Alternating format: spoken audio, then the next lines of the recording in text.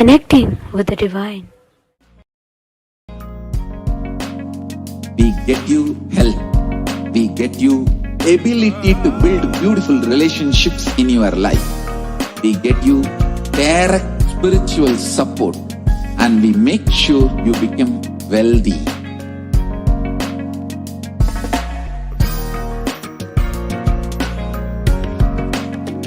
We won't stop giving you just good life. We will literally not stop till you live enlightened life. Manifesting the state of Paramashiva, space of Paramashiva, powers of Paramashiva, being of Paramashiva.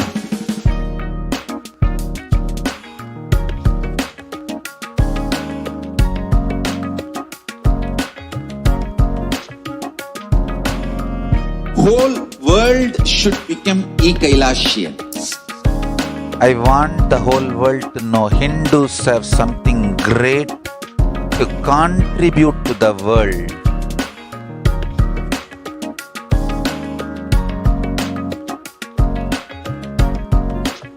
We have something great to contribute to the world. Let us do that.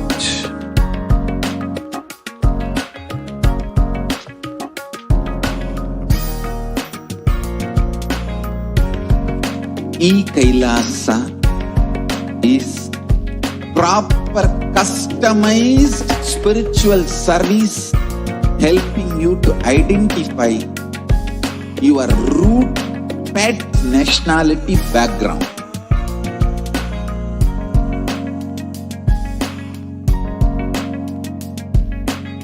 You will have lowest reactionary assumptions, highest awakened response, alive response for life continuously.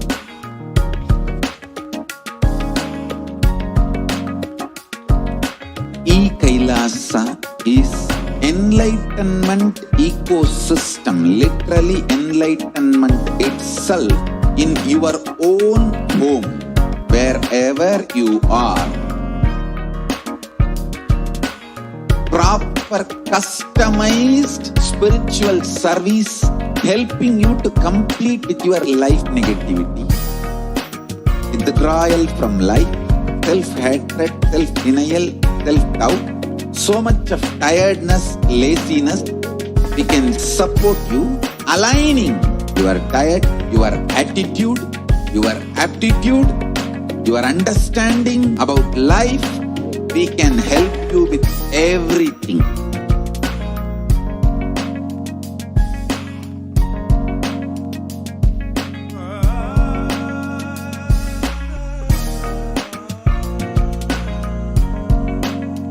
If you are interested in enlightenment, we will immediately bring this to you. If you are not interested, we will explain the whole science, inspire you, and make you interested in enlightenment time. We need to cater this enlightenment science to the whole world wherever they are, because enlightenment is the birthright of all human beings. Kailasa is responsible to provide that to all human beings.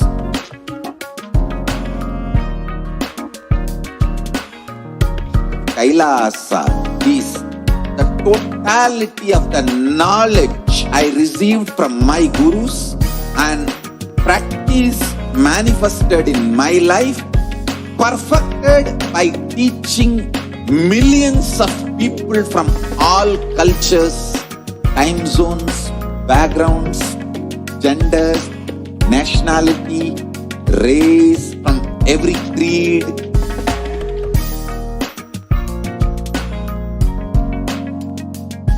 So this absolutely perfected knowledge available to you, served to you in your home without even you moving out of your couch, free of cost.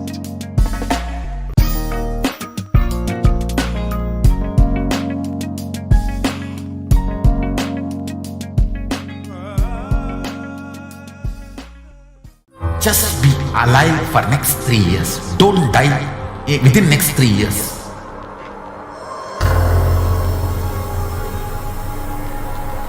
Just don't die within next 3 years.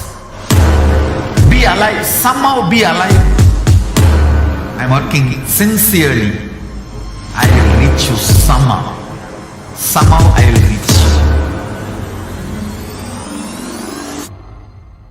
It's my commitment to humanity.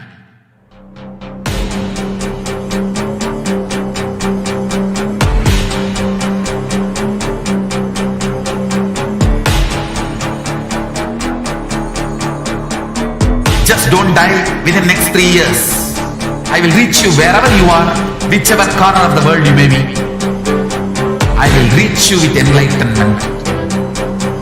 You manifesting the space, state, powers, being Paramashivoham. It is possible, and it is possible for you.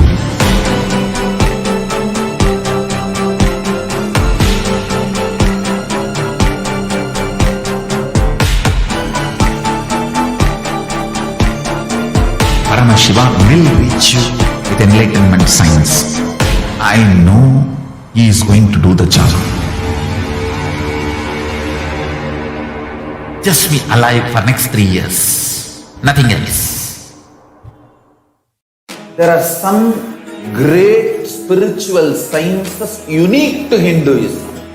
Subtle, otherworldly, but definitive science. Manifest. Nithyanandam Paramashivoham Kevalam Jnanamurtim Dvandvatitham Gaganasadusham Tattvamasyaadilaksham Ekham Nityam Vimalamachalam Sarvadi Sakshibhutam Bhavatitham Trigunarahitam Sadgurum Tam Namah. Nithyanandam. I welcome all the viewers today to today's special segment of Devi Parashakti Akashic reading, where we will learn about who is Devi Parashakti and how she has been manifesting through the Supreme Pontiff of Hinduism, Jagadguru Mahasanitanam, His Divine Holiness Bhagavan Nithyananda Paramashivam.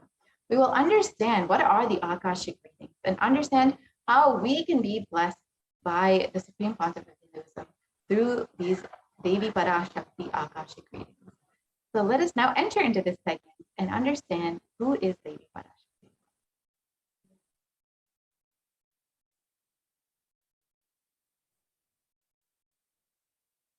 We can start the screen share.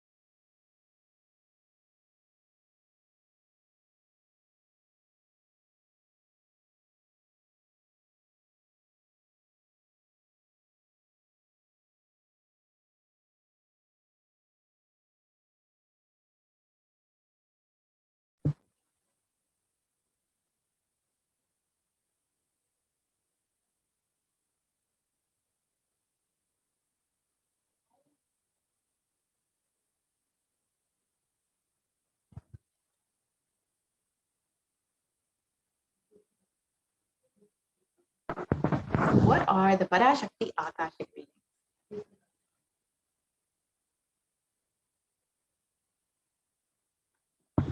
First, you need to understand that if you are here, it means existence wants you to be here in this form. You are not an accident. You are an instant. You are a conscious miracle of existence. Existence is trying to express itself through you. Welcome to this sacred spiritual experience, your digital experience of divine.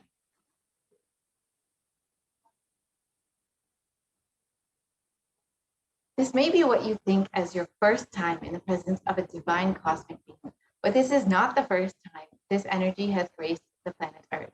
If you're watching this now, it is not a coincidence. This is a cosmic intervention in your life to make you manifest what you want. So how is this possible? How has this worked before? Experience these answers through powerful cognitions as reference from the ancient texts of Hinduism, revived by the Supreme Concept of Hinduism.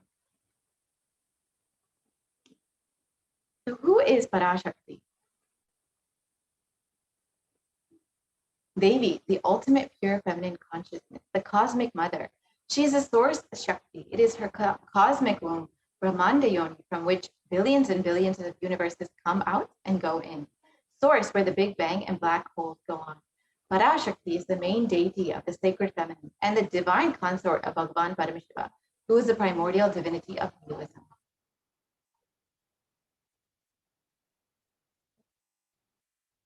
First and foremost, relationship is mother. Ability to learn, even idea to relate, starts with mother. How to relate starts with mother. Understand your idea to relate, your ability to relate starts with mother.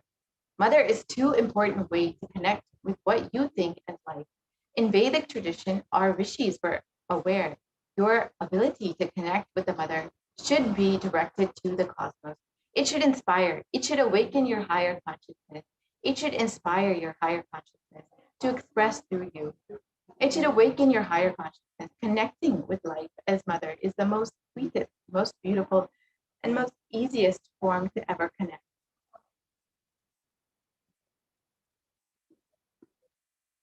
Today, out of his extreme compassion and love, the Supreme Pontiff of Hinduism is manifesting Devi Parashakti herself and gracing us, answering all of our questions, attending to our prayers, giving boons, healing us, revealing our past, present, and future, delivering profound spiritual truths, and ultimately giving us the experience of Paramashivoham itself. So what is the Bhava Samadhi Darshan?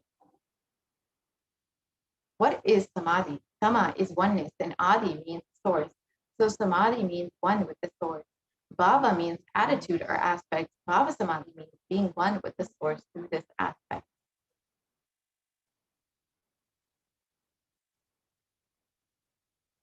Darshan means to have a glimpse of. In Vedic tradition, it is used to describe the moment we behold a deity, an avatar, a saint, or an enlightened being, as just seeing such a being can cleanse the karmas of lifetimes and create a deep, lasting transformation in the receiver.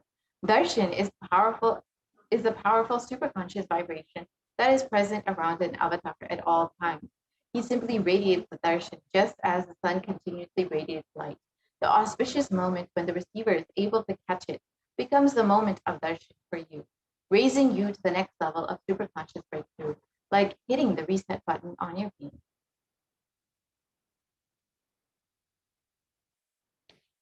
So there are a few fundamental things you need to understand. First, divine cosmic beings are real.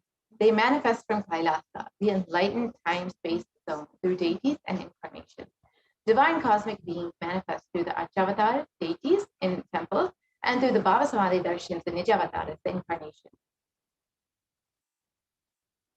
Bhava Samadhi Darshan is the science of the Nijavatar manifesting Paramashiva, the consciousness. It is where formless, the being of Paramashiva expresses through the Divya Sharira, the light body, and manifests as Nijavatar, the physical form, the embodied form, for us to experience Paramashiva. So, as an example, Devi Parashakti expresses through the being of Raja Rajeshwari and manifests as the Nijavatar, the physical form of Devi Meenakshi. The Archavatar, the deity, reflects the consciousness and manifestation, the being of the superconscious energy. But human beings are not mature enough to receive the higher level experiences from the Archavatar directly. The avatar, the physical embodied form, comes down to bridge the gap and create experience of superconscious energy in all of us. Bhava Samadhi Darshan awakens your Kundalini Shakti, which is the latent potential energy in every human being. This influx of superconscious energy visibly slows down the aging process, improves immunity to disease, and during the darshan, the whole brain becomes alive, turning into a superconductor of conscious energy that heal, empower, and transform our lives. During the Bhava Samadhi darshan, our neurons mirror that of the avatar. Mirror neurons activate and process all the observed movements or information of the avatar just by seeing. That is, the entire body can silently and without moving receive what is happening elsewhere through a process of direct observation, experiencing the superconscious energy radiated by the avatar. Akashic readings are not predictions. It is reading from the cosmos, the cosmic archive. Beyond space, creation and destruction happen simultaneously. In the dimension of time starts the past, present, and future. And because Akashic records are stored in the Akasha, the space dimension, there is no past, present, and future. That is why when you call as happening, yet to happen, are already clearly recorded. Now we'll understand who is the Supreme Pontiff of Hinduism. The Supreme Pontiff of Hinduism, Jagat Guru Mahasanidanam, His Divine Holiness, Bhagavan Nithyananda Paramashivam, is the reviver of Kailasa, a macrocosmic, ancient, enlightened Hindu civilizational nation. The Supreme Pontiff of Hinduism is the 1008th incarnation of Paramashiva, as per Hinduism, recognized by his predecessors who are enlightened masters and adepts. The Supreme Pontiff of Hinduism has made the science of power manifestation, yoga, and temple-based universities a lifestyle for humanity. The Supreme Pontiff of Hinduism is ordained as the 233rd Guru Mahasanidanam of Kanchi Kailasa Satyapita, the Tornai Mandala Adinam, is the incumbent emperor of Suryavamshi Surangi Samrajyam, is the present 293rd Jagat Guru Mahasanidanam of Kailasa Swanata Shravana Pita Sarvidyapita, is the present Mahamandaleshwar of the Mahanirvani Akhada, the largest apex monastic order. And the Supreme Pontiff of Hinduism is the 1008th Acharya Mahamandaleshwar of the Atal Akhada, the present 23rd Guru Mahasanidanam of the Dharma Mukti Swargapura Adinam, is elected as the Supreme Pontiff of Hinduism by a congregation of over 1,000 leaders of Hinduism. And the Supreme Pontiff of Hinduism is revered as a teacher of Hinduism, most prolific, most viewed, most read and watched, and has authored more than 300 books and 10,000 articles in 3 languages, including English, Tamil, and Sanskrit, and has translated into 50 languages with over 1,000 titles. The Supreme Pontiff of Hinduism has over 20 million copies of books and articles sold, read, and downloaded, with over 10,000 hours of discourses. The Supreme Pontiff of Hinduism has enriched and enriched 1 billion lives digitally, and is respected as the commentator of all sacred scriptures, such as the Upanishads, Bhagavad Gita, Shiva Sutras, Brahma Sutras, Yoga Sutras, and Ashtavakra Gita, and Jain Sutras, and many, many more. The Supreme Pontiff of Hinduism is honored as the leader of Hinduism, the most awarded, internationally recognized Hindu leader. Is a reviver of 108 ancient Hindu sampradayas, including the Rudrakanyas, Rudras, Rishis, Rishikas, Bhairavas, Bhairavis, and Sanyas, and is the establisher of the largest Hindu university, the Kailasa's Nithyananda Hindu University, with satellite campuses in over 150 countries.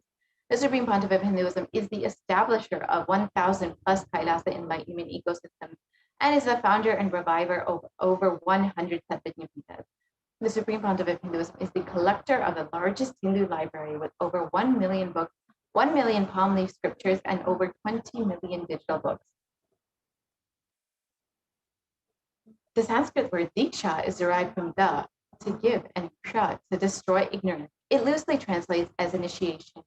Diksha is the direct transfer of spiritual energy by an avatar through a look, a word, or a touch, which destroys the ignorance of the initiate or disciple. Initiation triggers the possibility to create new grooves and neurological pathways in the brain, and can even alter the expression.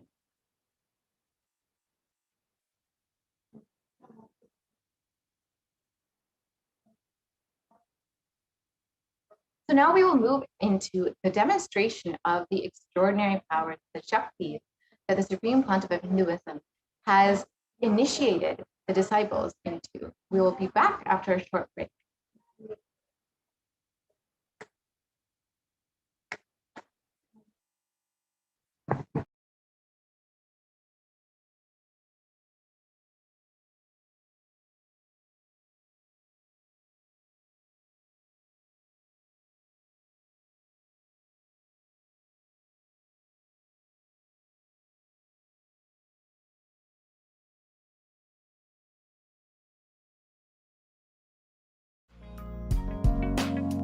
we get you health, we get you ability to build beautiful relationships in your life, we get you direct spiritual support, and we make sure you become wealthy.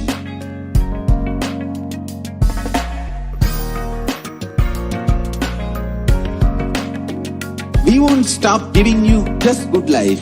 We will literally not stop till you live enlightened life. Manifesting the state of Paramashiva, space of Paramashiva, powers of Paramashiva, being of Paramashiva.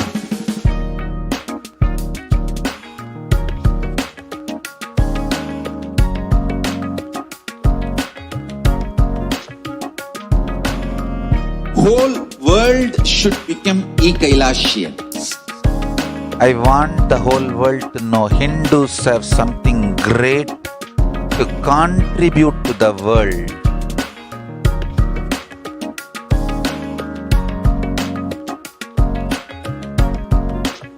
We have something great to contribute to the world.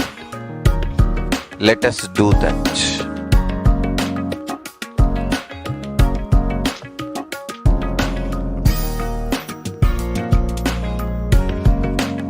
Kailasa is proper customized spiritual service helping you to identify your root patterns of suffering. We have perfected the science of helping every individual from every cultural, religious, nationality background.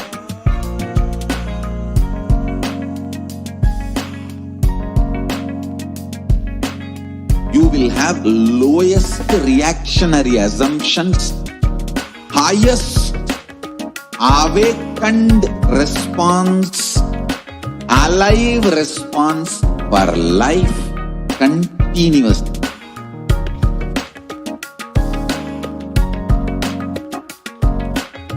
Kailasa is enlightenment ecosystem, literally enlightenment itself in your own home, wherever you are.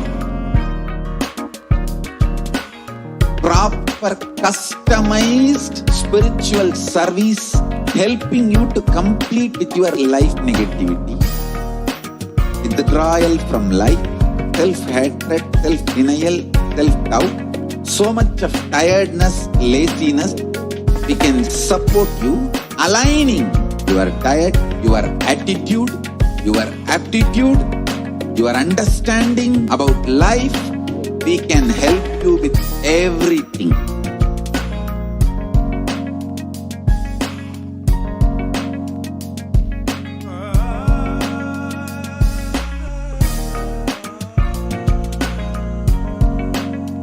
If you are interested in enlightenment, we will immediately bring this to you. If you are not interested, we will explain the whole science, inspire you and make you interested in enlightenment science. We need to cater this enlightenment science to the whole world wherever they are, because enlightenment is the birthright of all human beings. Kailasa is responsible to provide that to all human beings.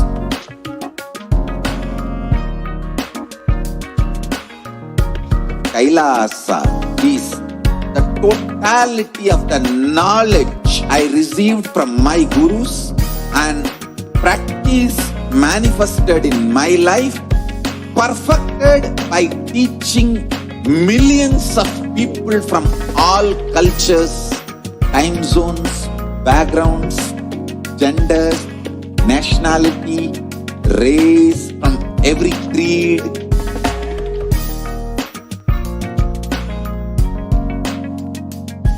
So this absolutely perfected knowledge available to you, served to you in your home without even you moving out of your couch, free of cost.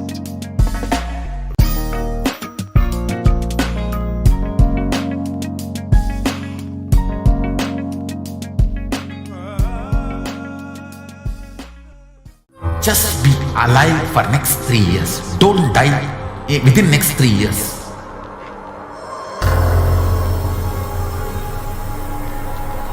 Just don't die within next 3 years. Be alive. Somehow be alive. I'm working sincerely.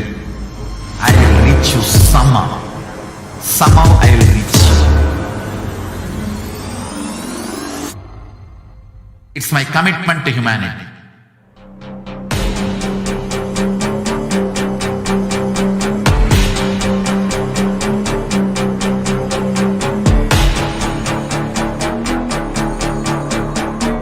Just don't die within next 3 years.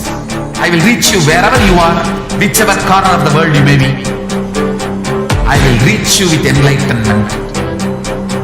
You manifesting the space, state, powers, being Paramashivoham.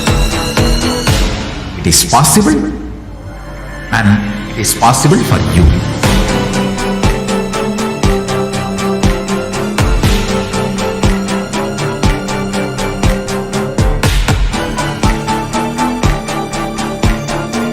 Paramashiva will reach you with enlightenment science. I know he is going to do the job. Just be alive for next 3 years. Nothing else.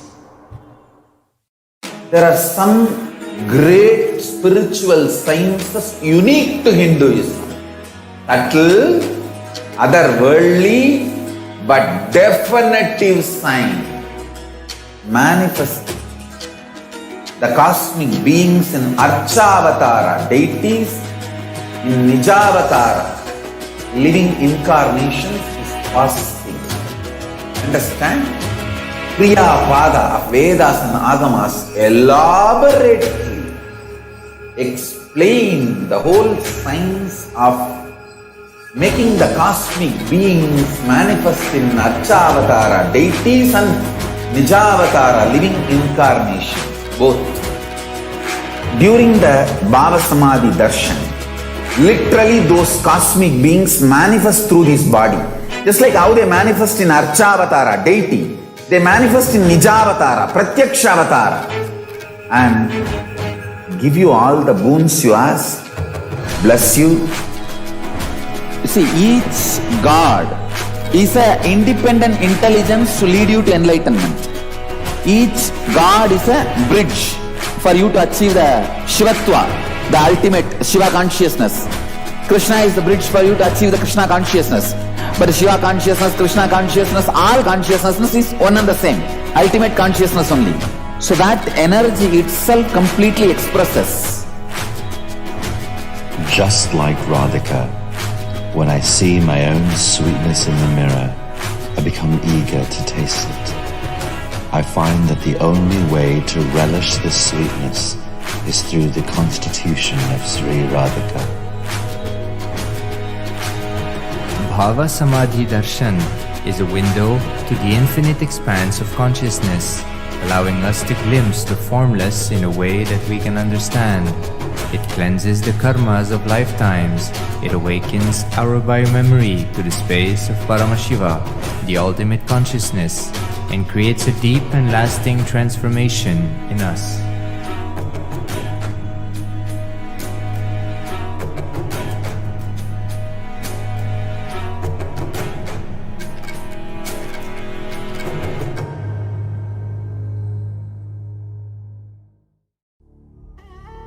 What I mean by the word Kailasa, listen intensely. Enlightenment ecosystem, literally enlightenment itself, in your own home, wherever you are. If you cannot come to Kailasa, it's okay. Kailasa can come to you. Kailasa coming to you is Kailasa.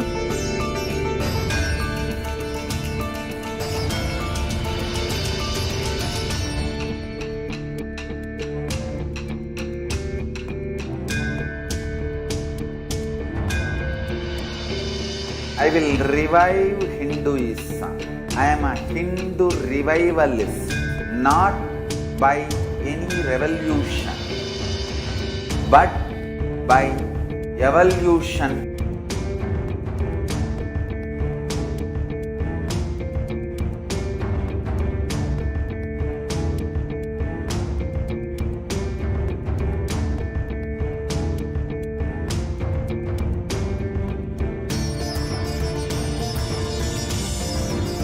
And setting model communities.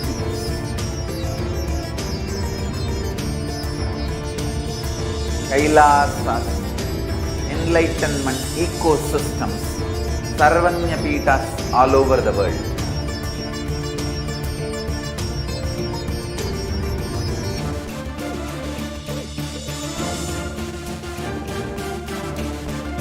All powerful cognition, knowledge, only when you live, power manifestation and possibilities manifestation happens. This is a fundamental truth.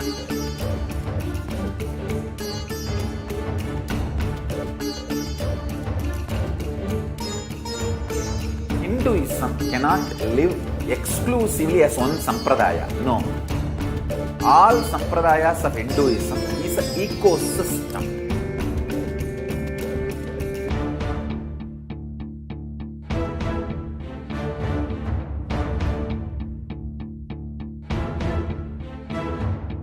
So don't keep quiet thinking that if one sampradaya is attacked, only that sampradaya is going to be affected. All of us are ecosystem.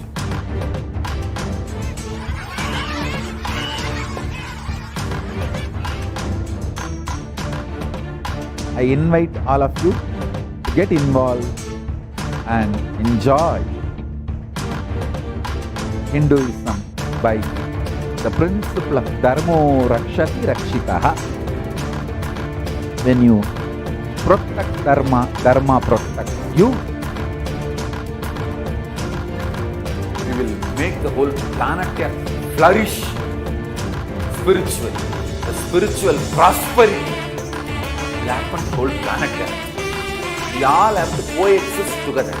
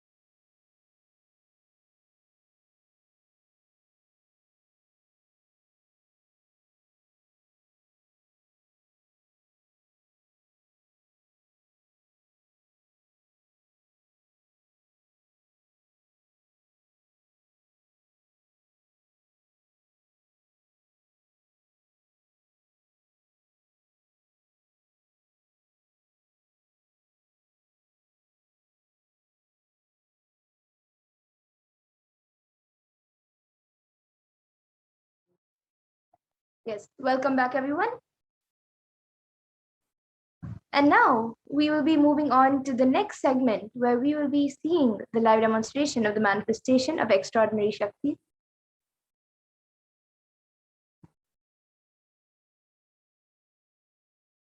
Today, the Balasans, the Nithyananda yogis, and the initiate disciples of the Supreme Pond of Hinduism will be demonstrating the powers of third eye and sharing with all of us the experiences and results of the extraordinary manifestation of the divine powers awakened in us through the Diksha, the initiation.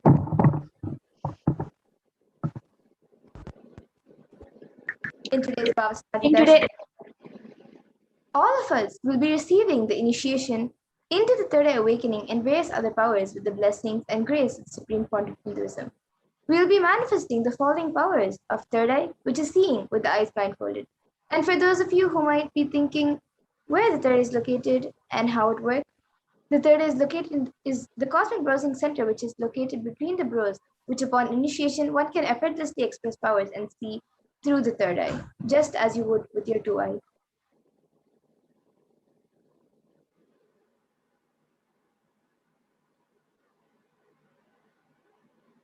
So what are Shaktis? In the Vedagamas, the source scriptures of Hinduism, Paramashiva reveals in elaborate detail that every human being is hardwired to be able to manifest 463 plus extraordinary Shaktis, divine powers. Manifesting powers are described as a system, method, and science of human beings that explore the various possibilities and powers and have access to various states of consciousness. Shakti is manifest from the fundamental cognition that you are a divine and you need to manifest the divine, not that you are a man and you need to reach the divine.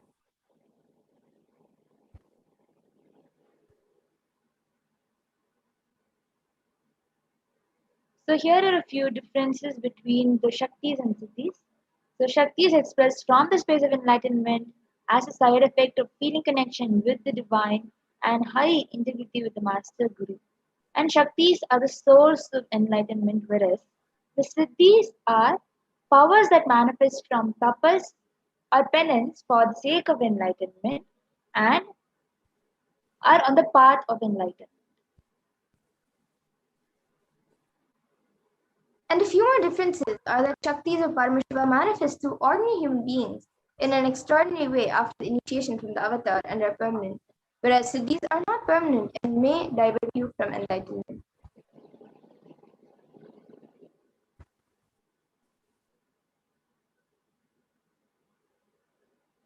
So who is that source of Shaktis? Who is that who made the powers, Shaktis? Paramashiva. The primordial divinity in Hinduism, the ultimate reality and cause, which is self-effulgent Swayam Prakasha, all pervading, unchanging beyond time, space, form, and causality. As the fundamental base of Avyakta, the unmanifest, and Vyakta, the manifest existence, Paramashiva performs the Panchakritya, which is the five cosmic acts of Shrishti creation, Sthiti sovereign rulership and maintenance, Samhara regeneration, Prabhava pulling out of delusion, and Anugraha liberating ways for all living entities.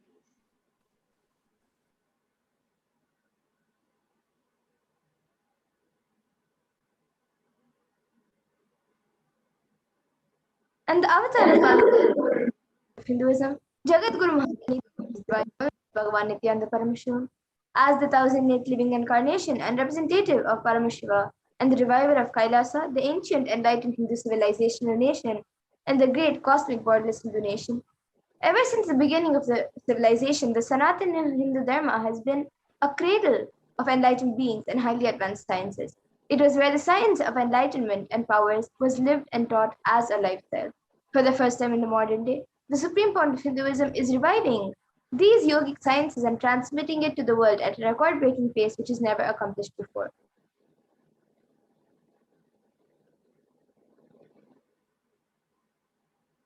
The Guru Parampara, where the Supreme Pontiff of Hinduism has been recognized by great rishis, munis, siddhas, the superconscious mutants,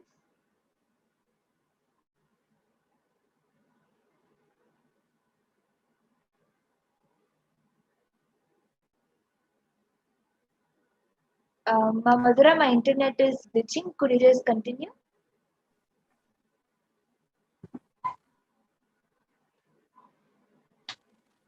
Sorry for that.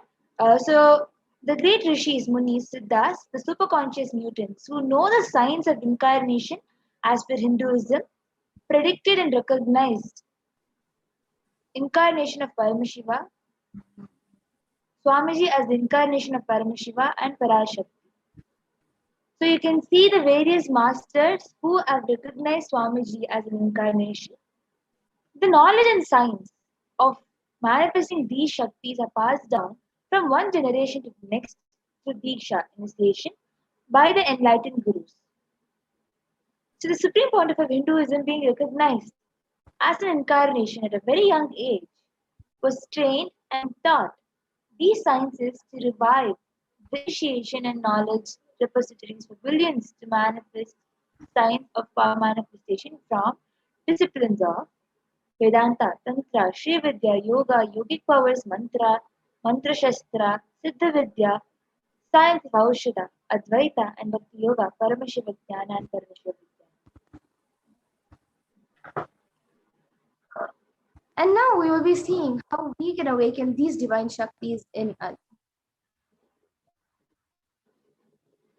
Every ultimate truth, Jnana, is mapped into your consciousness, Prajna, and manifests as a possibility and power of every being, Prajnana.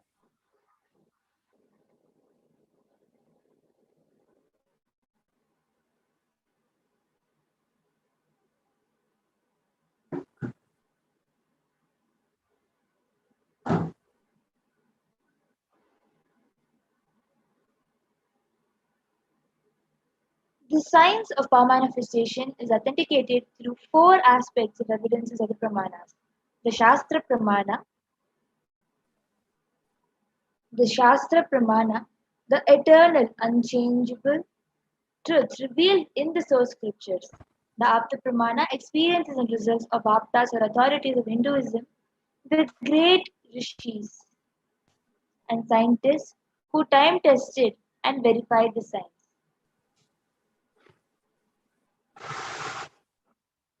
And the next is the Atma Pramana, or account of the supreme point of Hinduism, this millennium's avatar's personal experience of power manifestation. And the next is the Pratyaksha Pramana, or empirical evidence from observation and scientific experimentation.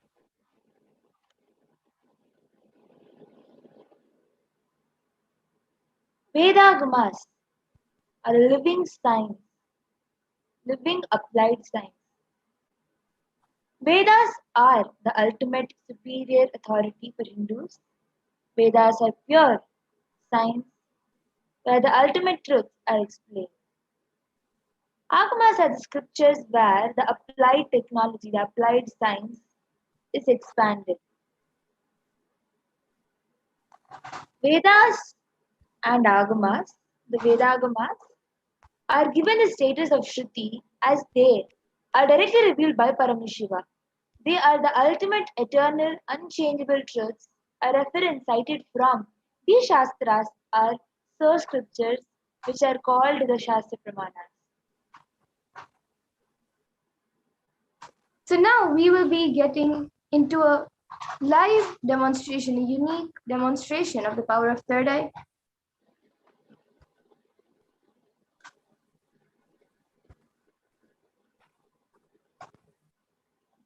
So the Shastra Pramana, the scriptural reference, is from the Vijnana Bhairava Tantra, the verse 34. Kapalantarmanonyasa tishthanmilitalochanaha kramena manasodardhyat lakshaye lakshamuttamam. By fixing the mind on the inner space within the crown center and sitting stably without any movement, having the eyes closed in succession, by that stability of the mind and inner space through the power of the third eye, one directly sees the ultimate goal Laksham. By having the vision beyond the sight that reveals any object or place, attaining the space of oneness with the source Paramashiva. And the Apta Pramana of third eye is from the Hindu Purana Bhagavad Gita. Natu mam shakyase drashtu manenaiva svachakshusha divyam dadami te chakshuhu pashyam me yogamaishwaram. Bhagavan Krishna says to Arjuna, but you cannot see my cosmic form with these physical eyes of yours. Therefore I grant you divine third eye vision. Behold my cosmic opulence. In the Hindu Purana Bhagavad Gita, Bhagavan Krishna initiates Arjuna into the power of third eye to behold Krishna's Vishwarupa Darshan, the vision of his cosmic form. In the 11th chapter of Bhagavad Gita, which contains the description of Bhagavan Krishna's cosmic form, is completely narrated by Arjuna as he sees Bhagavan Krishna through his third eye.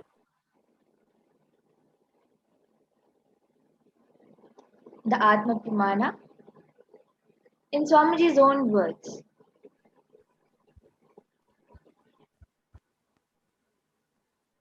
The first experience is that I was able to see everything around me, above me, the whole 360-degree, 10 directions below me, everything.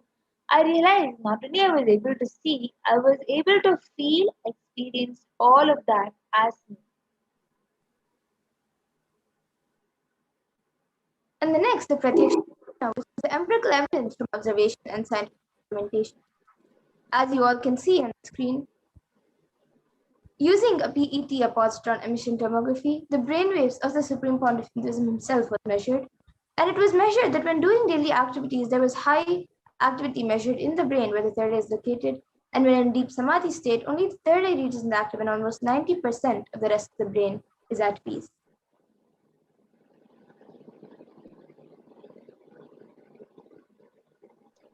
So the Sakshi Pramana, we're going to be witnessing the Sakshi Pramana, experiences and results of the extraordinary manifestations happening through the initiated disciples of the Supreme Pontiff of Hinduism.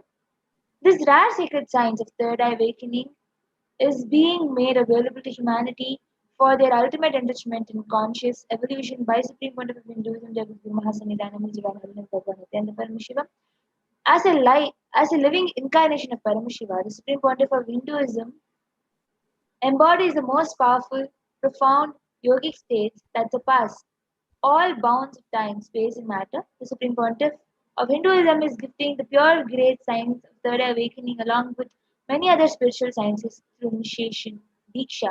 Millions of people have been initiated by the Supreme Pontiff of Hinduism and are experiencing the profound results as extraordinary powers in their everyday life. And now, you will be seeing the live Sakshi Pramana, the demonstration of the power of third eye by the Balasans of Nithyananda Gurukul. So today I have with me this eye band which I will be using. So this is certified by ophthalmologists and it in front. Yes. So this eye band is certified by the ophthalmologists, and the scientists have even recognized that it helps with sleep. So this completely doesn't allow any light to enter inside your eyes because your eyes just go into that sponge. So it doesn't allow any light to enter, and as you all know, you can only see with light entering. So there will be no chance of lights entering. There will be no chance of having any holes because the eyes will go into the sponge. So yes, I have a volunteer and she will be tying the eye band on my eyes.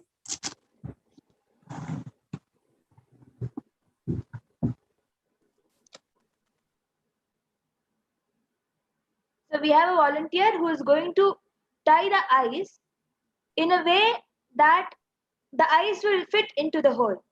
So that there will be no chance of any way of peeking.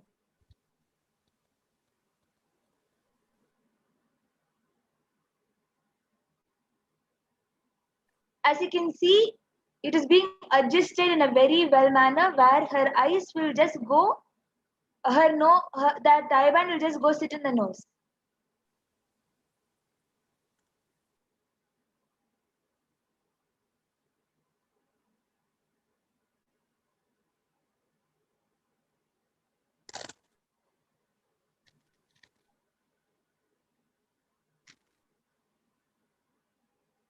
Yes. You can move it. Yes.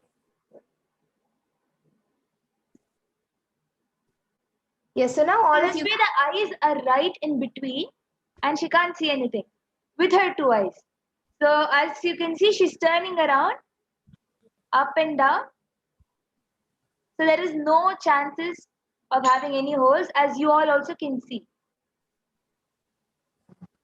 So now you can comment anything that you want.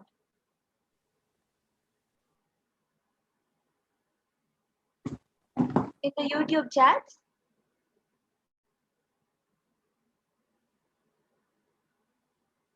Also, if Ma Madhura, do you have any book around you? Yes.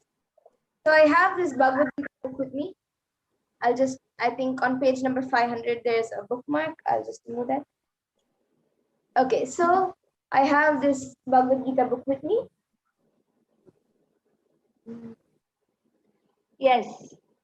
So Ma Madhura is having the Bhagavad Gita decoded book directly written by Swamiji. So this book, she's going to read one page from this book. So I will be opening the page in front of all of you. Sorry, Ma Madhura, your voice was not audible. I will be opening a random page in front of all of you, and I will be reading that page. So I will be telling you the number of the page and also what is written on that page. Yes. Random page, right? All you can see. Yes. Yes. Okay. So now I'll be reading the book. Okay, I think on this page the text is not so clear. I mean, no, it's not. It's a plain page. There's nothing printed. Only what is written on the other side is shown. And it is the first page of the 11th chapter, the Vishwarupa Darshana Yoga. And it says, Krishna, the cosmic window. How does one experience universal consciousness with a question mark? What exactly happens? What basic qualifications does one need for this experience? Krishna explains and gives the direct, pure experience with his very own cosmic presence. Yes. So as you can see in this page very clearly that it is 11th chapter and it is a blank page in one side and it really is the Vishwarupa Darshana Yoga chapter and exactly whatever she read about the cosmic window is what is written. So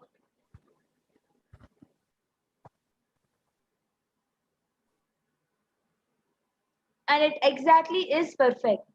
And she was able to read it in the same pace as with normal two eyes or even faster. Yes, so It's amazing, ma. with this, now we are moving on to the next power of body scanning. I request the volunteer to remove my IBAN.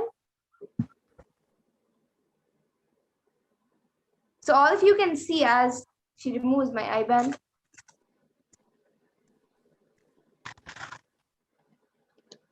Yes, you can show the IBAN. Yes, so see the IBAN, it is just as it was before it was put on me. And also, this has nothing like earplugs or anything that can give her the answers or something like that. It has nothing like that. As you can see, it is plain sponge and the mindful. That's it. Yes, we can enter into the next power, which is the power of body scanning.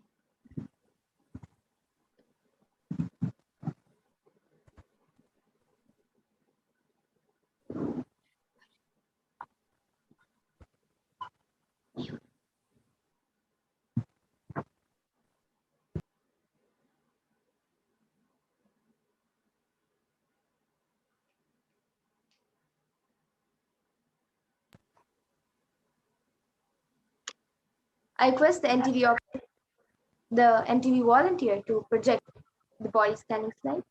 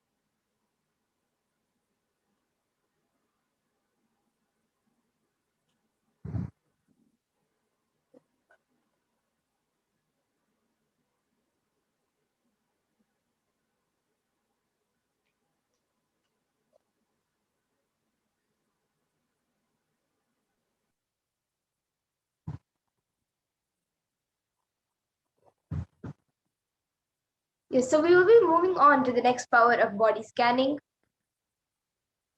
where it awakens the possibility to scan any illnesses, medically diagnosed issues, diseases, and also scan the problem from the root to heal the problem. We can move on to the next slide, please.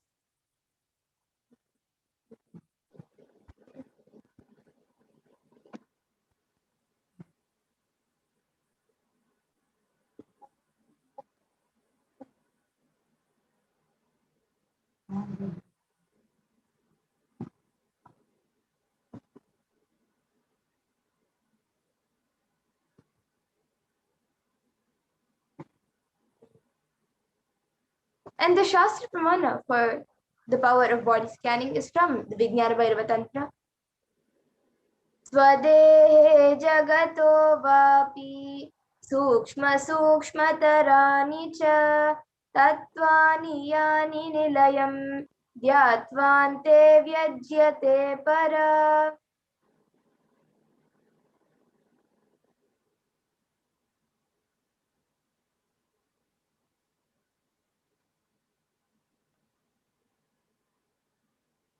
You can go to the next slide, Ma. And the translation for this verse is cognize deeply that from the subtle to the subtlest consecutive principles of your whole body, Swadeha, or the whole universe simultaneously consist of the essential reality. They are being absorbed in their source cause Paramashiva. By the experience of such restful awareness, one becomes complete from all thoughts, and the ultimate universal divine power, Paradevi Adi Shakti, is revealed, and the supreme power manifestation happens. So the Apta Pramana is the reference of power of body scanning from the life of a Siddha. Thereyer was a Siddha and one of the prominent disciples of Agastya. One day a man suffering from severe headache comes to Agastya for healing. Agastya uses the power of body scanning and identifies the root cause of the headache. He reveals that there is a small tere, a type of frog, sitting in the person's brain. Agastya immediately instructs Thereyer, his disciple, to perform an open head surgery and remove the frog after the surgery is completed successfully. The person is healed and cured of the headache, thus, he gained the name Thereyer.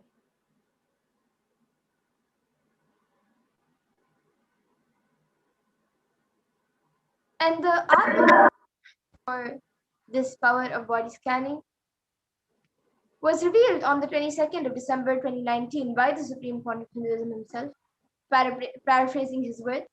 Only when I had the multiple compound hand fracture, I was forced to go for a surgery and therefore for medical checkup related to that. At that time, they detected heavy metal quantity in my different organs. It was revealed that I had been poisoned without our knowledge. I immediately used diagnostic methods instead of medical facilities to study the body condition due to the poisoning. Through body scanning, I found out what the problems, imbalances had happened, and where balances had to be done. I used allopathy as a second opinion to verify my findings.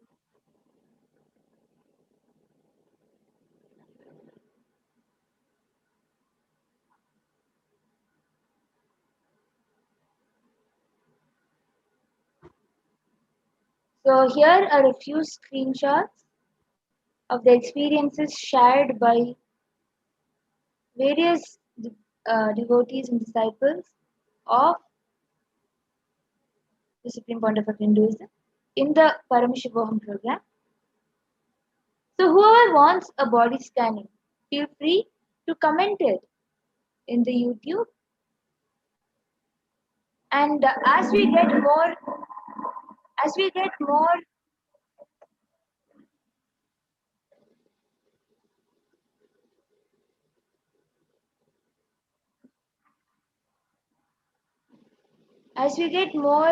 comments, Mamadura, you can share your experience of power of body scanning. Sorry, ma, can you repeat? Would you like to share the experience of the power of body scanning from your side? Yes, sure. So for me, as I do body scanning, of course, I first connect with Swamiji, with Paramashiva in the space of oneness, and I start scanning the body. And once I start scanning the body, I see the full figure of the body. And then in the area where the problem is, I see either a circle around it, it being circled, or that place a little bit lit up, either in red or green. And then to further scan, I literally zoom into that area, and then I see the other problems related to that. And then so most of the time it happens like this, and sometimes I just directly see a picture of that organ or the problem.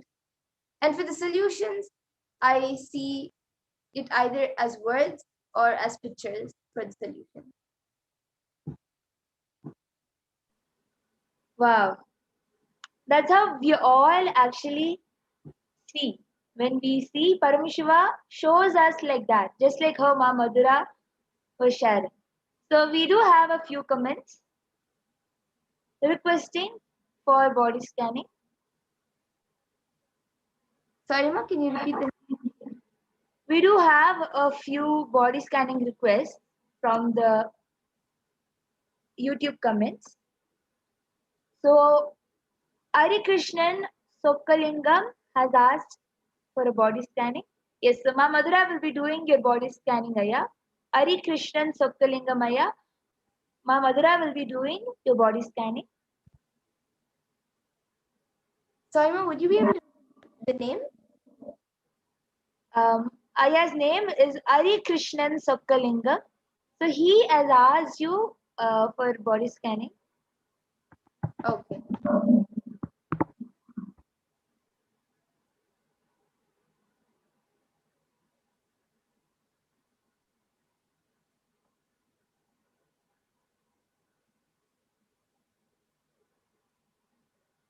Ma Nusra Al Ansari is also asked for body scanning.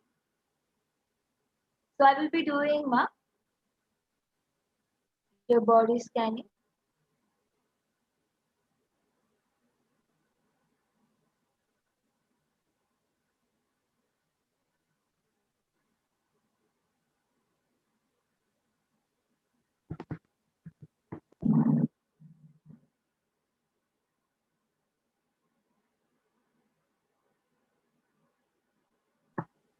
Yes, so Avi Krishnaya. What I was able to see was that there's a lot of like in the air you breathe, because of the pollution that is affecting the oxygen, the purity of the oxygen and the air getting into your body. And because of that oxygen getting into your body being like the total air, all the air around is polluted, that is affecting the overall upper body, especially like the heart, the lungs, and that is also affecting the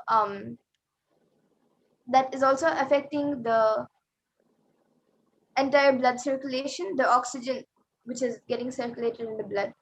So I was able to see that if you take Haitaki every day in the night, and in the morning 1 glass of lemon juice with organic jaggery, don't add any sugar or salt, just organic jaggery with you can add it in the lemon juice. So 1 cup of that in the morning and Haitaki in the night. That will heal whatever is already affecting your body. And every day, if you you can maybe sit in front of Swamiji's murti if you have one in your house. If not, then at least in the main hall in your house, you can sit there for maybe 15 to 20 minutes. You can chant Mahavakya yourself for 15 to 20 minutes intensely. And other times, whenever available, whenever you can, as much as possible, play Mahavakya around the house. That will purify the air which is polluted around the house. So this is what I was able to see, Aya. So you can get back in the comment section. Also, Manusra, what I was able to see is due to the position in which you sleep, I was able to see that you have frequent rib pain. In the ribs area, that rib bone hurts a lot for you very frequently. And also, you have some digestion issues, which could be cured just with castor oil and haritaki.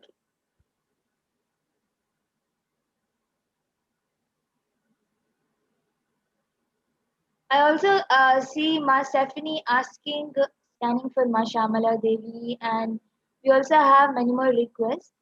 But um, we will have to be concluding this for today. Tomorrow,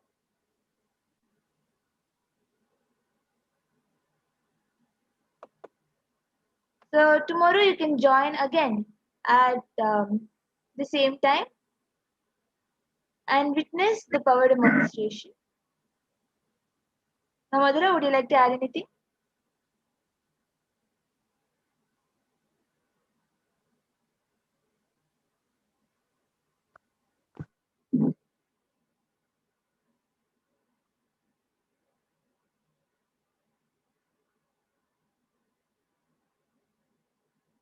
Is that?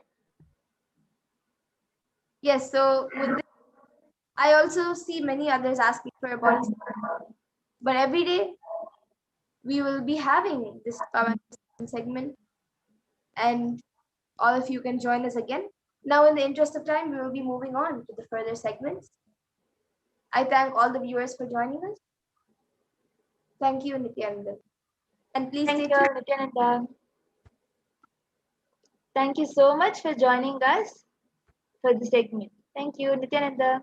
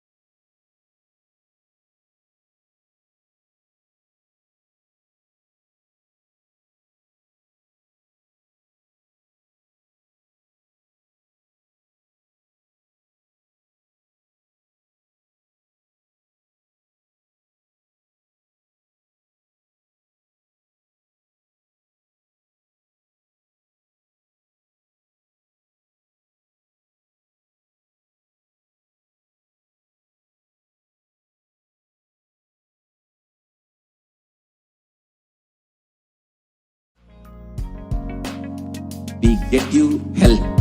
We get you ability to build beautiful relationships in your life. We get you direct spiritual support, and we make sure you become wealthy.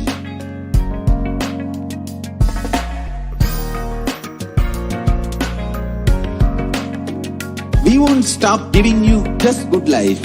We will literally not stop till you live enlightened life. Manifesting the state of Paramashiva, space of Paramashiva, powers of Paramashiva, being of Paramashiva.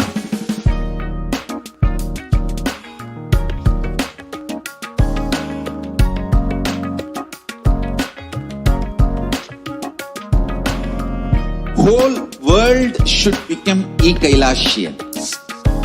I want the whole world to know Hindus have something great to contribute to the world.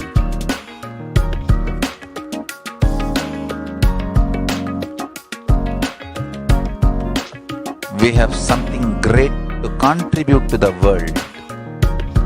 Let us do that.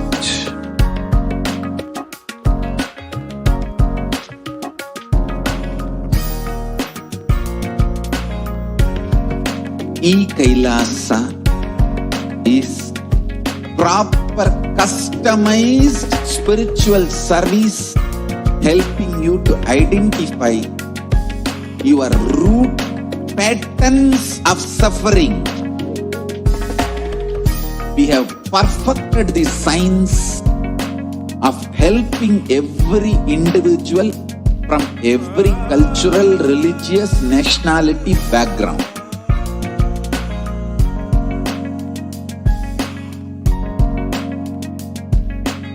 You will have lowest reactionary assumptions, highest awakened response, alive response for life continuously.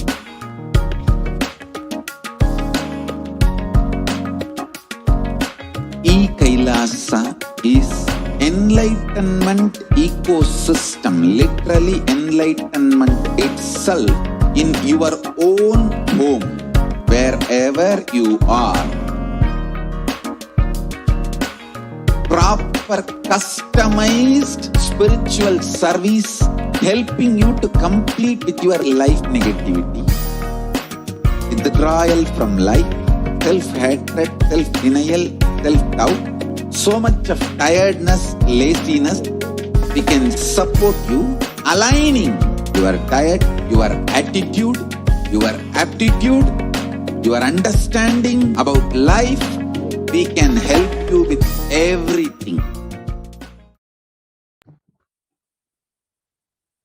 Nithyanandam, welcome back, dear viewers.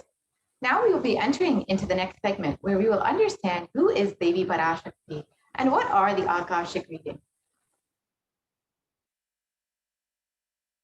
We can move to the next slide, please. So this is the Dhyana Shloka for Devi Parashakti, which translates as, the Divine Mother is to be meditated upon as shining in a vermilion red body, with the triple eyes sporting a crown of rubies, studded with the crescent moon, a face all smiles, a splendid bust, one hand holding a jewel cup brimming with mead, and the other twirling a red lotus. I meditate on the great Empress. She is red in color, and her eyes are full of compassion, and holds the noose, the goad, the bow, and the flowery arrow in her hand. She is surrounded on all sides by powers such as Anima, and she is the self within me. Devi, the ultimate pure feminine consciousness. Parashakti is the cosmic mother. It is her cosmic womb from which billions and billions of universes come out and go in. Source Shakti, source where the Big Bang and black hole go on. Parashakti is the source. Source Shakti, source energy, source power from which all of us came, in which all of us are even now, in which all of us are going to merge.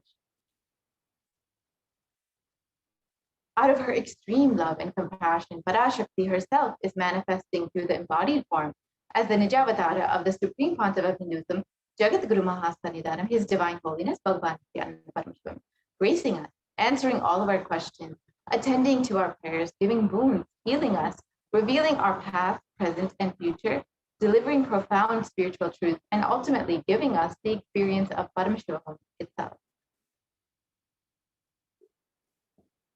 Raising as Omkara, expressing as the Vedas and Agamas, blossomed as Rimkara, blessed as Parashur, filled as Parashurasi, living in the 40 triangles, the Kailasa Swamini, who is the Kailasa Sripura Chintamani, Parashurasi, sitting as part of the Paramashiva Parameshwari, who rules the world. Paramashakti Manonmani Meenakshi as Nithyananda. I took Nijavatara here to give good boon to everyone, to bestow all goodness. The Hiranya Garbha Sarupini, Brahmanda Yoni, Shami, Chandra, Chandramauli, Rapala, Aparna, Uma, Parvati, Savitri, Samraja Lakshmi, Parameshwari, Parashodasi, Meenakshi. Taking the form of Nithyananda, I came here as Nijavatara with a great compassion. I am blessing. Listen, people, to do good to all of you. I took the form of Nithyananda and came down as Nijavatara. These are in the words of Parashakti herself about herself. Raising in Omkara, blossoming as Shiva, manifesting as source of existence, powers of existence, expression of existence, from the oneness of Om, blossoming into two as Prakriti and Purusha, blossoming as the three Shaktis, Icha, Kriya, and Jnana, growing as the four Vedas, expanding as the five Panchabhutas, beyond the six Chakras, built as the Gotras of the seven Rishis, expanding as the eight directions, existing as the nine Grahas, blossoming as 10 Indriyas, being as 11 Rudras, creating all the world, bringing light to tell and make truth blossom, and to do good. Parashodasi, Meenakshi, in the form of Nithyananda, I came here to bless every one of you.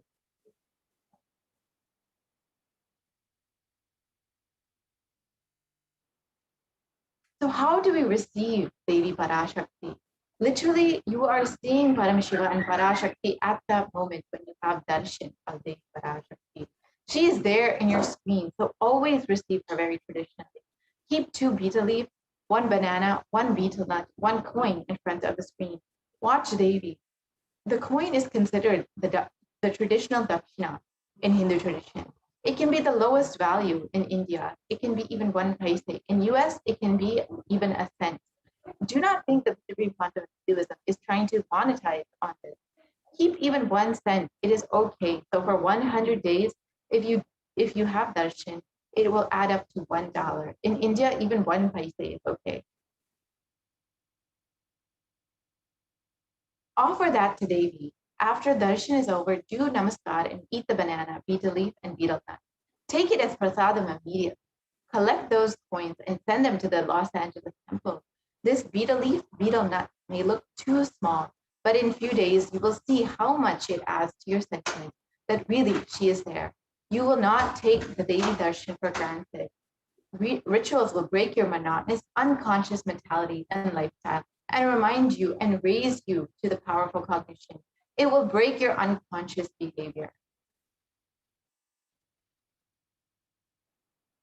So this is how you set up your tambulam to receive Devi Parashakti with 2 betel leaf, 1 banana, 1 betel nut, and 1 coin. And you can see how it's set up in the photo.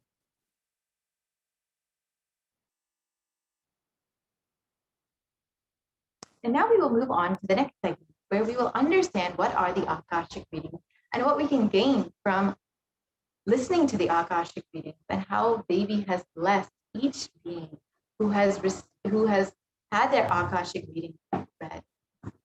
So what are the Akashic readings? Akashic records are the records created in space. Whatever has happened in time is there as a file. Nothing can be destroyed. Please understand, none of your actions, thoughts, plans, emotions, words, nothing can be destroyed. The Akashic records are the cosmic archives of everything happening and will happen.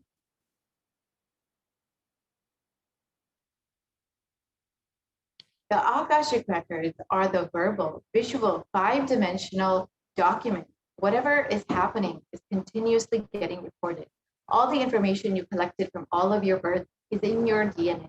You can access some of them just to understand and not to waste time doing the same action again and again.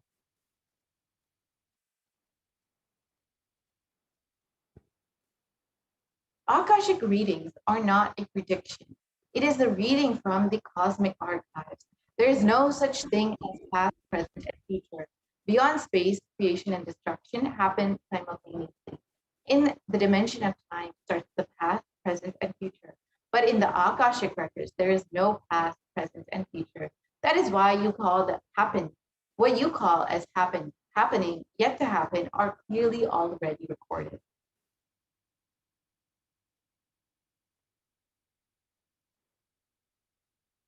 In Swamiji's own words, nobody has a right to comment on these readings. Nobody has a right to manipulate these readings. Nobody has a right to interpret or comment on these readings. They are complete unto themselves. For anybody to live in tune with the cosmos, the Jivan Mukti, living enlightenment, does not need any special practice other than listening to these great readings again and again.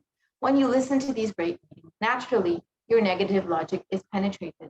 broken, and these great truths settle in your inner space, and they make you live enlightenment.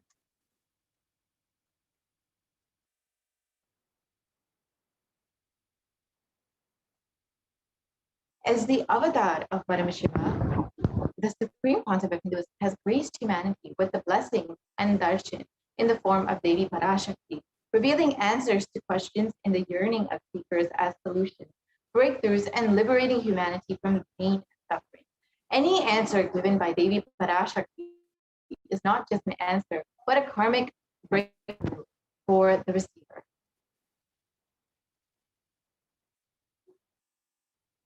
And here is the Shastra Pramana for the manifestation of powers of the Akashic reading. And the translation goes, but Bhagavan Paramashiva said, looking at the spotless infinite etheric space, Akasha, beyond the sky and clouds, one should fix one's gaze from the third eye without blinking continuously and make the body and inner space steady and motionless. In that very moment, O Devi, one attains the nature and powers of the infinite space, Vairava.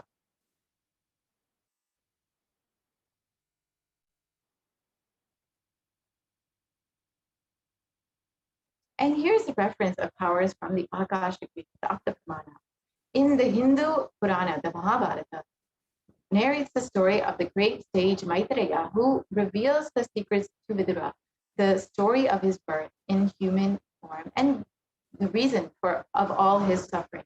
Sage Maitreya accessed the Akashic records and told Vidura that he was not an ordinary man, but was in fact an incarnation of Yamaraj, the Lord of Death. He was to play the part of a so-called Shudra for 100 years, being cursed by Manduka Muni.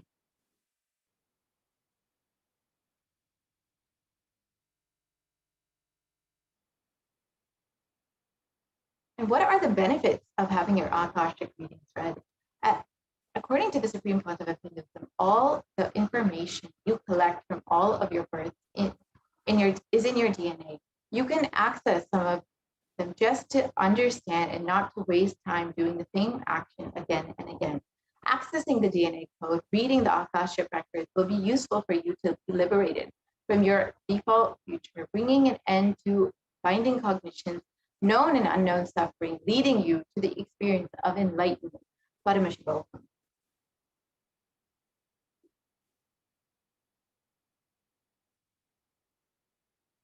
And only an avatar can alter your Akashic readings. The initiated Balatan can view the Akashic records. However, only an avatar can alter, edit, upgrade, and change the Akashic records. During the Darshan and Diksha, the Supreme Concept of Hinduism blesses and upgrades the Akashic records as per the prayer of the devotee.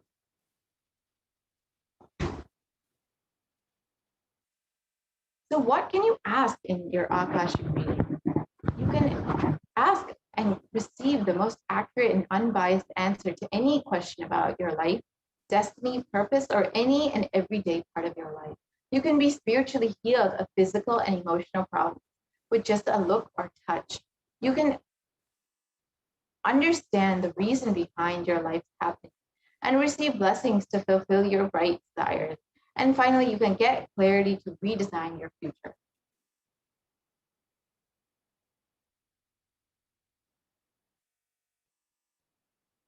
So now we will enter into the next segment where we will actually hear some of Devi's revelation from the Akashic records and how she has blessed humanity, given solutions to humanity for all of the problems that we are facing in today's world.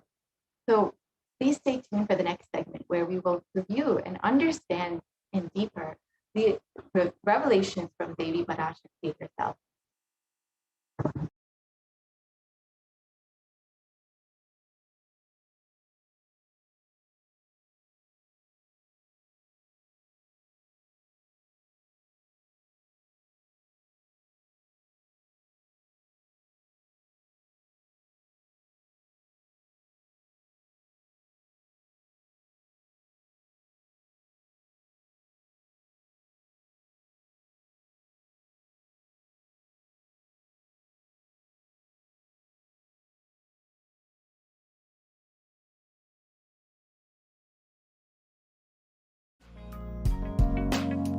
We get you health. We get you ability to build beautiful relationships in your life. We get you direct spiritual support, and we make sure you become wealthy.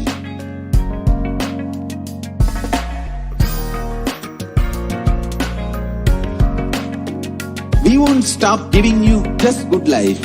We will literally not stop till you live enlightened life. Manifesting the state of Paramashiva, space of Paramashiva, powers of Paramashiva, being of Paramashiva.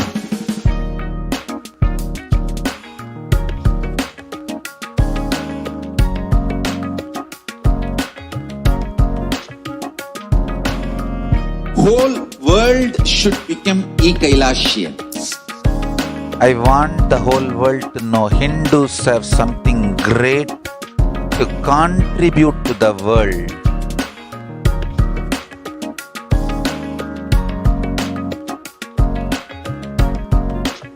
We have something great to contribute to the world. Let us do that.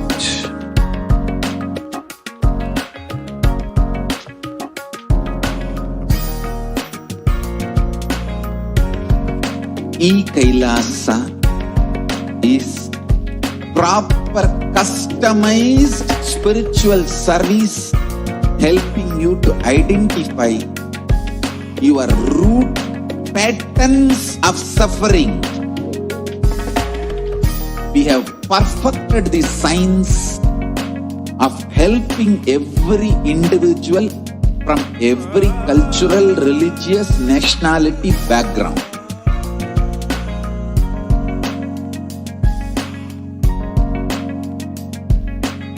You will have lowest reactionary assumptions, highest awakened response, alive response for life continuously.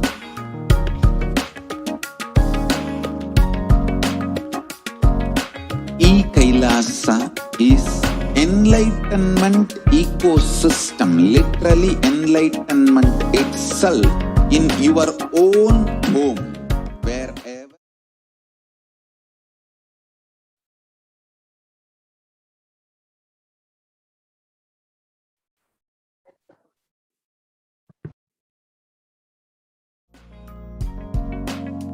We get you health. We get you ability to build beautiful relationships in your life. We get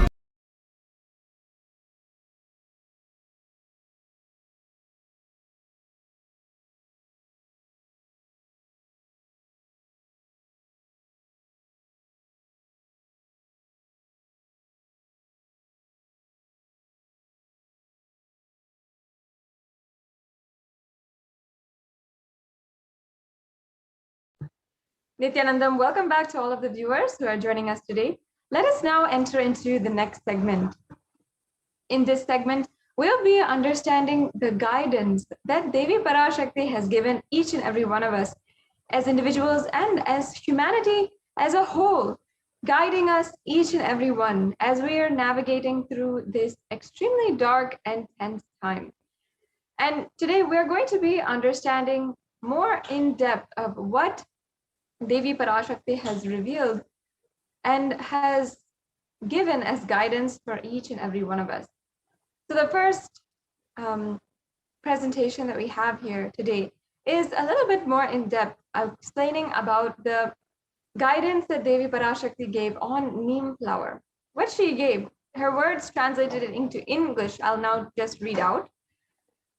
She said, "Listen intensely, apply turmeric in the forehead and intake flowers of neem in your inner tongue. Be unclutched in your heart and have the anthill soil in your lower abdomen, onion on your heels as protection, and go to sleep every day. You will be established in Nirvikalpa Samadhi and be in the state of Turiya. Parameshwari, I am blessing you all. Only this is the sweet way to get rid of diseases, sufferings, ailments, karmas, mental stress, depression of this pralaya. Oh, people, listen. Life without any hardships will happen. I will give you the completion of enlightenment and Paramashiva Padam. Let you live in Nithyananda without stability. Always I will be with you and protect you. Don't worry. Yes, let's now watch this brief video on how Devi Parashakti reveals about to sit in Padmasana. You will be able to sit in Padmasana like me. Eat the rice with a neem flower. This is the instruction for all the humanity. Neem flower and the rice will heal your body and remove all the pains, induce flexibility, samana and prana, detox your body and clear apana. Om. Yes, the next slide. You will. So what Devi Parashakti had just said, let me reiterate.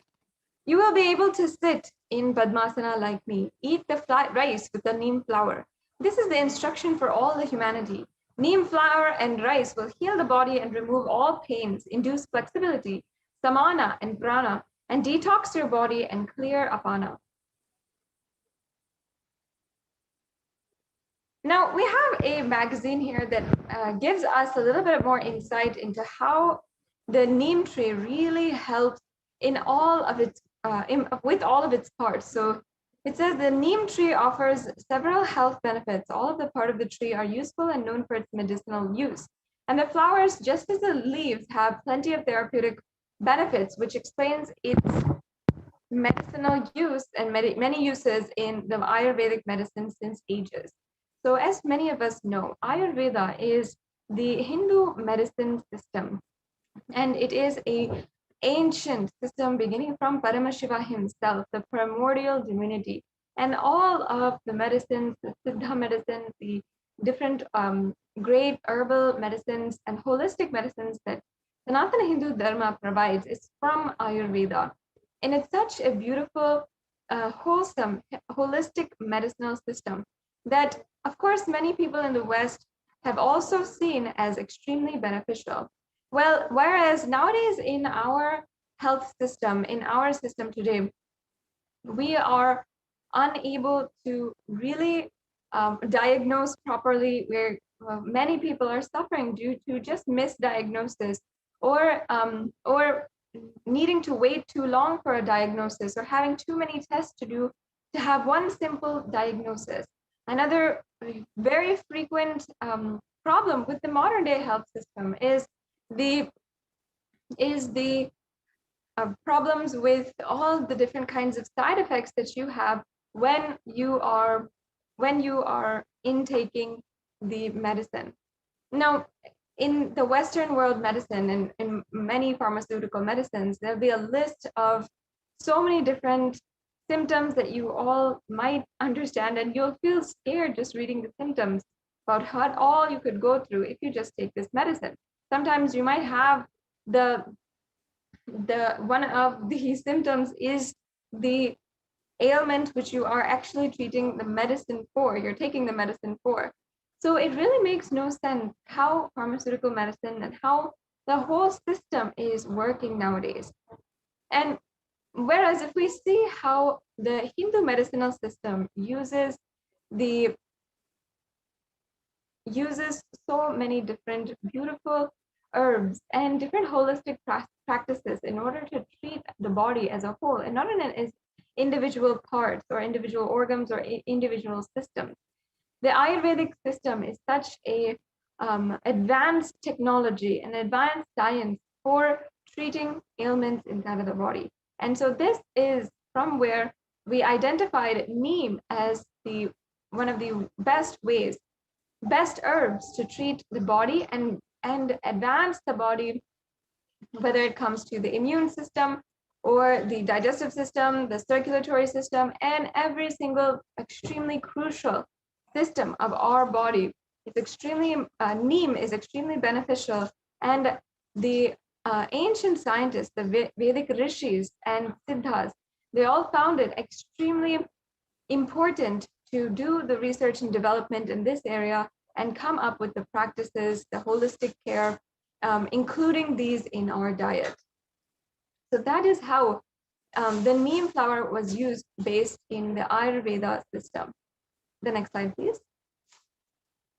So now we're just going to see how the neem flower has different benefits in different systems in your body, whether it is digestive system, the circulatory system, in any system.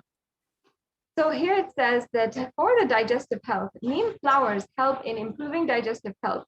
They are used mainly in dry powdered form for cooking. It can be included in its fried, boiled, dried, or roasted forms in rice dishes and in sauces for therapeutic purposes. So as you can see here, the neem flower has a extremely potent benefit on digestive health. And what, first of all, let's understand what is the point, what is the purpose of the digestive health, the digestive system inside of our body. Ultimately, it is in order to make the digestive system gain all the nutrients from the body and circulate that within your whole body, and let that become the building blocks for your cells and for ultimately the organs and for all your blood, every single thing. So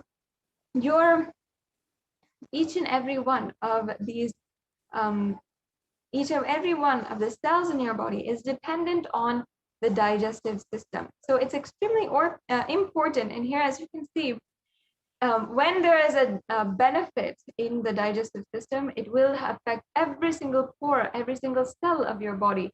And here, just one neem leaf can do that for the entire body.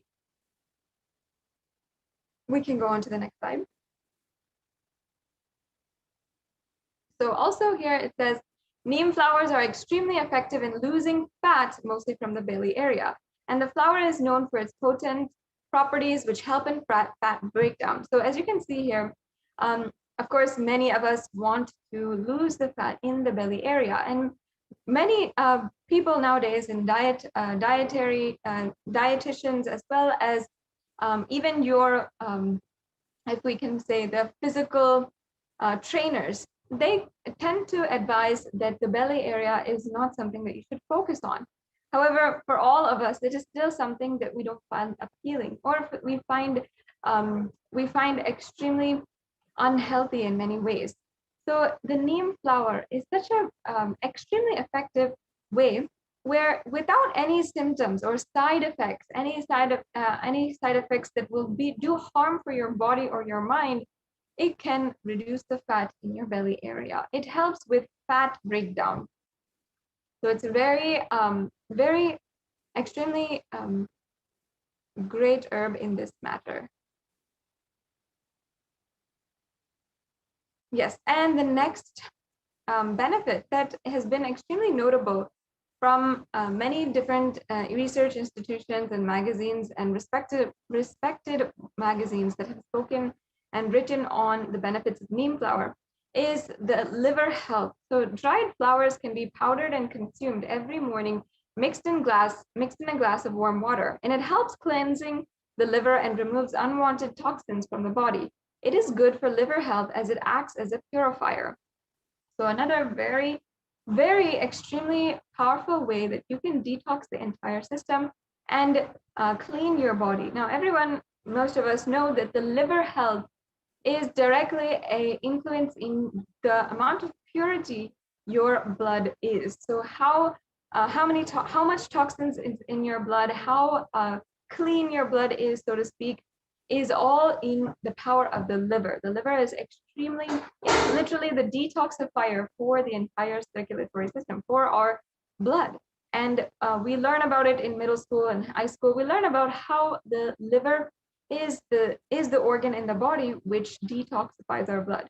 So now if there is something which can clean the cleansing organ of the entire body, the liver itself, then of course that is going to be extremely powerful. Here it says that we are removing the unwanted toxins from the body. And of course, it helps in doing that just by purifying the liver, rejuvenating the liver cells in many different ways. And we're seeing also different experiments that are conducted that say that in the liver cells, the neem actually helps. The neem molecules and the specific molecules in the neem actually helps in making the liver reverse carcinogenesis. So that means that the making of cancer cells, the making of a tumor that might be happening inside of the liver, and liver cancer being one of the most popular, most well-known cancers that many people suffer from. We had done, many people have done a lot of research on this, the liver carcinogenesis, and have seen how the neem flower has actually, and the medicinal properties inside of neem have actually done so much for reversing and also healing carcinogenesis in the liver. That means the making of cancer cells in the liver. So once again, yes, as you can see, dried neem flowers in the powdered form can be consumed every morning with a glass of water. It helps in blood detoxification and pures the body internally. This means clearer and glowing complexion. So as you can see, the dried neem flowers in their powdered form can be consumed, and this exactly is what helps purify the body internally. The blood detoxification is an extremely important way that each and every one of us needs to take care of our body. We have to ensure that the blood itself is clean, purified, removed. It does not have any toxins inside of it. And because we have toxins inside of our blood, we have so many various effects, including chronic fatigue, including restlessness, including even sometimes the later stages. In many research of our arthritis, we've seen how the higher levels of carbon dioxide in the blood, as well as different toxins in the blood, have increased the pace of how arthritis develops in the joints. And in addition, there's so many different ailments, sufferings, diseases, and disfigurements that you might be able, that you would just be able to break with this extremely powerful herb called neem. And you can ask any Ayurvedic doctor, anyone who is there, the neem flower is extremely powerful and really helpful in blood detoxification and in general, making you more positive, more life positive about everything in your life.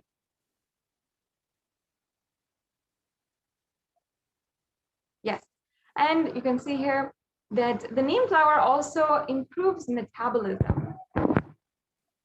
So how does the neem flower improve metabolism? By consuming it on a regular basis, it improves the pace at which you are taking the nutrients from the food that you're taking, and you are applying that into your system. It improves blood circulation and is good for immunity and offers great positivity. So it's such a great way that you can immediately have and ensure that your whole digestive system, as we were talking about before, the digestive system, your whole digestive system is taking in the nutrients at a faster rate and distributing that within your whole body at a faster rate. And ultimately, the rejuvenation process happens. The dead cells are leaving your body and the new cells are being created in a faster way. That is the ultimate benefit of metabolism. So also we have here how neem flowers are also a treatment of belching, nausea, anorexia, and intestinal worms. So many people have seen how the neem flower has intense, extreme benefits as we are looking at treatments for nausea and anorexia. Many people have these symptoms without even being able to understand why they're having these symptoms or what's going on inside of them. Many people who suffer from eating disorders or anorexia are unable to control themselves, unable to find that kind of, really helpful medicine or treatment for anorexia or any kind of eating disorder. But what neem does is really help boost the immune system, boost the metabolic system, in order for each and every one to break from those extremely deeply rooted patterns that are ultimately the root of some of these eating disorders, the psychological patterns that inside your head or inside your psychology are stopping you from eating normally or disrupting your normal bodily function. So Ayurveda says that its leaves are magical for eyes and beneficial for treating headaches and skin.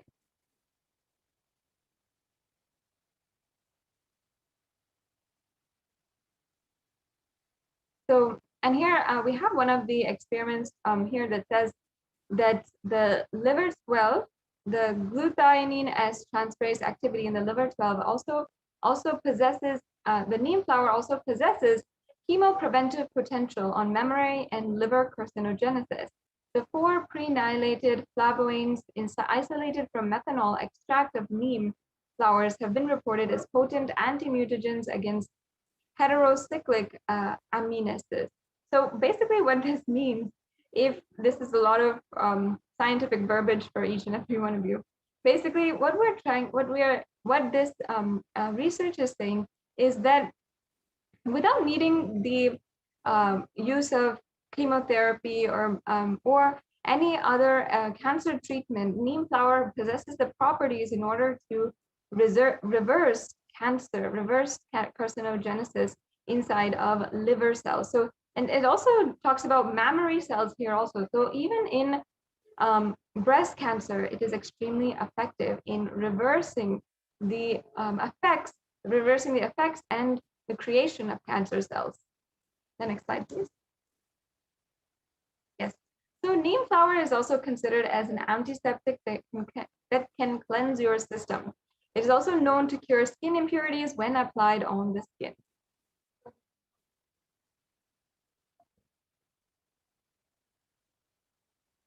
We'll go on to the next slide, please. Yes, so during the summer, the Chaitre month, as a tradition, neem flower, jaggery, salt can be mixed and eaten. And this concoction, very extremely potent and sweet juice that you can have.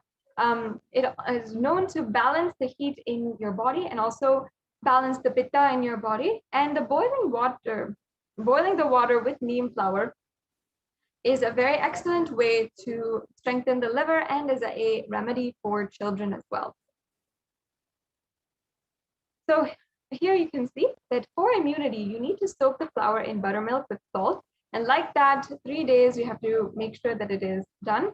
Then you need to store it in an airtight container, and that can be roasted in gingerly oil and can be consumed regularly. Then also, you can soak the flower in water overnight and early morning. And if we start drinking that, the water will help strengthen the body. And lastly, for balancing the pitta, you can roast the flowers in ghee and make that as suvial. So this is meaning make that as one of the primary ingredients in any of the rice dishes that you're making or the curry dishes that you're making. So when you're making that, when you're mixing the neem flower with ghee and making that as a part of the basic ingredients that you are mixing into your rice dishes or your curry dishes or anything that you're eating at home, it becomes very powerful and helps you balance the pitta energy in you. This is another extremely powerful part of Ayurveda, and you can, since we don't have time right now, we can explain detail to detail about Ayurveda and its extremely powerful methodology of giving so much of healing to anyone. But if you want to, you can go ahead and just see how that works in your system and how that process starts and what is actually Vata, Pitta, Kapha, which Ayurveda is extremely, which everything in Ayurveda comes back down to. And it's an extremely beautiful way of ensuring that we are attending to our body as it needs. Our body is not different parts or an organ at a time. We have to see our body as a whole system and a whole, including our psychology, our physiology, and even our consciousness together. that is the ultimate practice that is behind Ayurvedic practices. Yes, so this brings us to a conclusion for this segment in today's program. And next, we'll be understanding the differing offerings that we can make.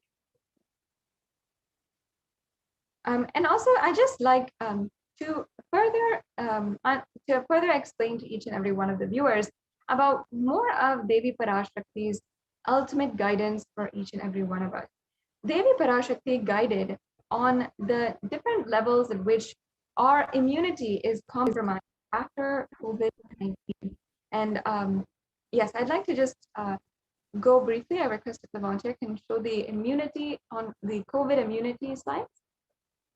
Yes, so these slides will take us through what Devi revealed and how exactly we have seen what she forewarned all of us just a few months back has literally come true, and how much we really need to take heed to what Devi Parashakti is saying.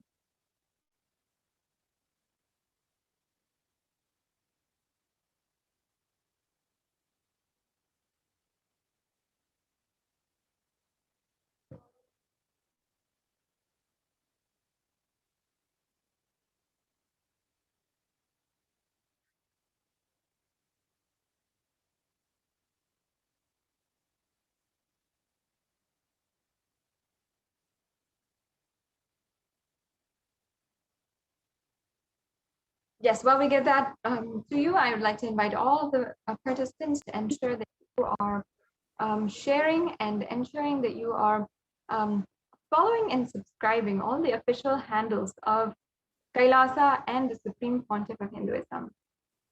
Yes.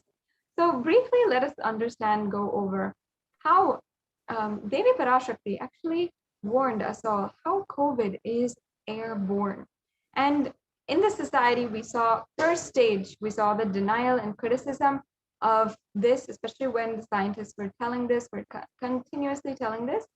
Then we saw how in society this was accepted as a theory or a possibility. And then further, it was accepted as a fact, but still there was a delayed warning issued.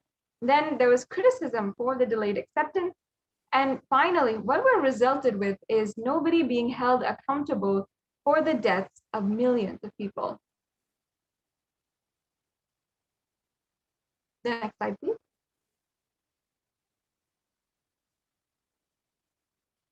Yes, so as you can see here, the denial, this is the first stage that we're talking about.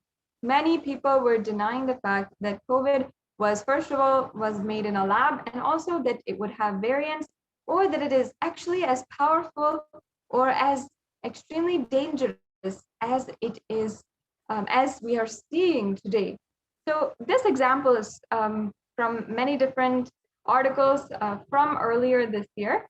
So when I look at the case of Luc Montagnier from French, who's a French virologist and a part of the university. So he's a full-time professor at the Shanghai University in China, and he is the 2008 Nobel Prize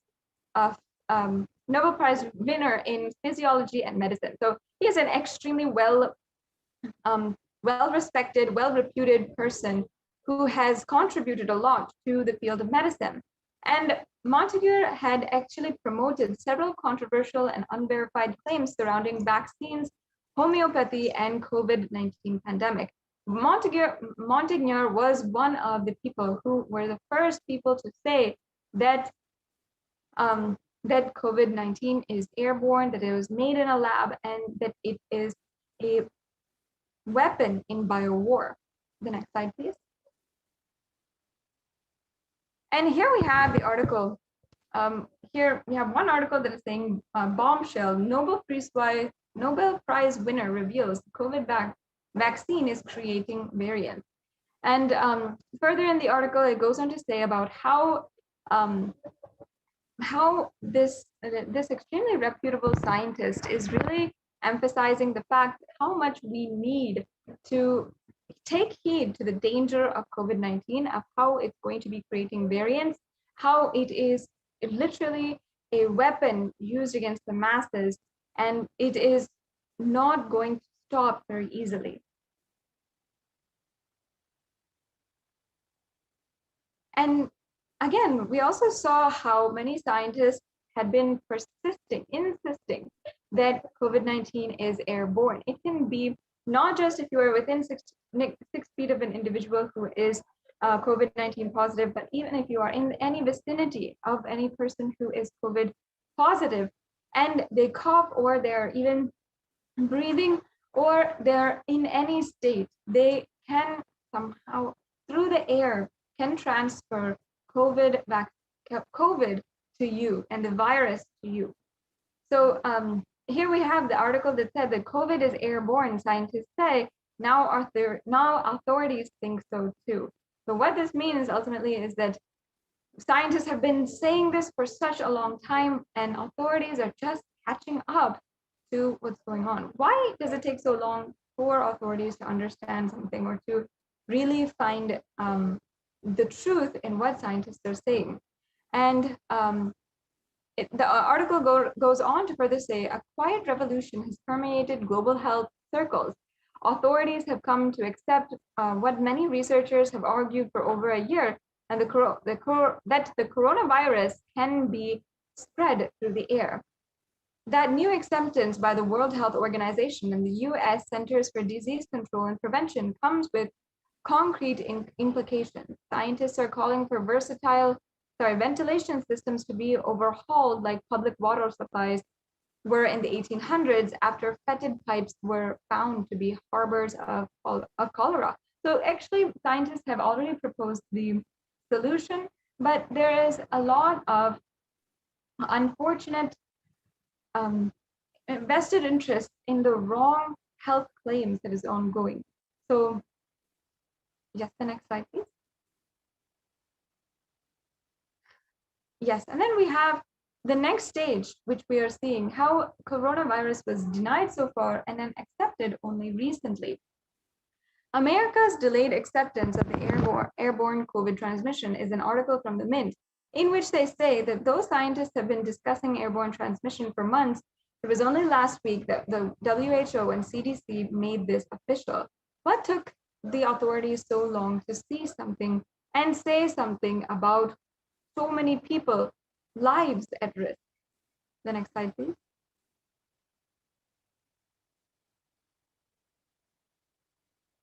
And again, we're seeing, okay, now that they have accepted it and they have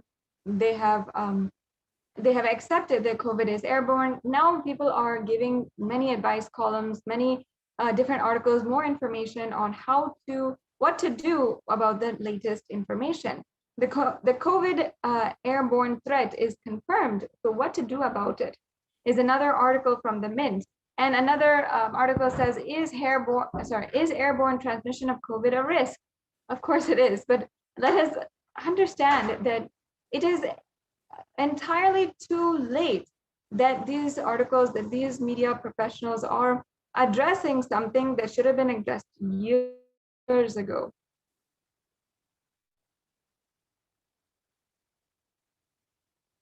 Yes, and also how home quarantine is not possible in India, something that many professionals, many prime ministers have said, and actually after what the Supreme Pontiff of Hinduism himself had revealed.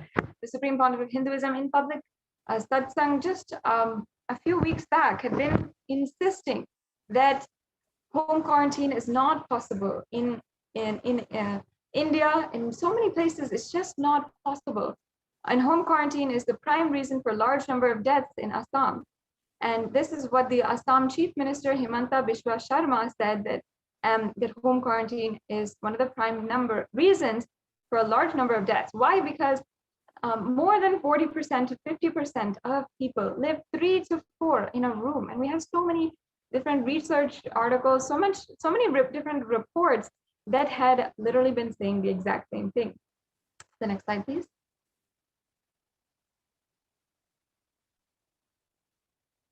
So as you can see, the Maharashtra government on Tuesday announced the decision to stop home quarantine in 18 districts. And as you can see, we're seeing that Maharashtra ends the home isolation in 18 districts, and patients from these districts have to go to a quarantine center. It's extremely important to notice that what the Supreme Pontiff of Hinduism had literally told and warned each and every one of us months back is what later many people are catching up to and trying to say. Yes, the next slide, please. Yes. Again, how home quarantine is not possible in India. There's many articles that have shown us different research reports and different government reports as well, saying that that more than 40% of homes in the cities are actually having 3 to 4 people per room. So if somebody needs self-quarantining, at least 4 people will be out of a home and cause increasingly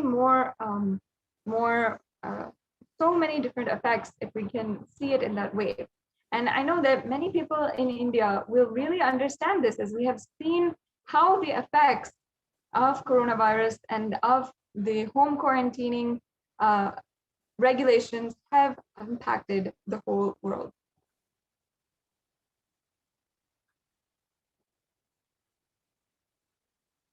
Again, here we're seeing how self-isolation for COVID is impossible for 40% of Indian families. And it says that in order to utilize India's healthcare infrastructure optimally to manage expanding fallout of coronavirus, the central government on the 27th of April signaled a change in approach from mandating that every person who tests positive for the virus be moved to isolation beds in dedicated hospitals. The government allowed home quarantine for those with mild symptoms. The key additional condition was that their house should allow for self-quarantining. But in India, that is easier said than done. So this increases the risk of the disease, potentially escalating, infecting others, and really snowballing in how much it is affecting people. Again, here seeing COVID-19 crisis, where is the space for home quarantine in cities? Again and again, we're seeing how the different ways that home quarantine is not possible, and in so many different ways, the authorities implementing home quarantines were really unfortunate and also not recognizing this in time. So many millions of people have died, yet who is accountable for that? Who is going to be held responsible for the millions of people who have died, and also the more than millions of people who have suffered their losses, and the billions of people who are feeling the impact of this kind of devastation in society at large.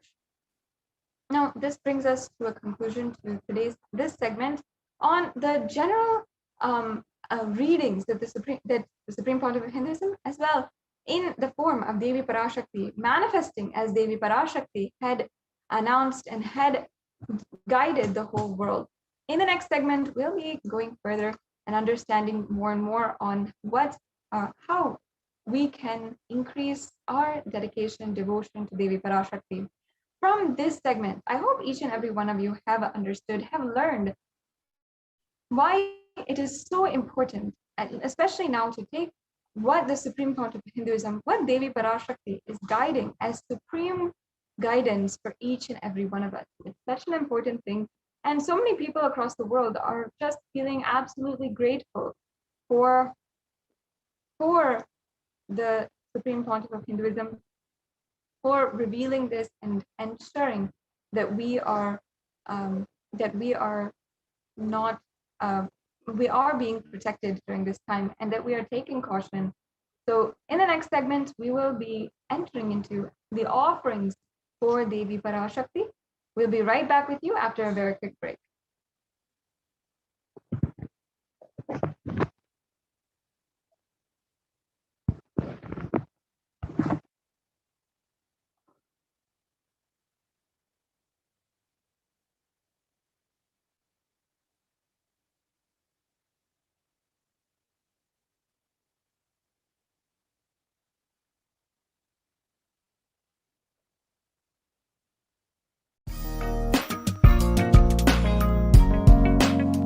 We get you health.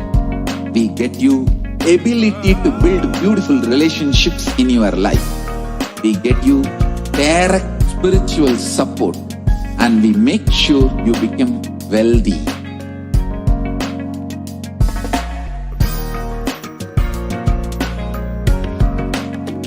We won't stop giving you just good life. We will literally not stop till you live enlightened life. Manifesting the state of Paramashiva, space of Paramashiva, powers of Paramashiva, being of Paramashiva.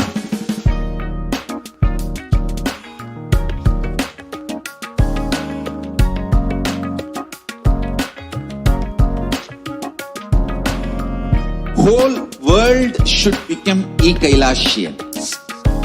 I want the whole world to know Hindus have something great to contribute to the world.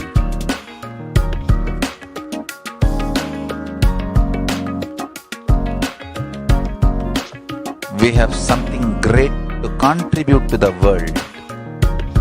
Let us do that.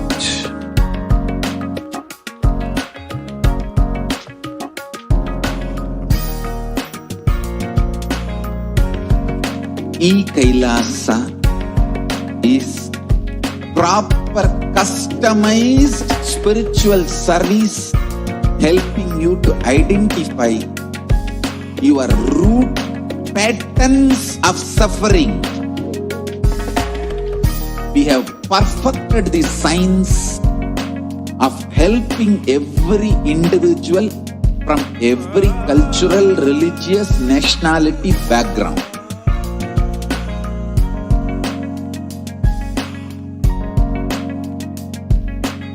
You will have lowest reactionary assumptions, highest awakened response, alive response for life continuously.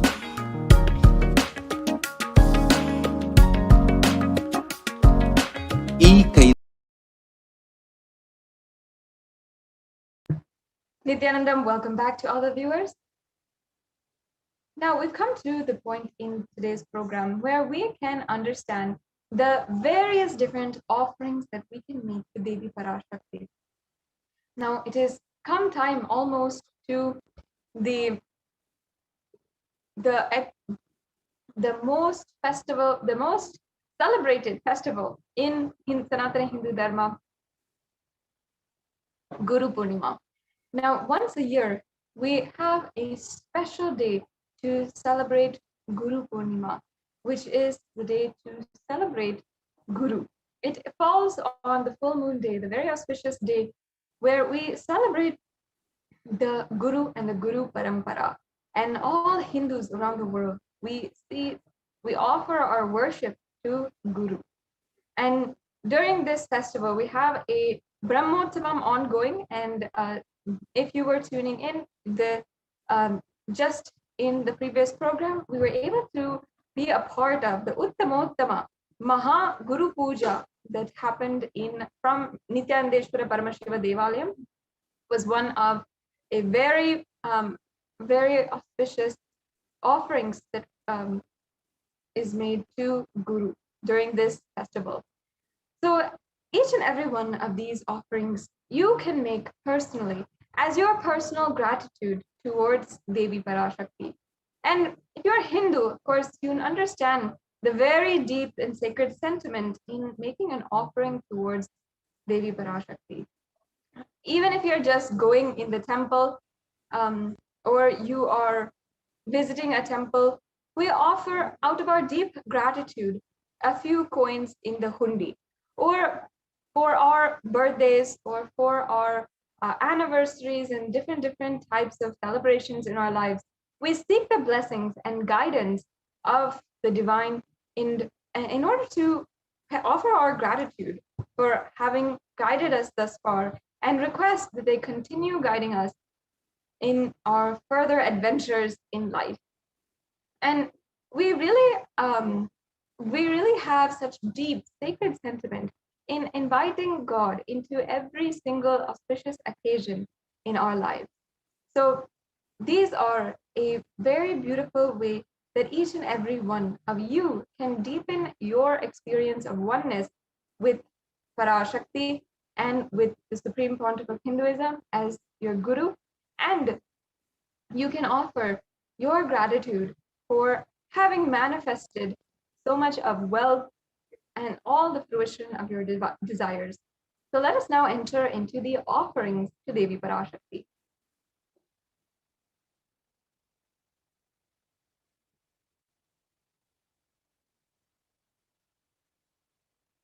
So let's first understand the significance of offering. Offering is a giving of a divine gift of pure love, devotion, and oneness. And it consists of two parts. One is giving, and the other is accepting. Only when divine accepts what one offers, the offering becomes complete. An offering is not made out of fear or out of greed. When an avatar lands, the offerings are purely a part of the grand Leela played out for the only purpose of enlightenment.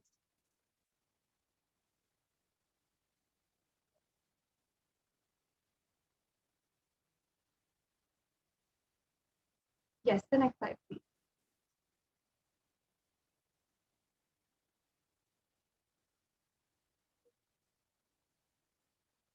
We can go on to the next slide.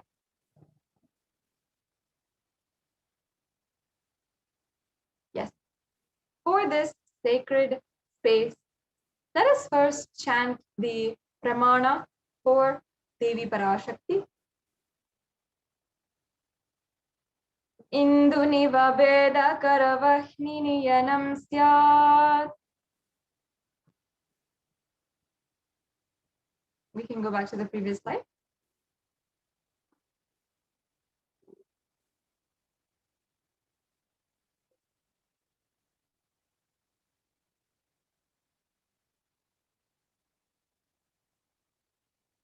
Yes, we can go back to the previous slide now.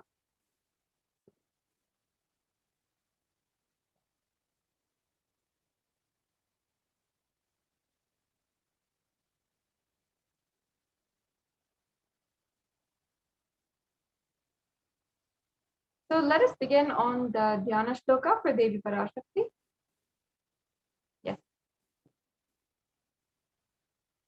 Induniva Veda Karavahminayanam Syat Pankajavara Japakshara Sayuktam Angahimabhushana Vichitravasanam Syat Tungamukatojjala Manonmani Swarupam. The next slide, please.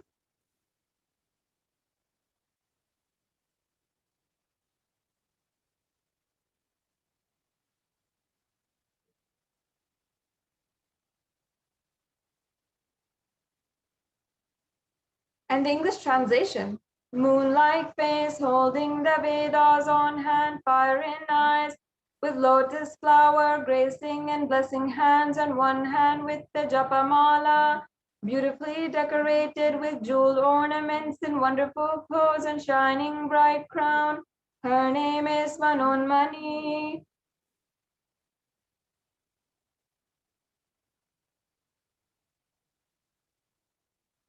The next slide, please.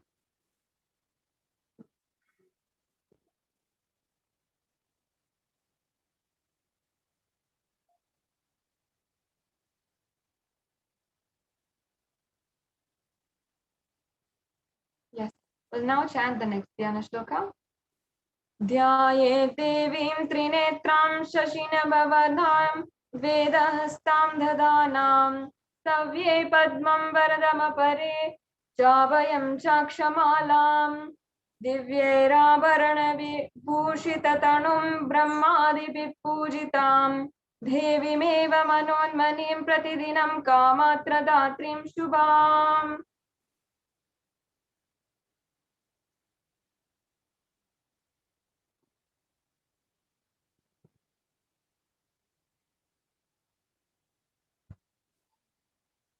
The next slide, please.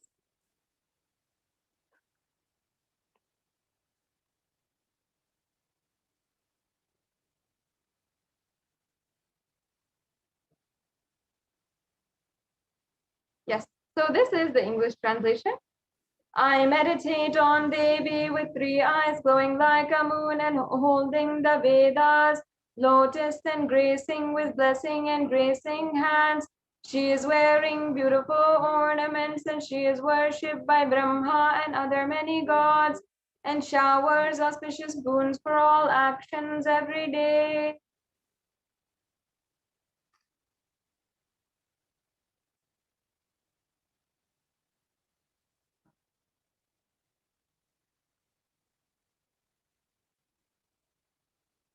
The next slide, please.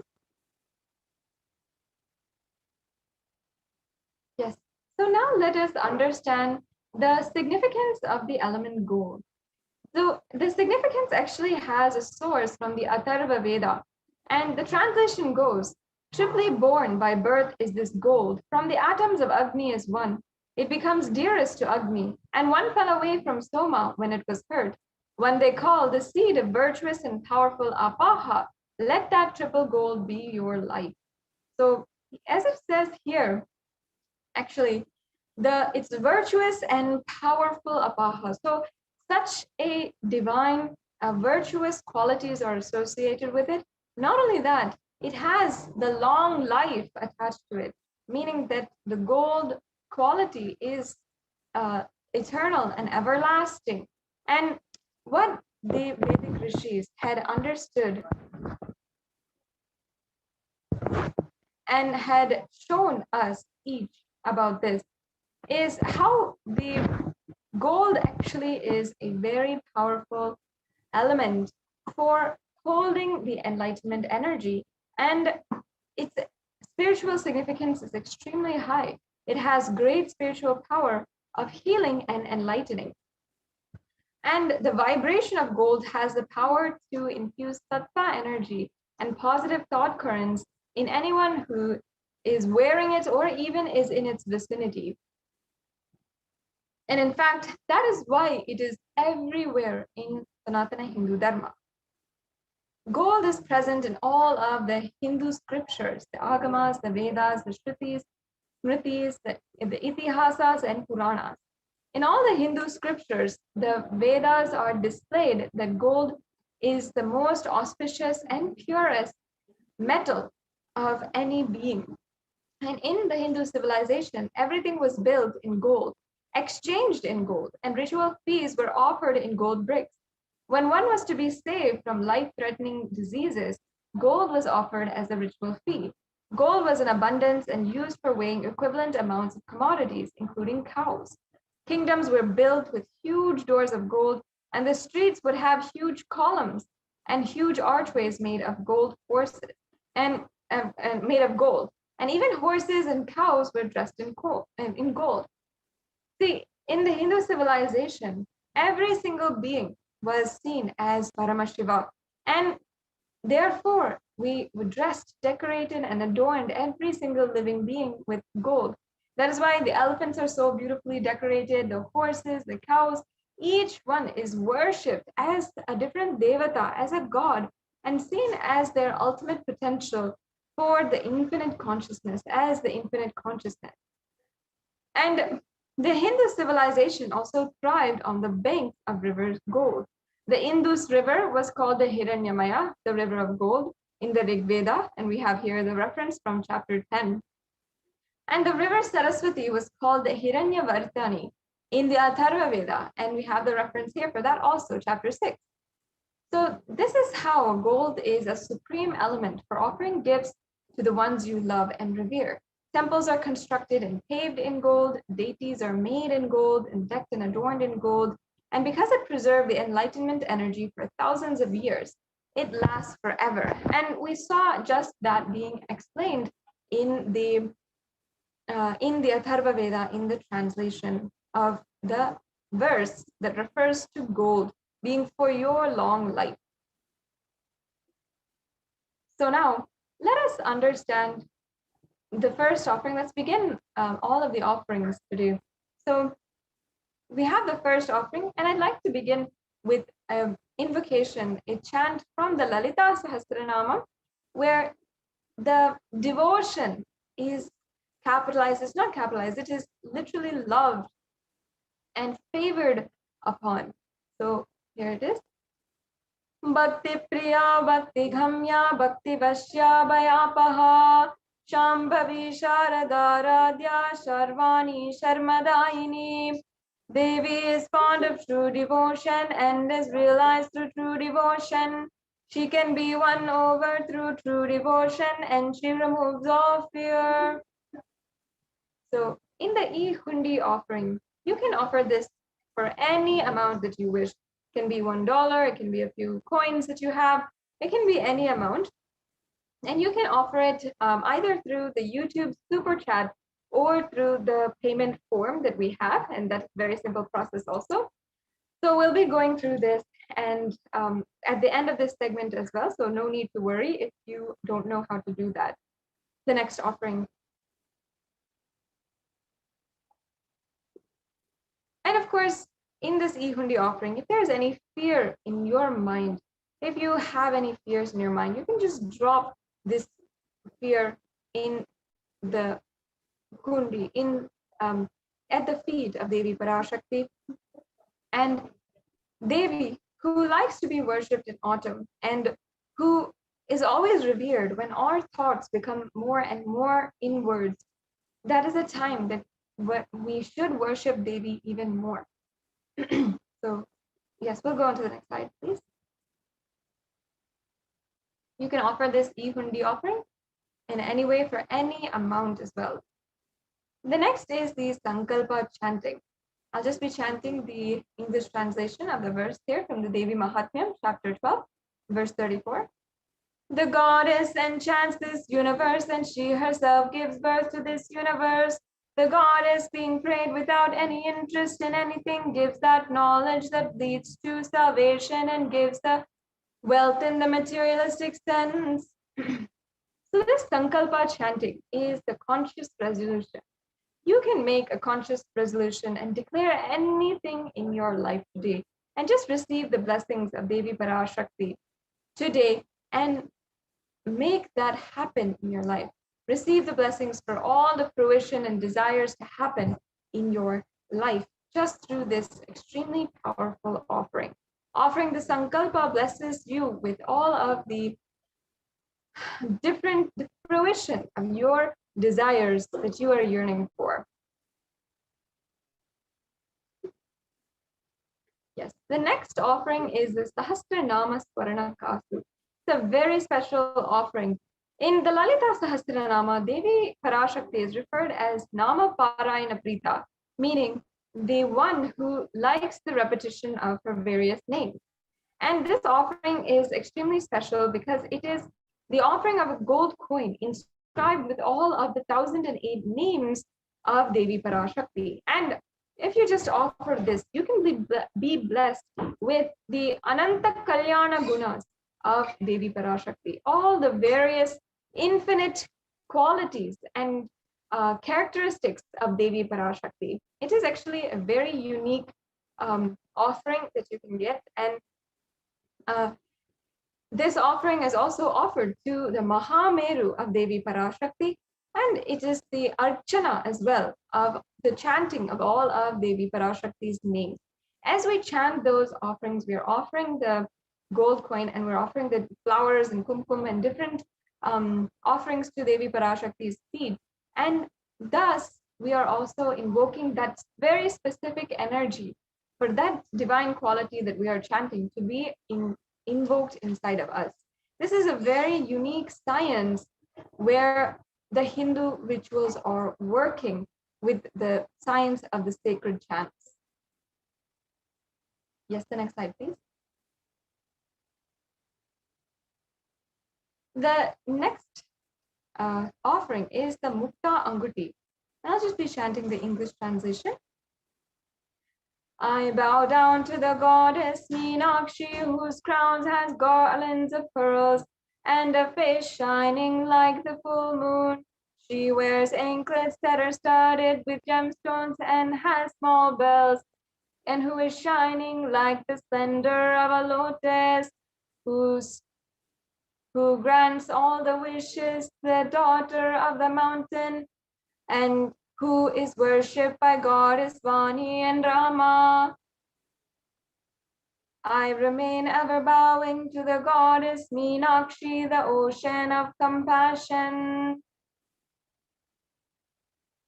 This Mukta Anguti offering. So Mukta Anguti is actually the pearl ring, and it's very special to Devi Meenakshi because it's told in many scriptures and the Puranas how Devi Parashakti loves the pearl, and as she is named as Meenakshi, and as we worship her as Meenakshi, she loves the pearl rings, and the pearl is her favorite jewel.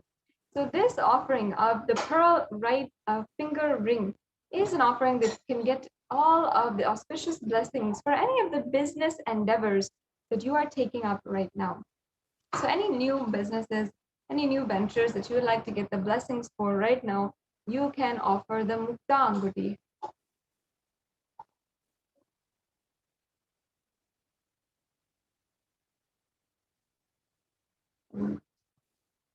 Yes, and the next offering is the Swarna Padma Pushpa. This Swarna Padma Pushpa is the offering of the golden lotus, and it says in the Kamika Agama that all the kalasas should be wound around with suitable thread and covered with new cloth. They should be adorned with lotus flower made of gold. And the gold lotus, it actually has a lot of significance in the different scriptures. In almost all the scriptures, there is some kind of reference to the lotus, as it is such a divine flower. And in fact, in all the worship of the ultimate and worship of Paramashiva, the different uses of the lotus are given, including not just the flower itself, but the petals, the pericarp, the stem, the leaves, everything has a different significance and a different benefit. And therefore, the lotus is actually considered a divine flower. There's even mudras and asanas that are all associated with the worship of Paramashiva and are also associated with the lotus. In fact, the Shakti of Paramashiva is considered to be a lotus. The base of Paramashiva Linga is also a lotus. And this disciple of Paramashiva is also a lotus, which is about to bloom.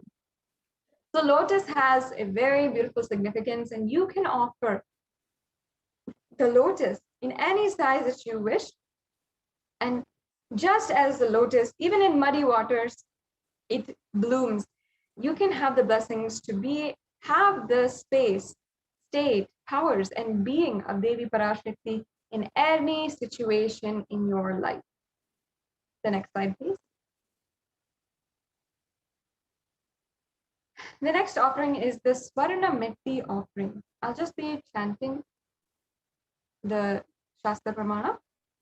Nakadidite samchana namajhanatamo guna padadvaya prabhajala parakrita saroruha. You whose brightness from toenails destroys the darkness of ignorance from the minds of your devotees who prostrate at your feet. You whose brightness from your 2 feet overpowers that of the lotus flower. The next slide, please.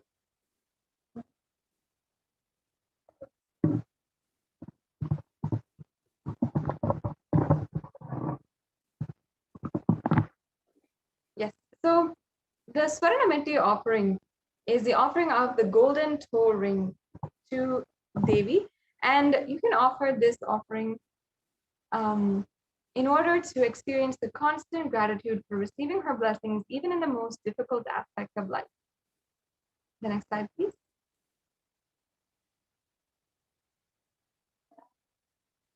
The next offering is the Swarna Mangtika. The Mangtika actually is very significant in the Hindu tradition.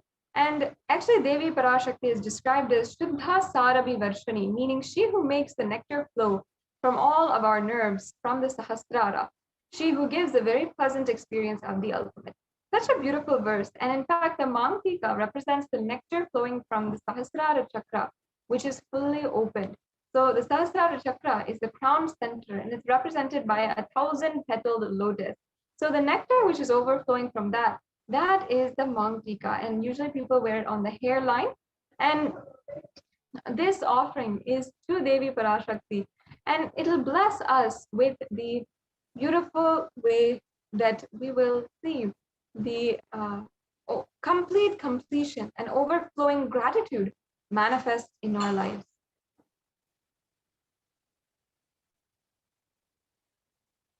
Yes, we can go on to the next slide. The next offering is the Pratyaksha Pada Puja. Once again, as I was saying, with Guru Purnima coming up on July 23rd, everyone can celebrate the Guru Purnima day and offer the Pratyaksha Pada Puja to Devi Parashakti. It is, and to the Supreme Pontiff of Hinduism as Jagat Guru, the one who is shouldering the responsibility of Guru for the entire universe. It's just a beautiful offering that you can do. And if you'd like to go ahead and make these offerings now itself and not wait, you can go to tiny.cc/Devi-offerings to make these offerings. The next slide, please. Yes, we can go on to the next slide.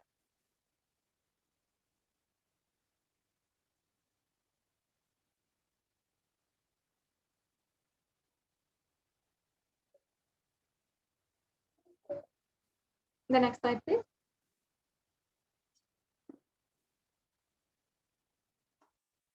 The next offering is the Vastra Seva. The Vastra Seva is the offering of the clothes, the sacred adornment at the feet of Devi Parashakti. It's another way that we offer our deep gratitude to our Guru.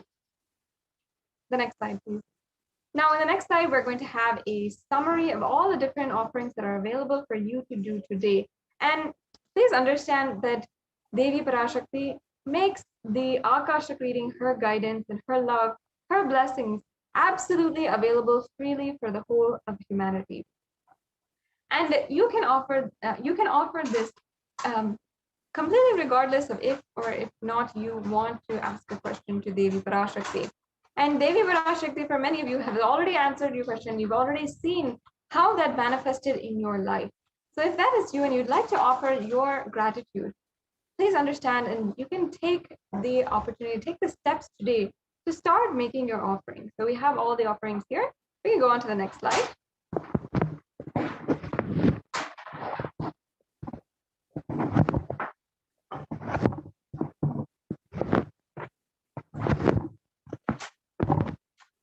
So as you can see here, this is the payment links that you can go to in order to make the offerings. So you have two options. Now, either you are ready to make the offerings for the Seva today, you can register yourself, or you feel that you're not yet ready. Maybe in some way or form, you're not able to make these offerings. For example, you may not have the funds necessary, or you may not have the time necessary for making this happen. Now, if that is you, you can go to the registration form and make an intention today. You can start by making an intention and take the steps to make these offerings. You can go to tiny.cc/bhavasamadhi and you will be able to ensure that you can start taking the steps today to manifest this in your life.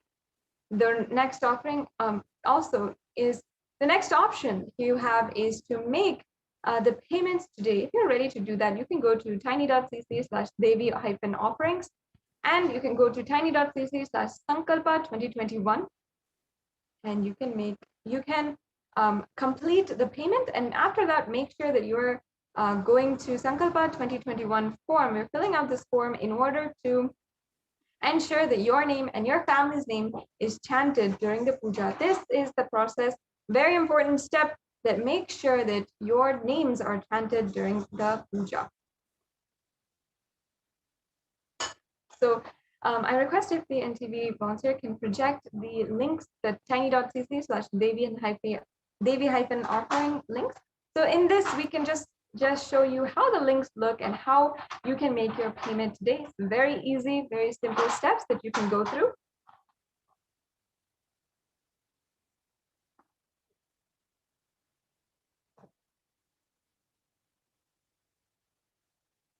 And I invite each and every one to ensure that either we are making the offering today or you're taking a step towards manifesting these offerings. Understand, Devi Parashakti bestows in our lives all of the happiness, the joy, the bliss, literally begins manifesting that ecstatic experience with life as soon as we surrender, we decide that we should be her devotee. And as soon as we want to, and we decide, if we want to offer our gratitude to Devi Parashakti, and we then want to offer our personal love and gratitude for her having given us the guidance, for her having given us so much in our lives, then we can make these offerings, and take these steps in order to deepen our relationship and experience oneness with Devi Parashakti.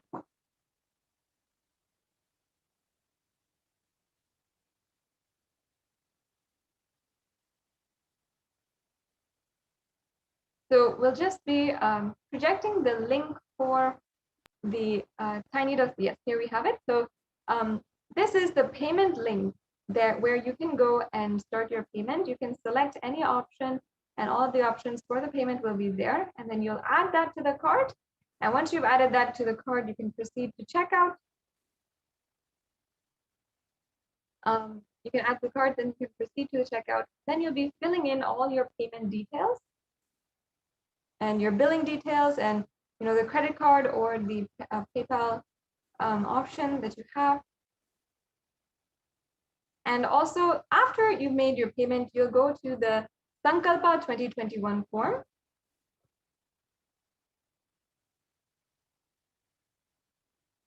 And once you go to that form, you'll just fill out this quick Google form that we have. It'll say Sankalpa Names 2021. And you'll put in your name as well as all the members of your family, whomever you want these offerings to be blessed, to be bestowed on today. So that brings us to a conclusion to this segment in today's program. Yes, here we are. We have the 2021 Sankalpa form. And you can see you just have to go through the different questions and give your name and your family members' names, and we'll make sure that your name is chanted during the puja.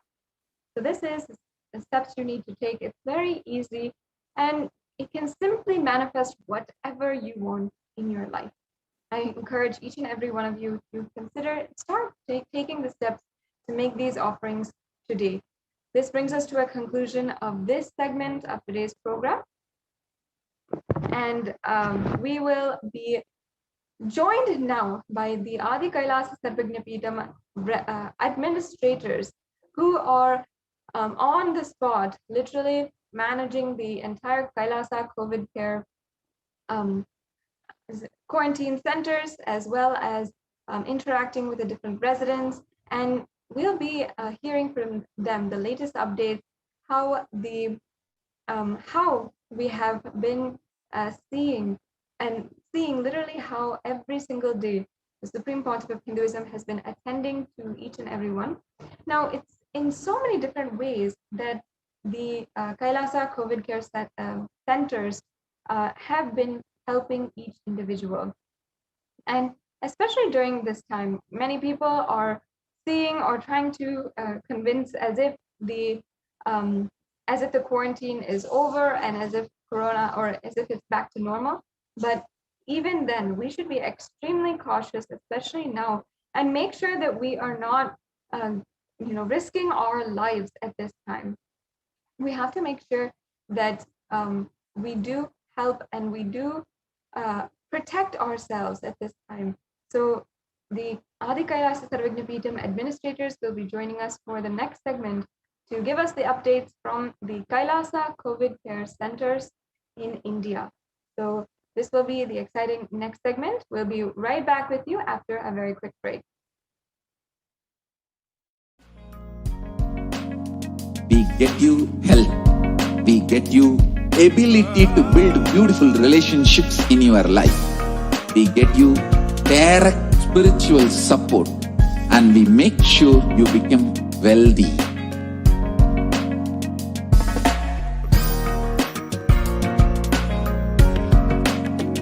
We won't stop giving you just good life. We will literally not stop till you live enlightened life. manifesting the state of Paramashiva, space of Paramashiva, powers of Paramashiva, being of Paramashiva.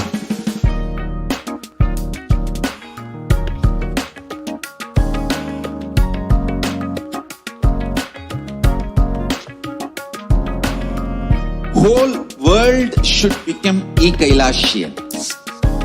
I want the whole world to know Hindus have something great to contribute to the world.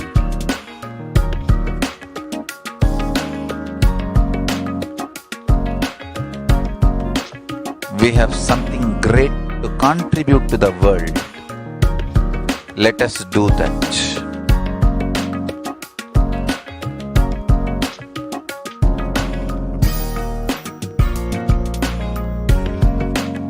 Kailasa is proper customized spiritual service helping you to identify your root patterns of suffering. We have perfected the science of helping every individual from every cultural, religious, nationality background.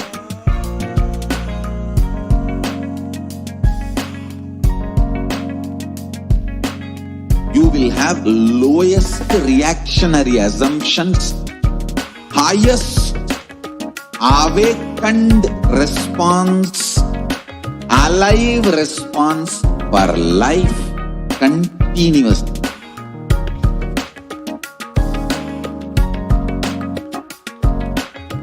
Kailasa is enlightenment ecosystem, literally enlightenment itself in your own home, wherever you are. Proper customized spiritual service helping you to complete with your life negativity, withdrawal from life, self-hatred, self-denial, self-doubt, so much of tiredness, laziness. We can support you aligning your diet, your attitude, your aptitude, your understanding about life. We can help you with everything.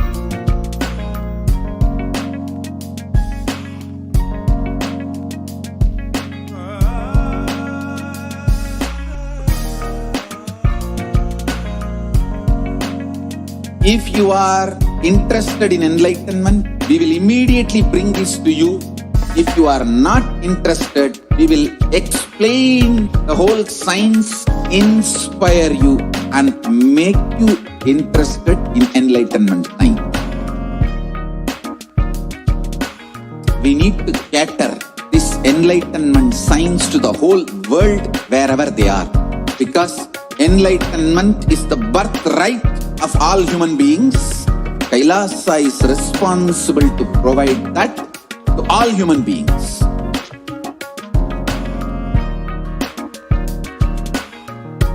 Kailasa is the totality of the knowledge I received from my gurus and practice manifested in my life, perfected by teaching millions of people from all cultures, time zones, backgrounds, genders, nationality, race, from every creed.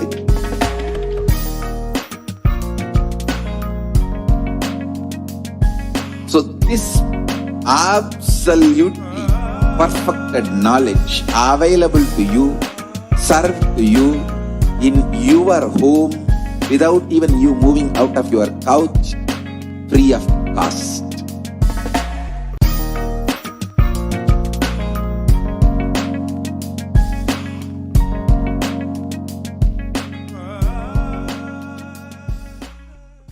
Just be alive for next 3 years. Don't die within next 3 years.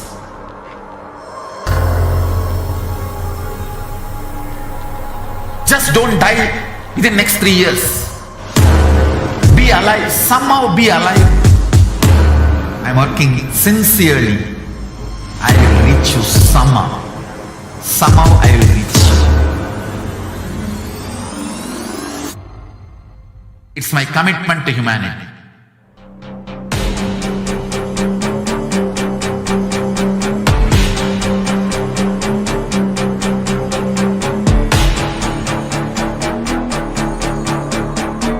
Just don't die within next 3 years. I will reach you wherever you are, whichever corner of the world you may be. I will reach you with enlightenment.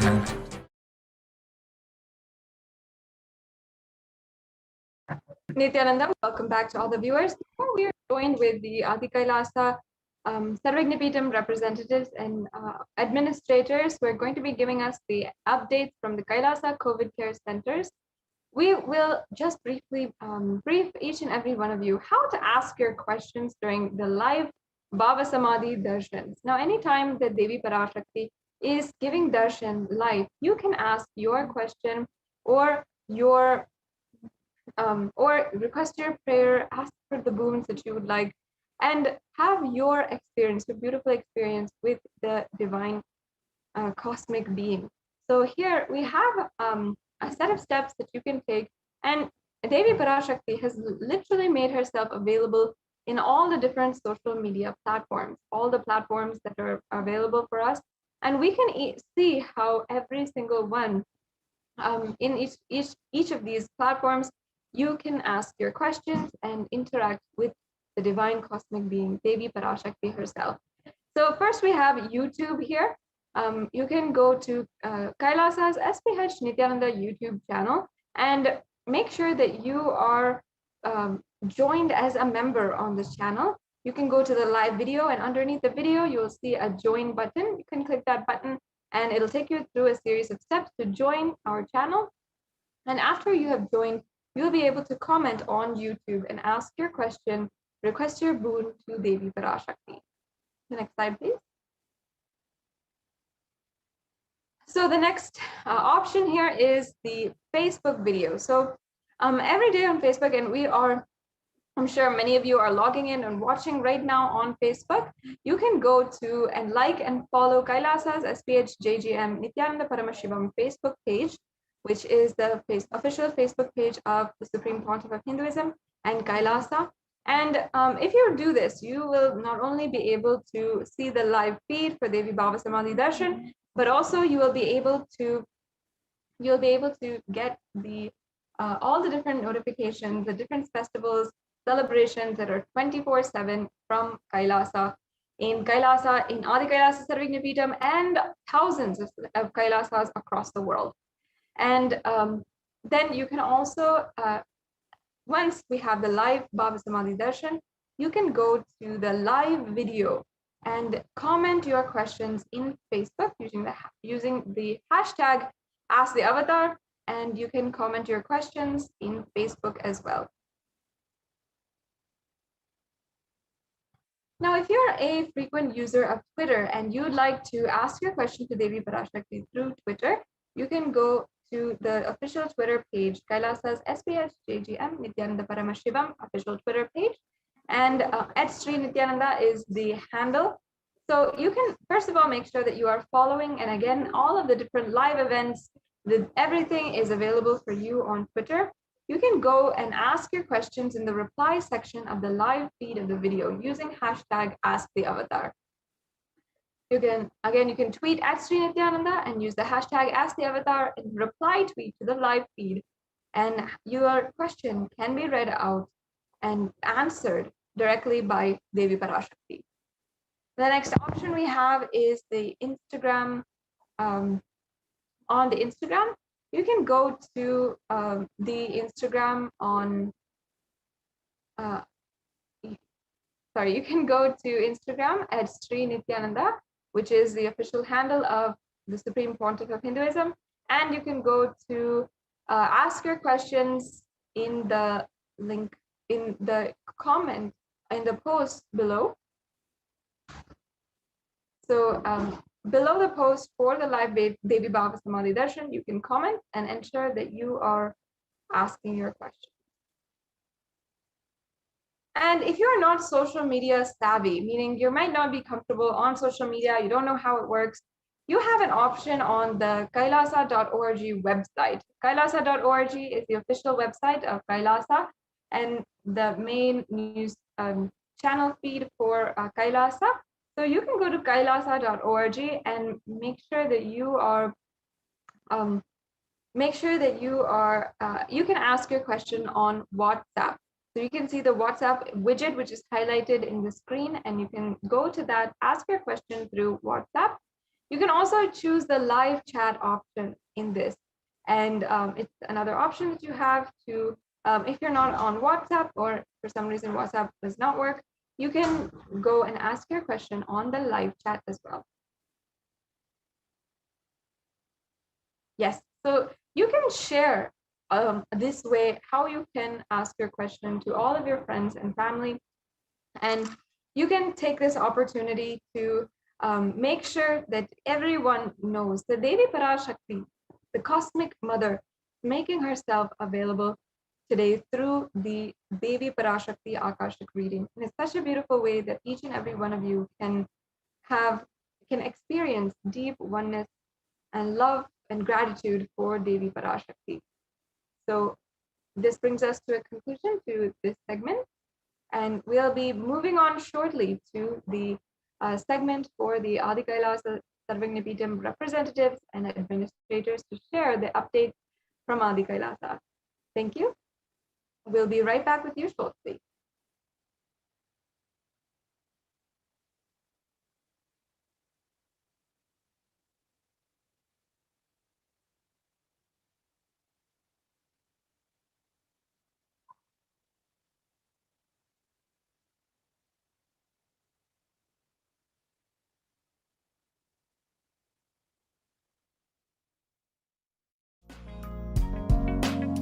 We get you health. We get you ability to build beautiful relationships in your life.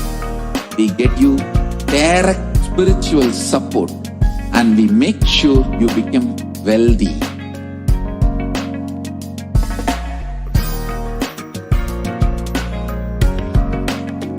We won't stop giving you just good life. We will literally not stop till you live enlightened life. Manifesting the state of Paramashiva, space of Paramashiva, powers of Paramashiva, being of Paramashiva.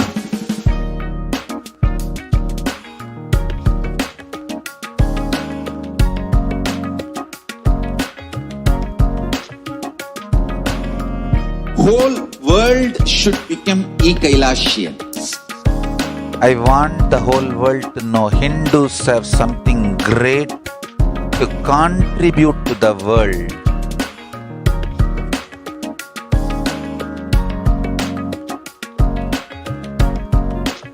We have something great to contribute to the world. Let us do that.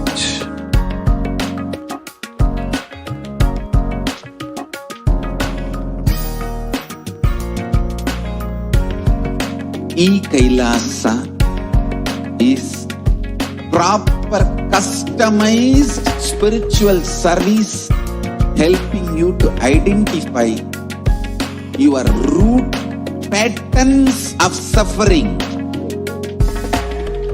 We have perfected the science of helping every individual from every cultural, religious, nationality background.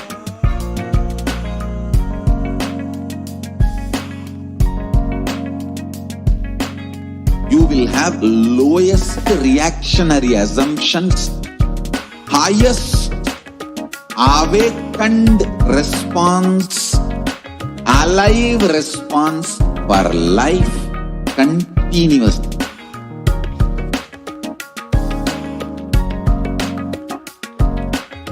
Kailasa is enlightenment ecosystem, literally enlightenment itself in your own home, wherever you are. Proper customized spiritual service helping you to complete with your life negativity, withdrawal from life, self-hatred, self-denial, self-doubt, so much of tiredness, laziness. We can support you aligning your diet, your attitude, your aptitude, your understanding about life, we can help you with everything.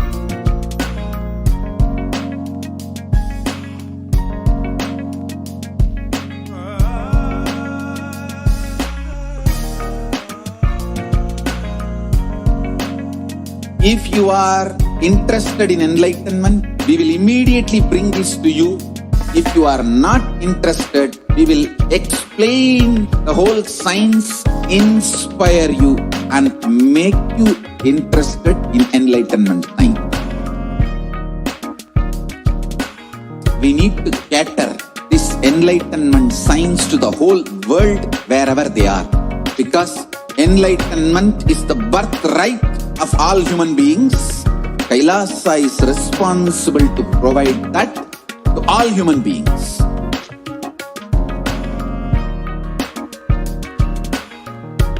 Kailasa is the totality of the knowledge I received from my gurus and practice manifested in my life, perfected by teaching millions of people from all cultures, time zones, backgrounds, genders, nationality, race, from every creed.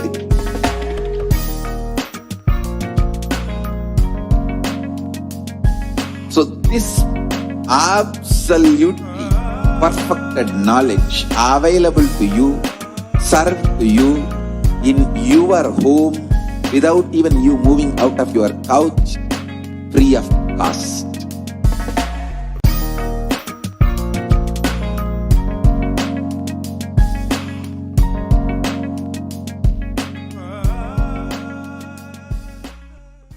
Just be alive for next 3 years. Don't die within next 3 years.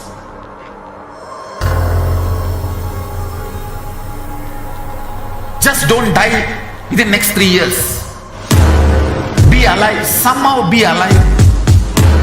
I'm working sincerely. I will reach you somehow. Somehow I will reach you.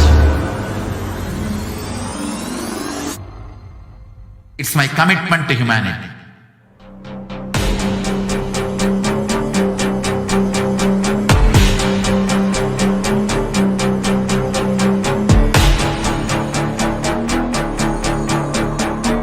Just don't die within next 3 years. I will reach you wherever you are, whichever corner of the world you may be. I will reach you with enlightenment. You manifesting the space, state, powers, being Paramashivoham. It is possible, and it is possible for you.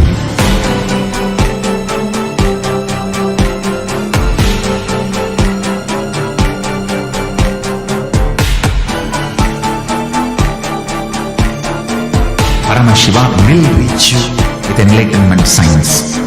I know he is going to do the job. Just be alive for next 3 years. Nothing else.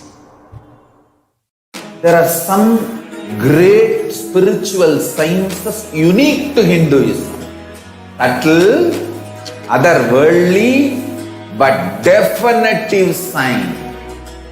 Manifesting the cosmic beings in Archavatara, deities in Nijavatara, living incarnations is possible. Understand? Kriya Pada of Vedas and Agamas elaborately explain the whole science of making the cosmic beings manifest in Archavatara, deities and Nijavatara, living incarnation, both. During the Bhava Samadhi Darshan, literally those cosmic beings manifest through this body. Just like how they manifest in Archavatara, deity, they manifest in Nijavatara, Pratyakshavatara, and give you all the boons you ask, bless you.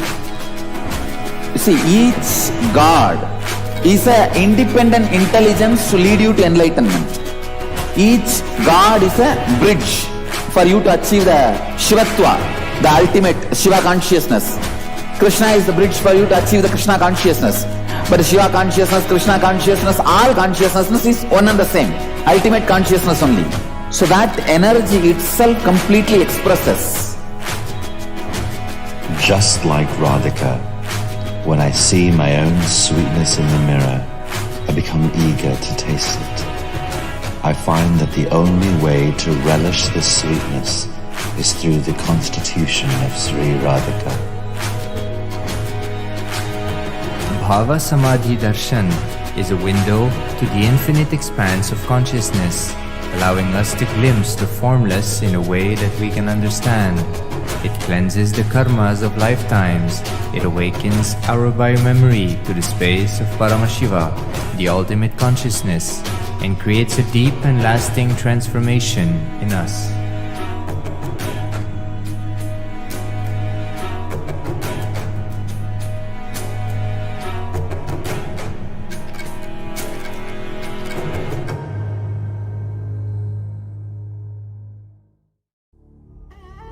What I mean by the word Kailasa, listen intensely.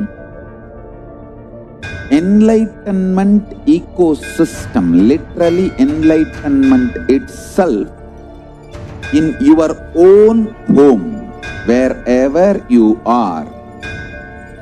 If you cannot come to Kailasa, it's okay. Kailasa can come to you. Kailasa coming to you is Kailasa.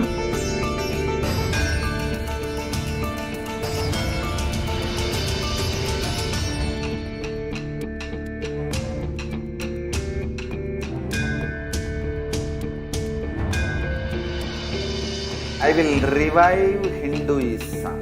I am a Hindu revivalist, not by any revolution, but by evolution.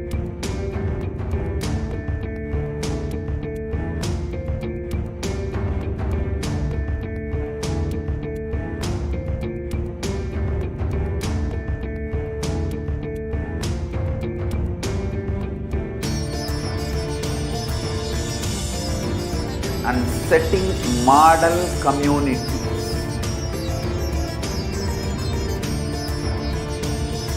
Kailasas, enlightenment ecosystems, Sarvanya Pitas all over the world.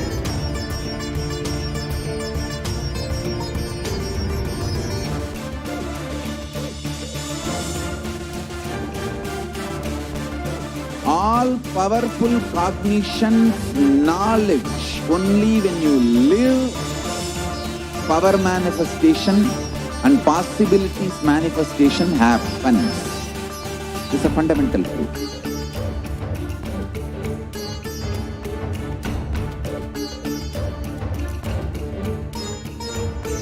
Hinduism cannot live exclusively as one sampradaya. No. All sampradayas of Hinduism is an ecosystem.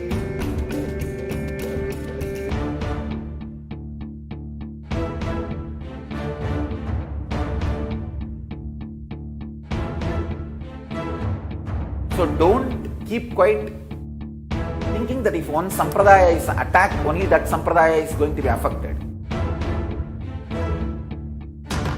All of us are ecosystem.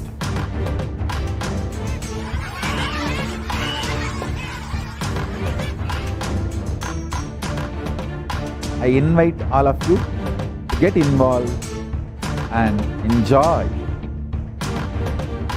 Hinduism by the principle of Dharmo Rakshati Rakshitaha. When you protect Dharma, Dharma protects you.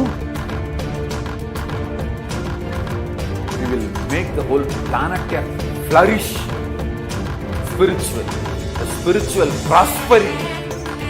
Happen to whole planet Earth. We all have to coexist together.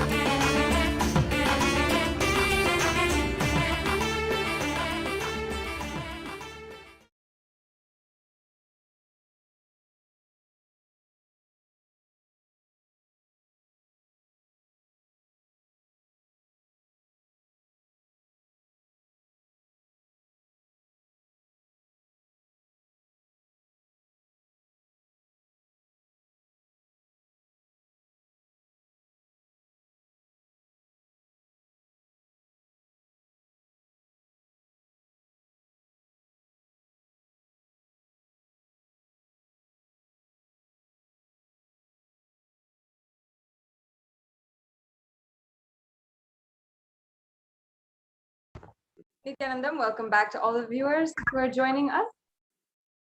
Now, in this next segment, we'll be understanding the persecution against the Supreme Pontiff of Hinduism. Over the last few weeks, we have been across Kailasas in all over the world, so many of us rejoicing, finally feeling some kind of relief in the fact that the United Nations has recognized the persecution against the Supreme Pontiff of Hinduism. And this is just the first step in seeing the entire Hindu Holocaust, the 1,000-year Holocaust and genocide against Hindus having been recognized and seen as one of the most relevant crimes against humanity that is ongoing until today.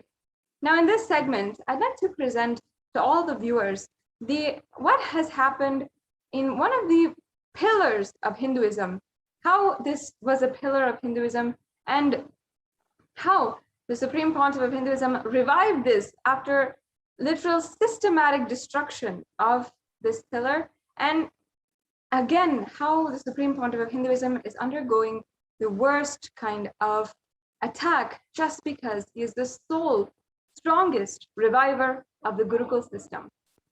The next slide, please.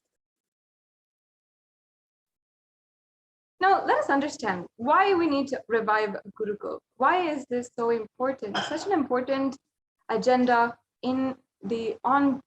for Kailasa. First, the Guru Shishya Parampara, the background, the most important part of Hinduism itself. And the Parampara, the lineage of enlightened masters that has been going on till the sun and moon exist. And the Gurukul system is the initiation-based education. And this is one of the Shanti mantras from the Upanishad. Om Sahana Bhavatu Sahano Bhunaktu Sahaviryam Karavavahe Tejasnavamadittamastu ma vidvishavahe. Om Shanti Shanti Shanti. The translation goes, may we, both the Guru and the disciple, together be protected. May we both be nourished and enriched with knowledge. And may we both have the great strength, energy, and enthusiasm.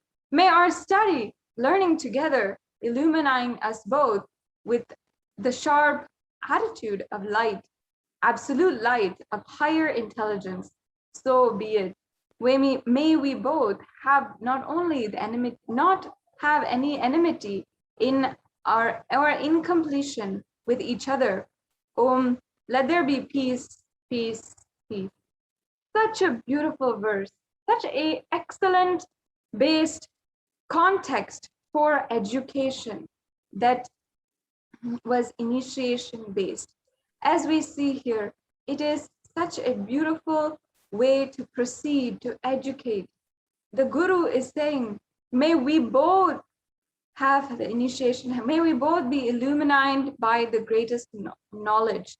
It's such an amazing prospect and perspective context for the entire education system.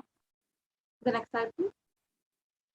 As we see here, initiation is mapping of the brain circuit from master to disciple. And in Nithyananda Gurukul, we saw numerous achievements, including the powerful cognitions that pain is a lie, making cosmic reality as a living reality, and fear and greed as viruses, seeing fear and greed literally as viruses, and having negativity-free language where we avoid zero and we say avoid instead of no. And also the violence-free cognition, such beautiful, non-violent cognitions about ourselves, relationships around us, and the world. And if you experience oneness, authentic rituals as well, all of the Gurukul rituals literally manifest the celebration of the cosmos, and that celebration shows when it is raining. The next slide, please. So as you can see here, even Nithyananda Gurukul was conducting the live shows for counseling adults and initiation of blind schools and deaf and dumb schools. So this was literally the initiation of blind, deaf, and dumb children who have these physical disabilities, into the powers of third eye. And for the first time, we saw how people who are not able to biologically see with their two eyes were able to see through the third eye, literally start seeing and start manifesting Shaktis of the third eye. Now, we have seen how there was a study of the brain waves in Apollo hospitals, Ahmedabad, and there were so many different initiations of blind kids, initiation of people with different disorders and physical disabilities, and also how we were teaching physical the next generation, and each and every one of these children were manifesting advanced powers.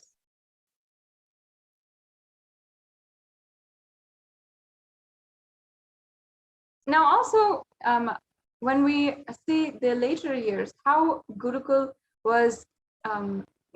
is being able to contribute even to the world, how the training of Rajavidya Gurukul is also where they're counseling different people, celebrities, and also business coaching, and running large spiritual organizations, being yogacharyas and teaching power manifestation. And each Gurukul children is also enlightening the whole world by traveling to different countries and different cities and visiting over 100 cities all over the world.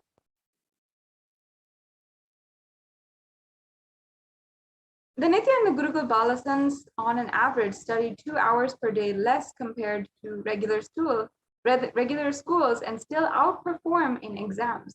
And children are scoring in top 10 to 20% of the Mensa at age 14, and Gurukul Balasans take exams ahead of time. So we're seeing some of the information here on how Gurukul Balasans are actually outperforming many of their peers in other schools. And also we have, out of a random sample of Balasans, 50% were found to be very superior in intelligence and genius levels.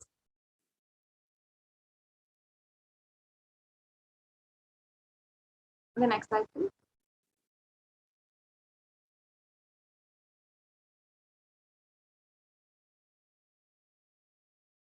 And we can see 108 reasons why Gurukul is an amazing ecosystem for every child.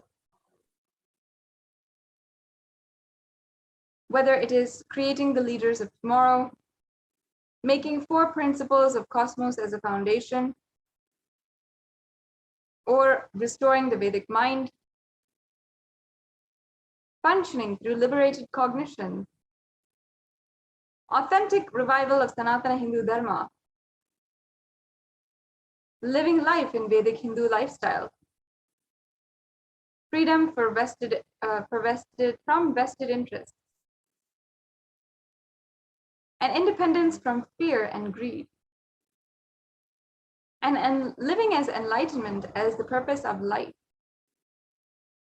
living Advaita, the pure space of oneness, and life surrounded with miracles, and with responsibilism as your cognition and the way of life, inspiration to perform the peak capacity, building your body through nutritious sattvic food, and with the yogic body, which helps you hold the enlightened space, and continuous motivation and self-driven life practices, to go beyond all the root patterns, and dropping depression easily, prevailing over addiction, and no physical or mental perversions, no books, no homework until 10th grade as the brain, and compassion which rules over bullying mentalities, knowledge-based community that enhances the intelligence of children, and encouraging you to awaken to your highest possibility, and having an only gain, no pain lifestyle, having teachers and parents who are working from the space of Advaita, and having the context of building confidence, and different activities which are so fun every single day, having learning as a celebration of life, having activation of quantum memory, understanding using multiple intelligences, and learning using visualization, and enriching 108 talents practically usable for lifestyle.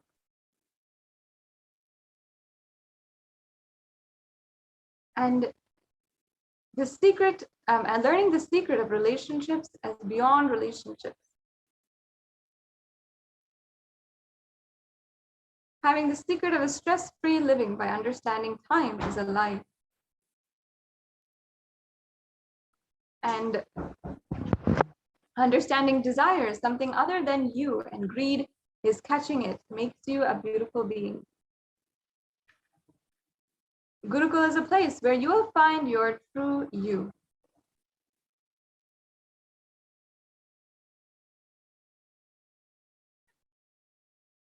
Yes, we can go on.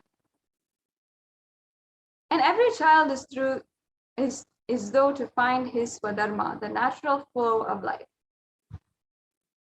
Growing up in a temple culture is a blessing. And aligning to Hinduism as a lifestyle.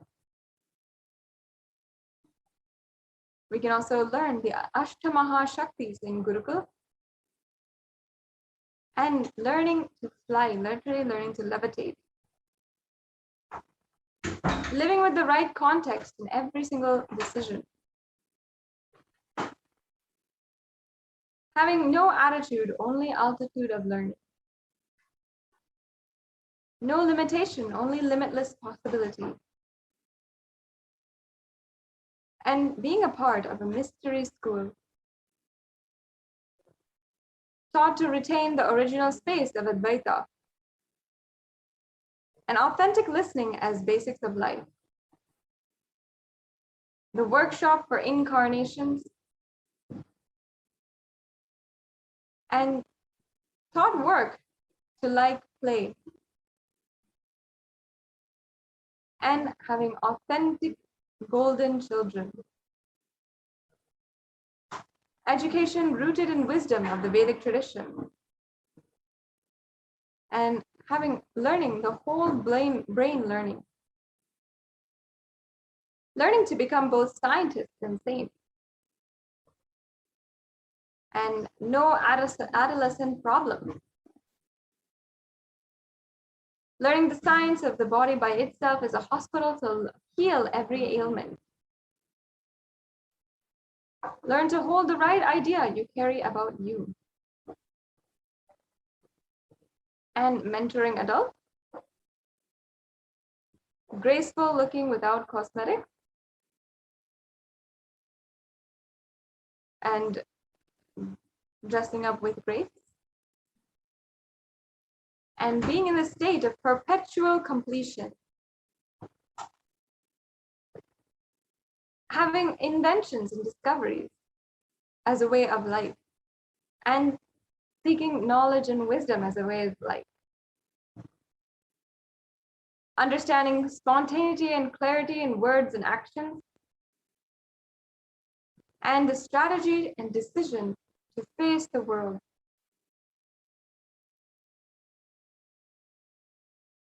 Yes, we can go on to the next slide after these are done. The next slide, please. We can go on.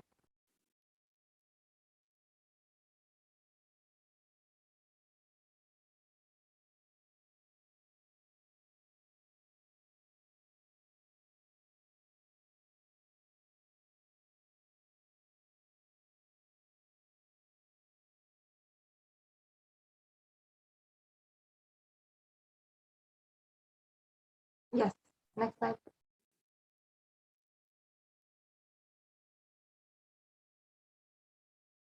Now, having seen the amount of revival work the Supreme Pontiff of Hinduism has done in the Gurukul, just in Gurukul, from 2006, how it has expanded all over the world, where today there's 108 Gurukuls around the world and thousands of centers where children are enriched with the highest possibility of life with the ancient indigenous Hindu ways of knowledge. In this exact way, the Hindu Holocaust had been executed in order to destroy this pillar of Hinduism.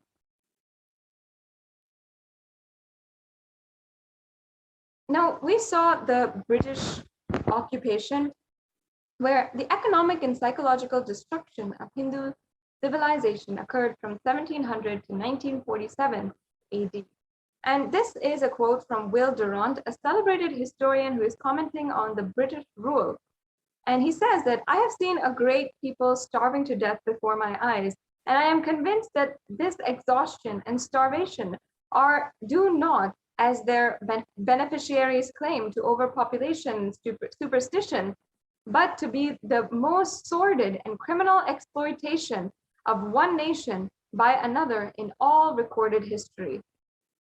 This, he's talking about specifically the Bengal famines, the man-made famines that were executed by the British occupation in India against Hindus.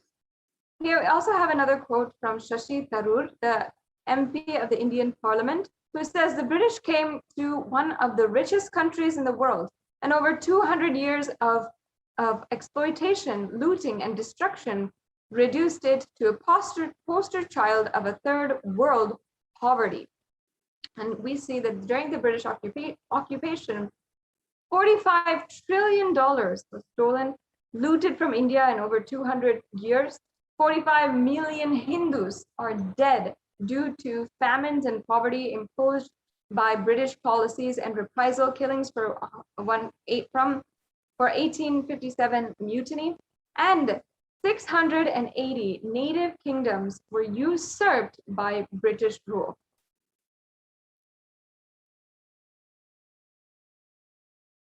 And we can just go on to the next slide, please. Now, let us understand the colonial subjugation and the British master race theory. Using theories of scientific racism and social Darwinism, the British justified their conquest of the oppression of dark-skinned people as humanitarian, civilizing mission, even though it was for a mere cover for racial oppression and economic exploitation. And this is a quote from Charles Kingsley, the celebrated professor, historian, a friend of Charles Darwin, saying, "Do you not see then that by following these studies, you are walking in the very path to which England owes her wealth, the glorious work which God seems to have laid on the English race to replenish the earth and subdue it." Now, this is a quotation from one of the people who has seen the way that racist ideas had literally pervaded and destroyed other indigenous countries worldwide. And this was the basis of colonialism across the world, whether it is in Native America or in South America or in Africa, and as well in India. Now, we're seeing here a quotation for about the 200 years of intense racial hatred towards Hindus. This is from James Mill, a celebrated author of seminal work. He says that the Hindus are full of dissimulation and falsehood, the universal concomitants of oppression, the vices of falsehood. Indeed, they carry to a height almost unexampled among the other races of men. As for religion, no people have ever drawn as more gross and disgusting picture of the universe than what is presented in the writings of Hindus. Very few words are required because the superiority of Mohammedans in respect to religion is beyond dispute. In truth, Hindus,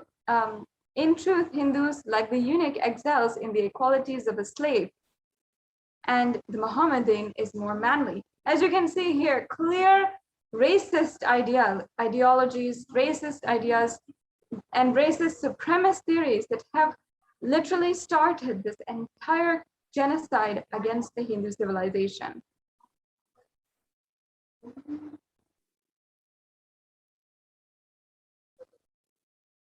And this is a quote from Filipino Sassetti, Italian travel and merchant during the Goa Inquisition in 1578. So he's saying the Catholic Church performs 250 years of ethnic cleansing in Goa, one of the worst crimes that have happened. It says here, the fathers of the church forbade the Hindus under terrible penalties the use of their own sacred books and prevented them from exercise of their religion. They destroyed their temples and so harassed and interfered with the people that they abandoned the city in large numbers, refusing to remain any longer in any place where they had no liberty, and were liable to imprisonment, torture, and death if they worshipped after their own fashion of the gods of their fathers. The Goa Inquisition was an extremely horrific way that the Hindus were subjugated under the British rule. And again, another example from Shashi Tharoor, the MP of the Indian Parliament, where he's saying from his work, The Era of Darkness from 2016, where he says, the British had been horrified during the revolt of 1857 to see Hindus and Muslims fighting side by side under each other's command against foreign oppressor. They vowed this would not happen again. Divide et impera, divide and rule, was an old Romanian maxim, and it shall be ours, wrote the Lord Elphinstone. A systematic policy of fomenting separate consciousness among the two communities was launched with British sponsorship. And here we see an article from the old times, how the empire builders used divide and rule. And I'm going to read it out. It says, the strategy of divide and rule was central principle of the British imperial policy for more than 2 centuries. By keeping different ethnic groups segregated and allowing them to squabble among themselves, the idea was they would be too tired to be overthrown their colonial masters. As empire expands, tribal groups were, as our empire describes, tribal groups were classified on the basis of language, religion, and ethnicity, and then given different rights. A toxic example was the Rwanda, where the Belgians segregated the Hutu and Tutsi. The lighter-skinned Tutsi were given land and privilege, and while the Hutu were given laboring work. After the Belgians withdrew, ethnic divisions led the massacre of more than 900,000 Tutsi. In India, rivalries between warring states and religious groups were exploited by the British. But in the months leading up to independence, the divisions spilled over into violence to the subcontinent, spilled into predominantly Hindu India and Muslim Pakistan. And the colonial subjugation also meant the British Empire used all possible means to destroy Hindu civil and cultural institutions in order to delegitimize and demoralize the indigenous peoples of India so they could become slaves in their own homeland. So we're seeing here the different laws and policies of the British, including discriminatory laws to instill feelings of racial inferiority, engineered famines to starve natives into submission, annexed Hindu kingdoms to undermine native rule, mistranslated Hindu scriptures to instill anti-Hindu narratives, destroyed indigenous Gurukul education system, destroyed local industries, and forced importation of British goods, and banned Indians from owning or producing firearms.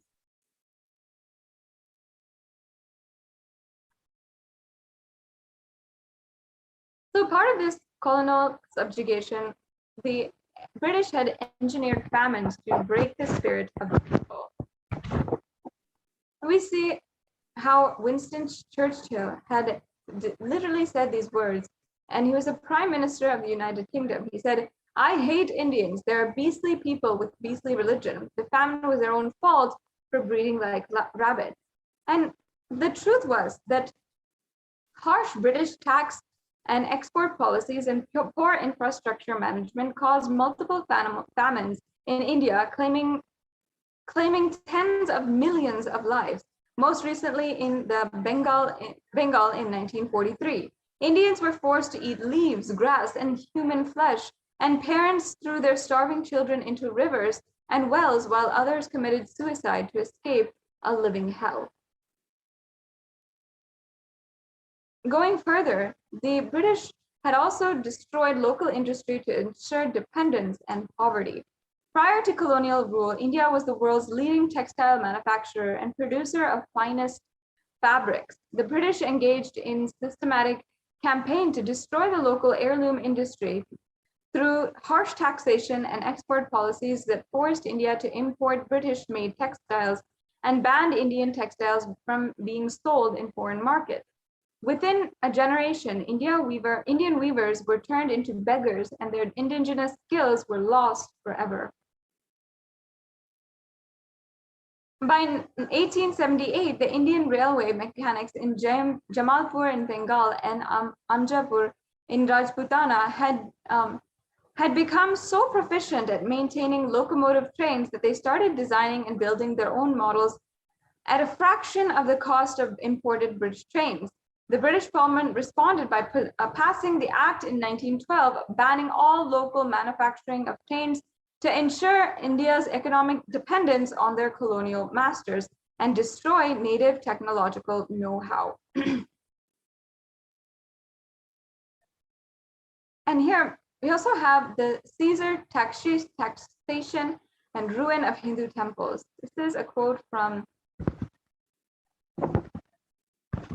the Asiatic Journal. It was strange, but a determined piece of policy when throughout the country, the pagoda lands were resumed by the East India Company and the 2-deck allowances were granted in their place. Now let us contemplate the result of this plan. From one end of the country to the other, the pagodas are ruined and unmaintained.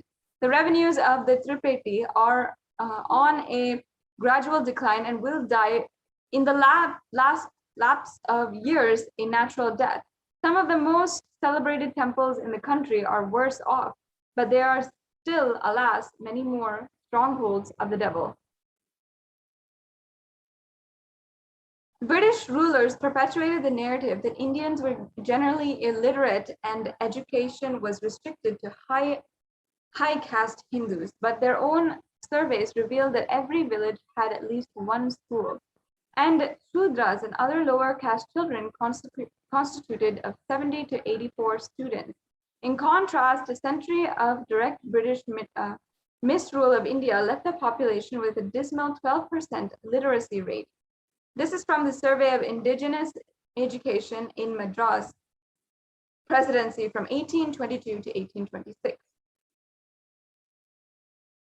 And we're also seeing the anti-Hindu narratives. The next slide, please.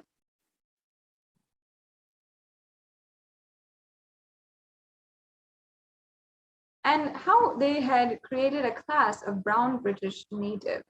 And this is a quote from Thomas Macaulay of the East India Company, who said, "We must present to form a class who may be interpreters between us and the millions whom we govern, a class of persons, Indian in blood and color, and English in taste, in opinions, in morals, and in intellect, To that class, we may leave it to refine vernacular dialects of the country, to enrich those dialects with terms of science borrowed from the Western nomenclature, and to render them degrees fit vehicles for conveying knowledge to the great mass of the population.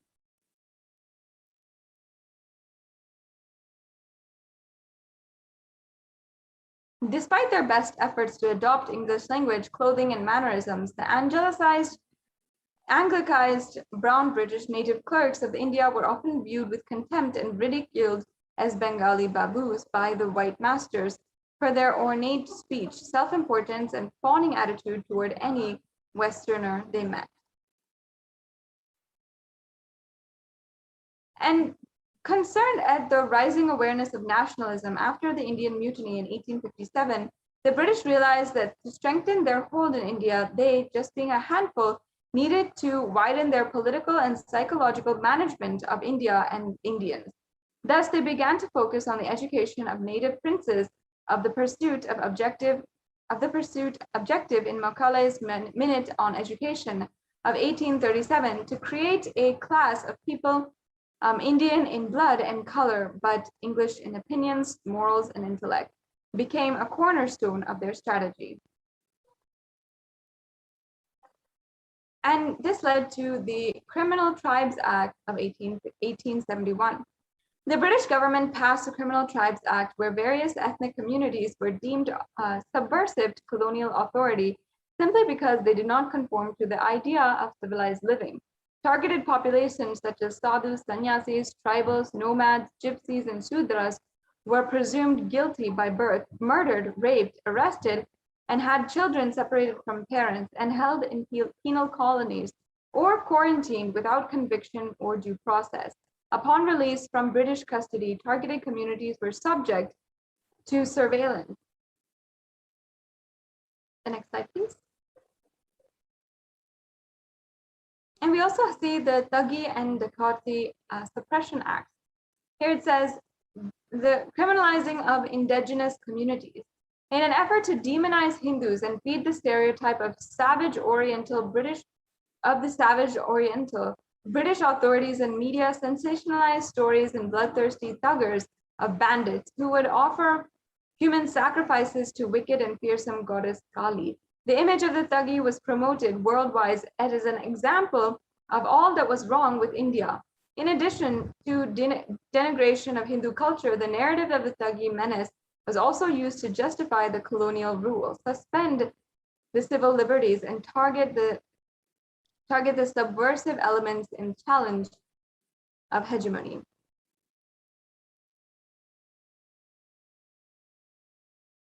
And unfortunately, we're seeing how during the Hindu Holocaust, that has literally continued until today, where the Supreme Pontiff of Hinduism has literally had to undergo so much of attack.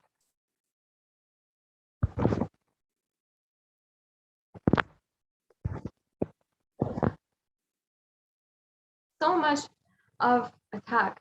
The Supreme Pontiff of Hinduism himself was continuously attacked for more than 11.5 hours and chased for a total distance of 390 kilometers from Salem to Bidadi on the 2nd of March 2010, beginning at 8 a.m.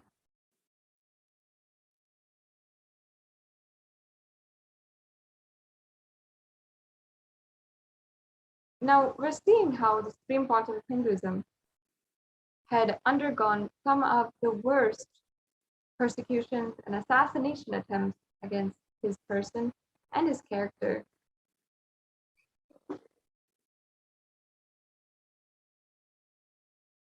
Yes, we can play this video.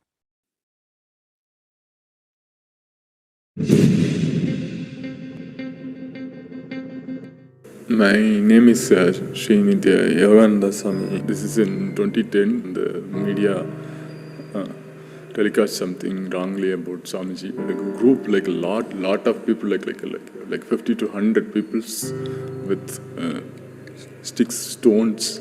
And they just barged into the area and like just pull up my shoulder pushed me against the wall. They just like slapped me left and right, started kicking me and pushing me, just holding my neck and asking like, where is Swamiji, where is Swamiji? I couldn't see a trace of humanness in them. One after another, people started surrounding me, tied my hand behind, one after another, like one guy after another. Where is Swamiji, where is Swamiji? They started putting fire to everywhere, beating up like every single person they see.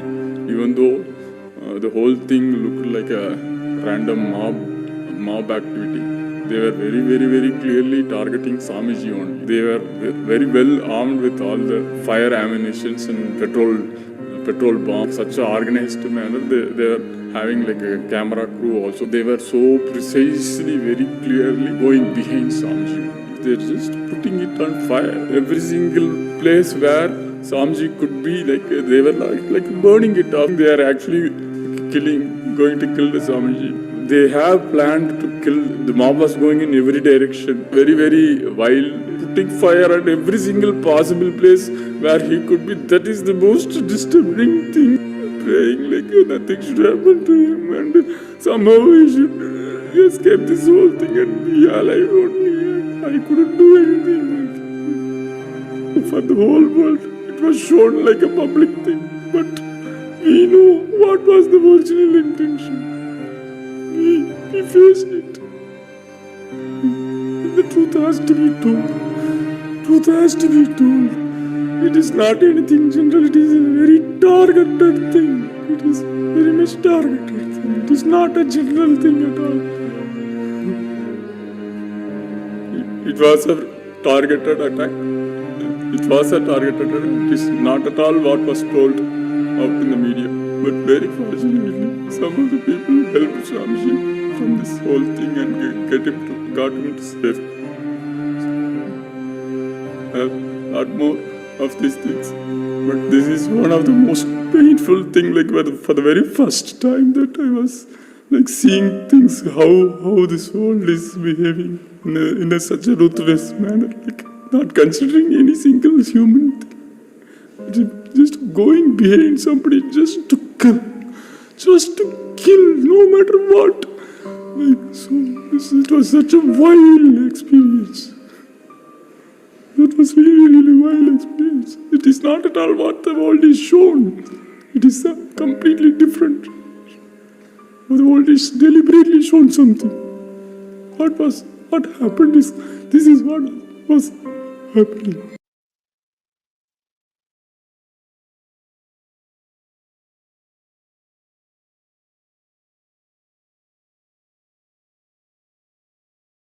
We can play this next video.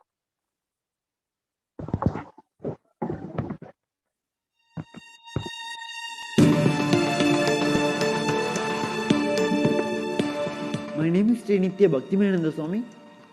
I was in the ashram last 10 years. I was doing the designing work. In 2010 March 3, I was in the office.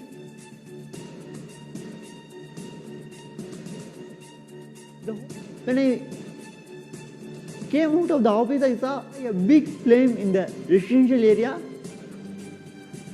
I saw the whole hut was full of fire and few people shouting inside the hut, and I saw the door was locked and few media rowdies seeing people in the fire capturing the video. And I was trying to put out the fire. Two rowdies stopped me, beating me and killing me, not allowing me to put out the fire. And the fire was spreading more and more, and people are shouting from inside.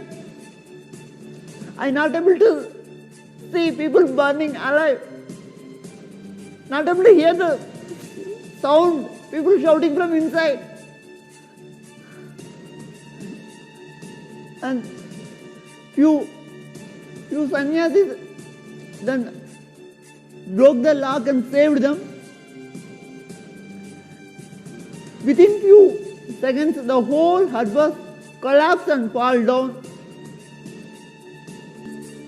Any moment, I may be killed, or any of the Adinivasis may be killed. This was continuing from 2010 till it's not ending, it's go on.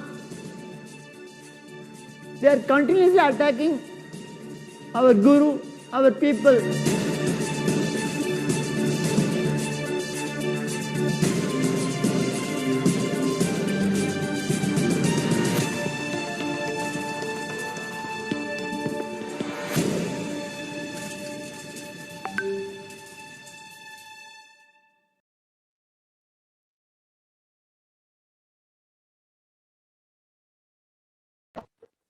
We can go on to the next slide, Ma.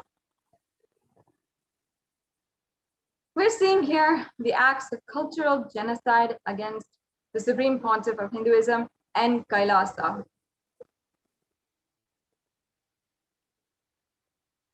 And how this was broadcasted in daytime to national television. This was the direct assassination attempts on the Supreme Pontiff of Hinduism, where anti-Hindu militants set fire to the Supreme Pontiff of Hinduism's quarters and locked it from the outside.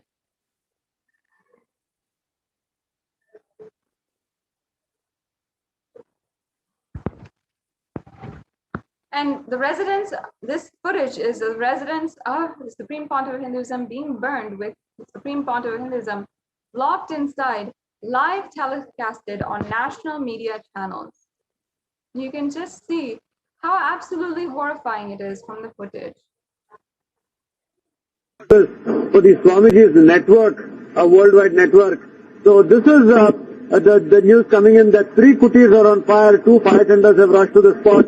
More fire tenders are on the way to really battle the blaze. Also the ashram contains some 80 kilograms of sandalwood. Illegal, of course, because it is illegal to stash this amount of sandalwood. Also, tiger pelts and leopard pelts visuals from the CDs has also given the forest department the evidence that the Swamiji had some kind of leopard pelts and animal pelts within the ashram. Now that is also being investigated. Really, the investigating authorities are now the corporate headquarters for the Swamiji's.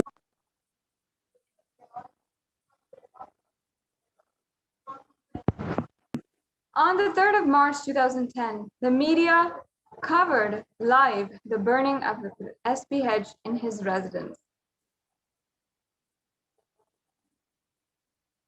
And even the people around were stopped by the police from putting out the fire.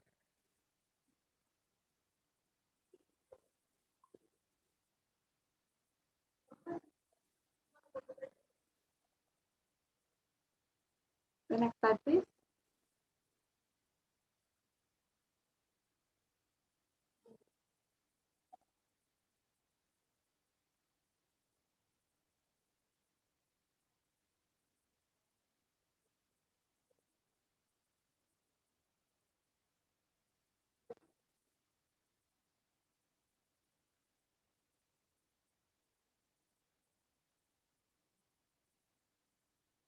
The next slide, please.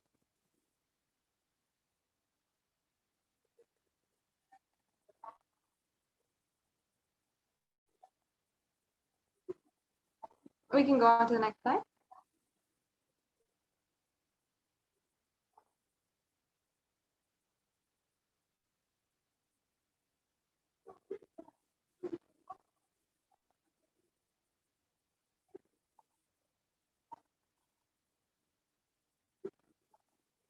The next slide.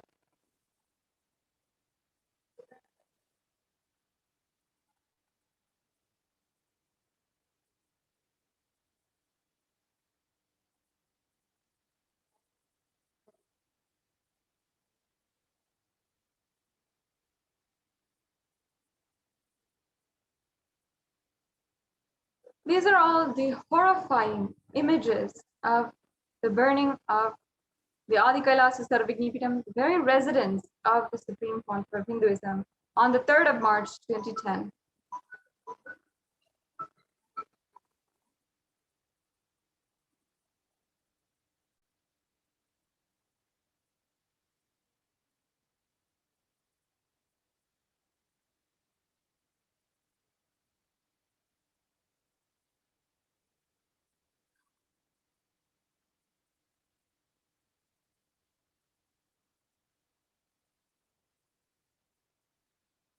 The next slide, please.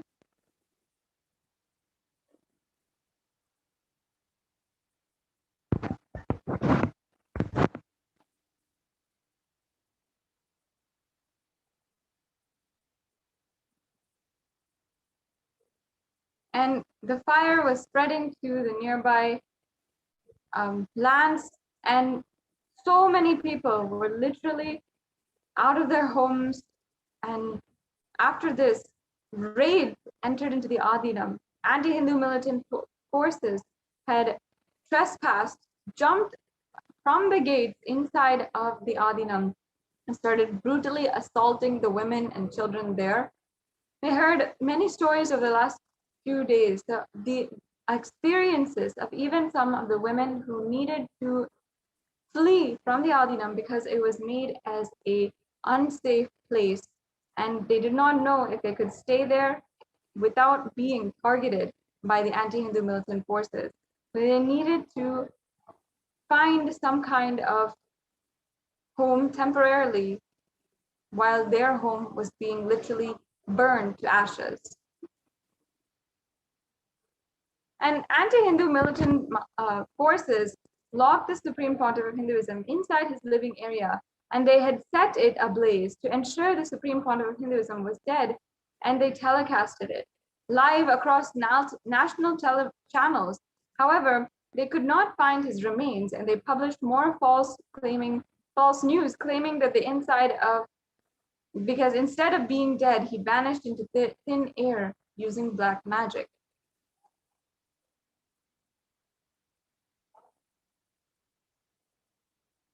And the Supreme Pontiff of Hinduism was handed over to the mob lynching.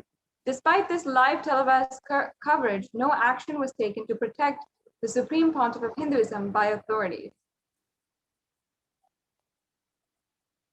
The next slide, please. And the police watched, literally, as the mob pushed the Supreme Pontiff of Hinduism inside and set it on fire. The next slide, please.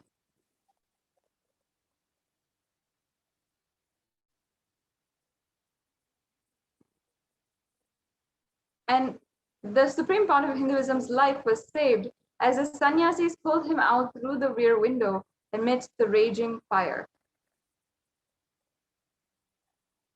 And the fire spread to even nearby areas. Cultural genocide was to kill the last lamp of Hinduism. The entire monastery was destroyed, and the decade of blood and sweat and hard work of the Supreme Pontiff of Hinduism was literally burned down to ashes. Not even a single arrest of the assassinators was made. Not even a single complaint was even accepted.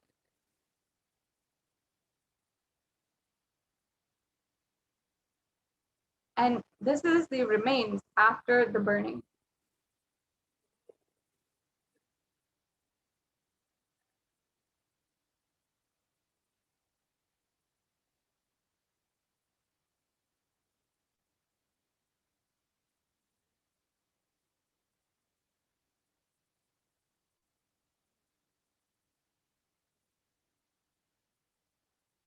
As you can see, literally everything was destroyed and devastated. Just as Nalanda University was burned to ashes, here we are seeing the ashes of the revival of Hinduism. And the metal beds were literally scorched black and entirely just into charcoal. You can see here the absolute devastation of everything. Literally everything burned down to ashes.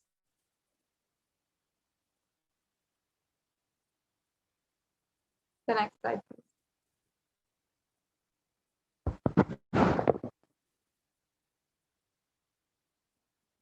The next slide, please.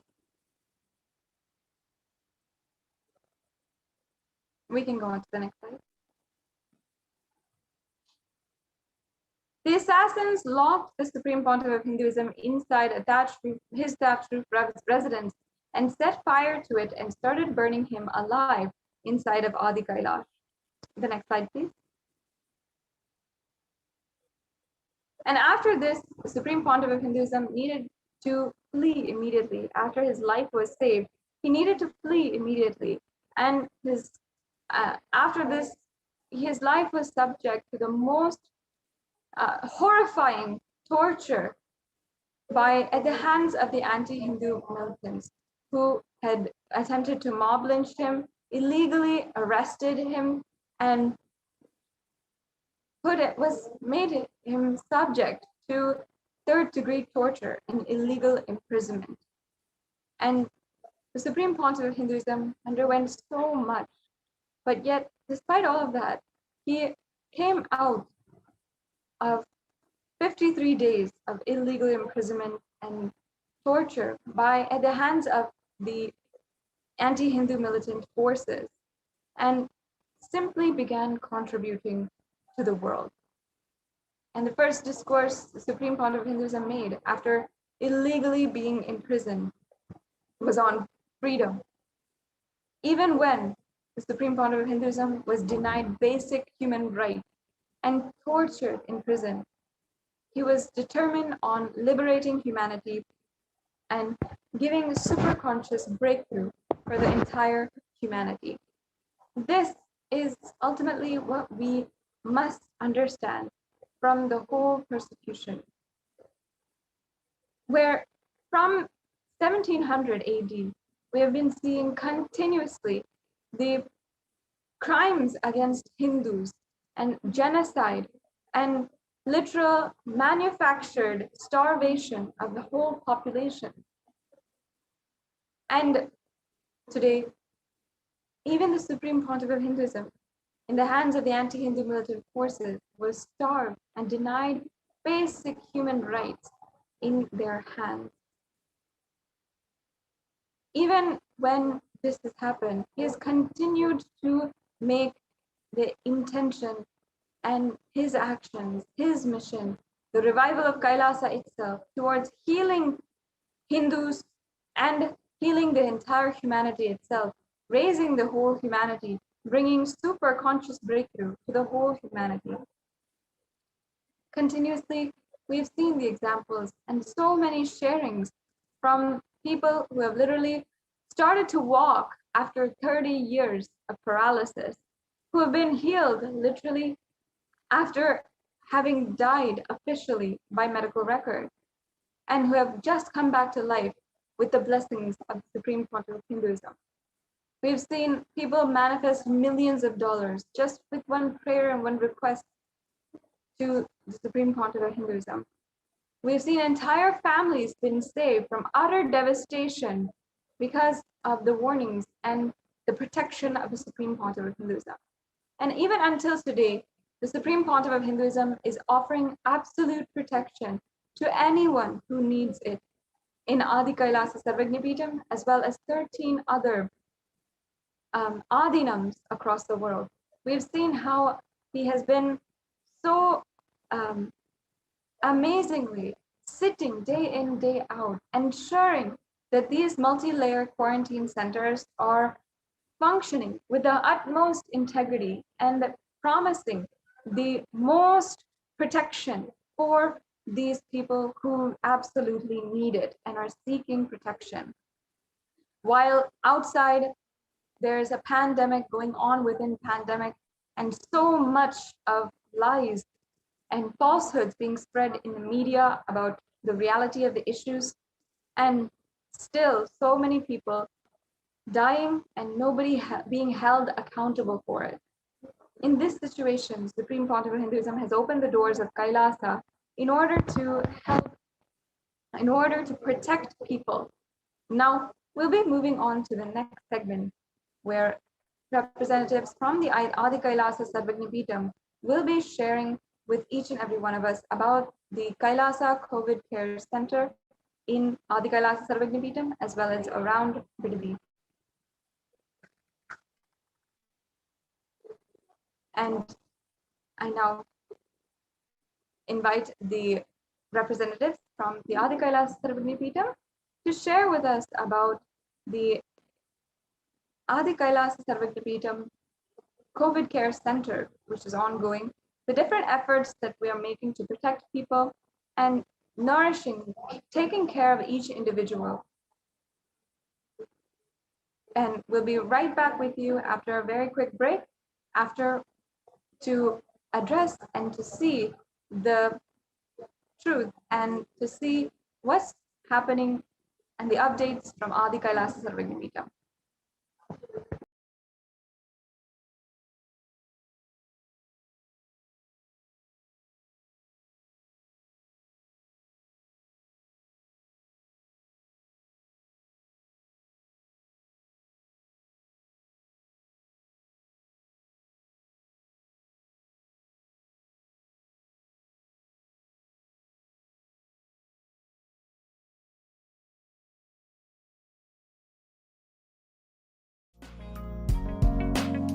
We get you health. We get you ability to build beautiful relationships in your life. We get you direct spiritual support, and we make sure you become wealthy.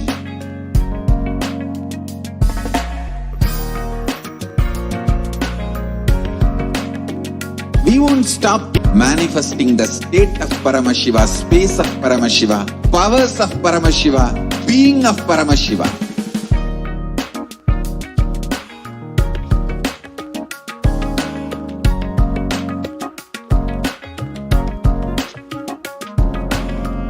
Whole world should become Kailasians. I want the whole world to know Hindus have something great to contribute to the world.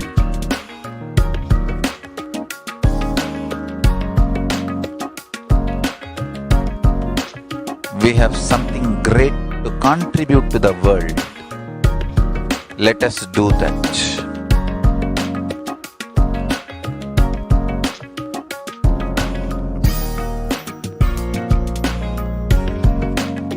Kailasa is proper customized spiritual service helping you to identify your root patterns of suffering.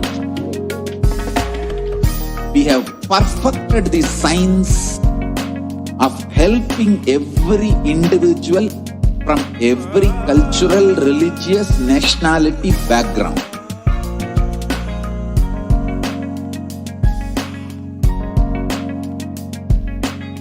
You will have lowest reactionary assumptions, highest awakened response, alive response for life continuously.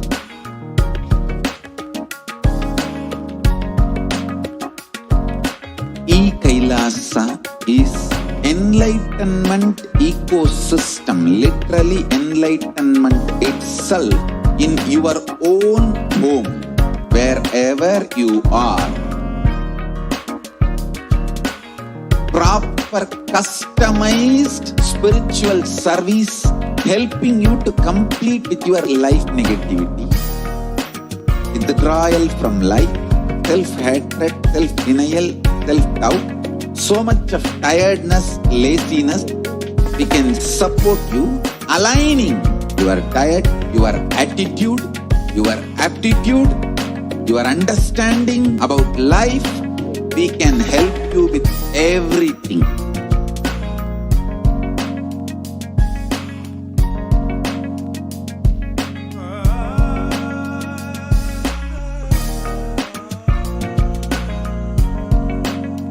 If you are interested in enlightenment, we will immediately bring this to you. If you are not interested, we will explain the whole science, inspire you and make you interested in enlightenment science. We need to cater this enlightenment science to the whole world wherever they are, because enlightenment is the birthright of all human beings. Kailasa is responsible to provide that to all human beings.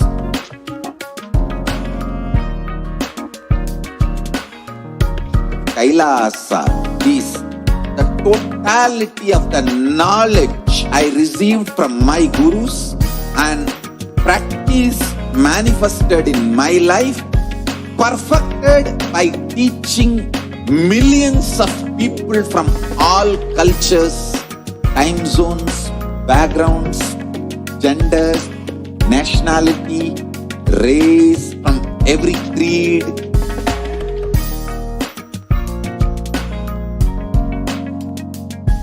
So this absolutely perfected knowledge available to you, served to you in your home without even you moving out of your couch, free of cost.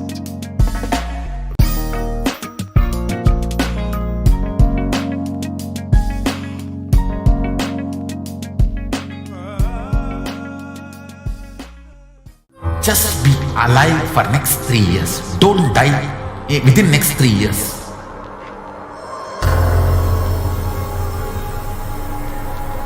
Just don't die within next 3 years. Be alive. Somehow be alive. I'm working sincerely. I will reach you somehow. Somehow I will reach you. It's my commitment to humanity.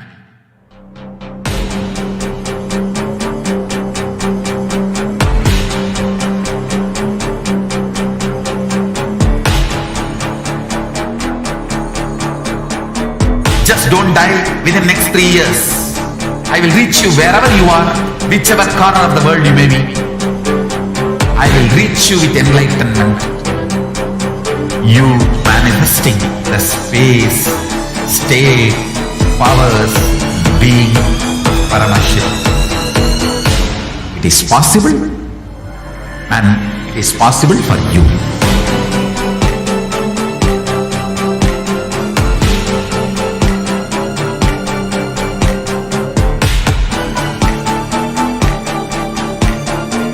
Paramashiva will reach you with enlightenment science. I know he is going to do the job. Just be alive for next 3 years. Nothing else.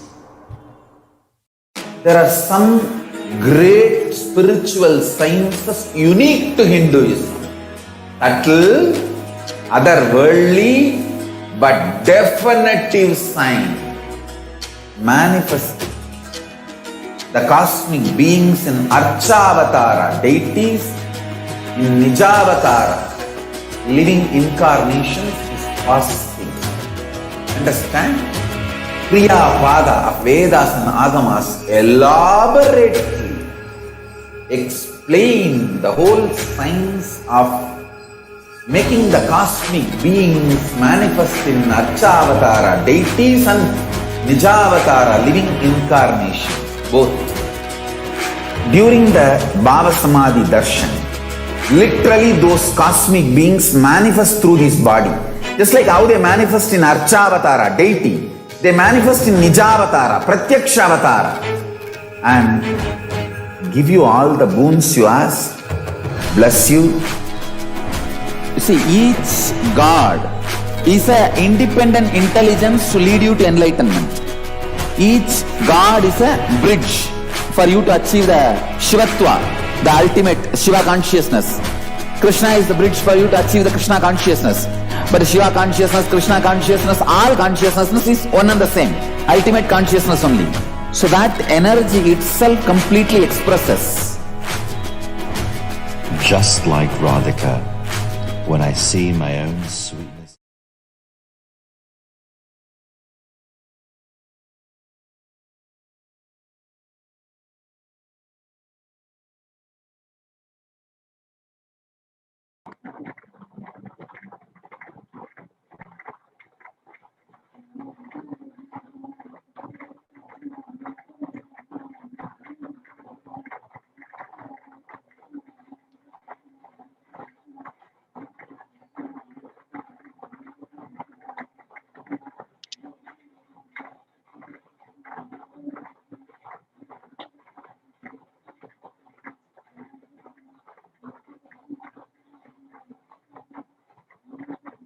Nithyanandam.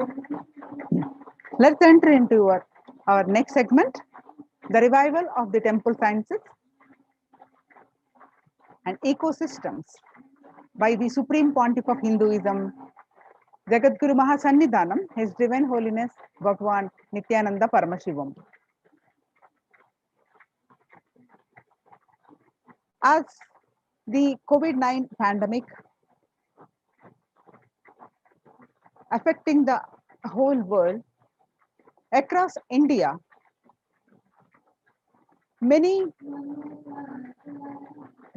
states have their famous temples, the temples which have been running,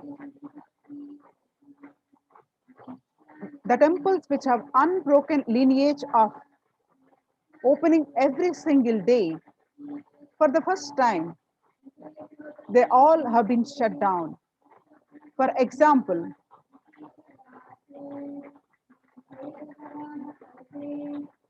the Shirdi Sai Baba temple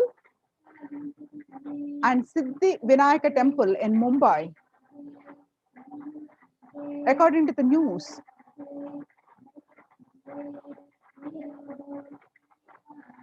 the temple has been shut for devotees from Monday night till further orders.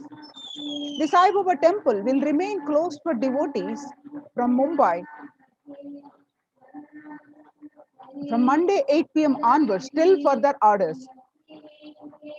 So the officiating Chief Executive Officer, Sri Sai Baba Santanam Trust, the Shirdi's temple administrator took the decision after the Maharashtra government on Sunday announced a weekend lockdown and night curfew in the state to control the spread of the coronavirus. In another state, keeping in view the surge of COVID-19 cases in Orissa, the famous Puri Jagannath temple to remain closed for public. The authorities of the temple of the Lord Jagannath temple in the pilgrim town on this Sunday. So this famous temple is closed for the devotees since May 5th, as the statewide lockdown was imposed by the Odisha government. And in another state, another temple in Odisha with capital Bhubaneswar, registering the highest ever single day spike of 581 new COVID-19 cases, the local municipal authorities Tuesday declared the closure of all religious places like temples, mosques, gurudwaras, and churches for the devotees from Wednesday till further orders. In Uttar Pradesh, two major temples of Sapta Devalaya, the cluster of 7 temples in Vrindavan, on Sunday banned the entry of devotees in view of the rising COVID-19 cases. In Gujarat, the famous Somanath temple closed for darshan amid COVID-19 surge. In view of this pandemic rise, the Somanath temple, the temple trust authorities has announced that the temple will remain shut down for devotees from April 11th for an indefinite period. In South India, Tamil Nadu, the murtis of a Chola era temple have been vandalized in Pudukkottai, Tamil Nadu. A devotee who went to the temple who was shocked to find all the murtis in the temple in a beheaded state. He lodged a complaint with the local police later. The Kailasa temple in a village in Kinjanatur in Pudukkottai is said to belong to the era of Kuluchunga Chola, with Shiva as the presiding deity the temple houses other deities such as Ganesha, Parvati, Murugan, and Krishna, and Nandi. So all of these murtis were discovered in a beheaded state a few days ago.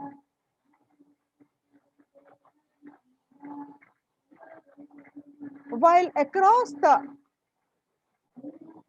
India, many temples have been locked down. Let's see what the Supreme Pontiff of Hinduism reviving the Kailasa, how the temple experience of Kailasa. Now, in the times when COVID-19 is rampant and the ancient temples are in a lockdown because of the risk of widespread corona disease, the devotees of the temple were visiting and having darshan of their gods and goddesses for thousands and thousands of years. At all these ancient, sacred, sentimental temples have come to a harming halt after the lockdowns have taken place. The religious fervor of the devotees is being lost due to the pandemic.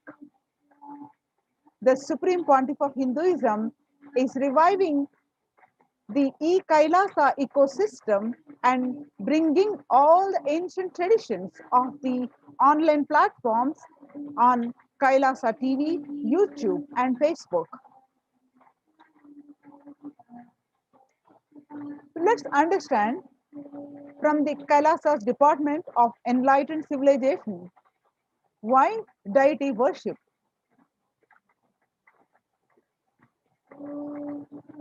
So, the Supreme Pontiff of Hinduism says, please understand, deities are not mere idols.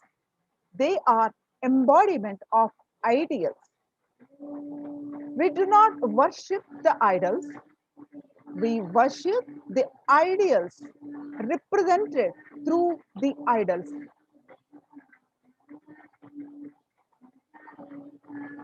For example, the Paramashiva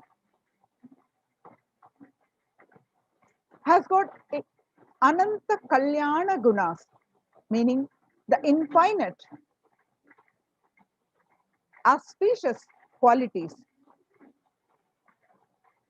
As and when devotees call, or as and when the world needs, Paramashiva expresses all the qualities to save the devotees or to save the humanity.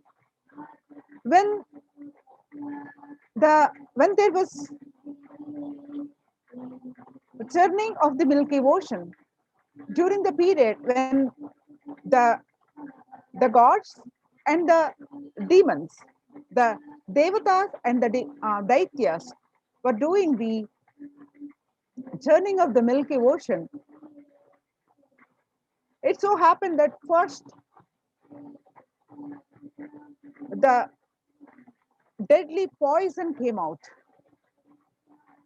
The poison is so intense, it's so widely spreading so quickly, it could destroy the whole world. Paramashiva, with the infinite compassion to save the world, drank that poison instantly, where Devi come and just held at Paramashiva's throat, so the poison could not go down Paramashiva's stomach. So the poison, to save the world, Paramashiva kept the poison in his throat. That's when he became Nilakanta. So that become an independent intelligence. So when the divine is present, in another quality expressed by Paramashiva as to save the devotees. When the divine is present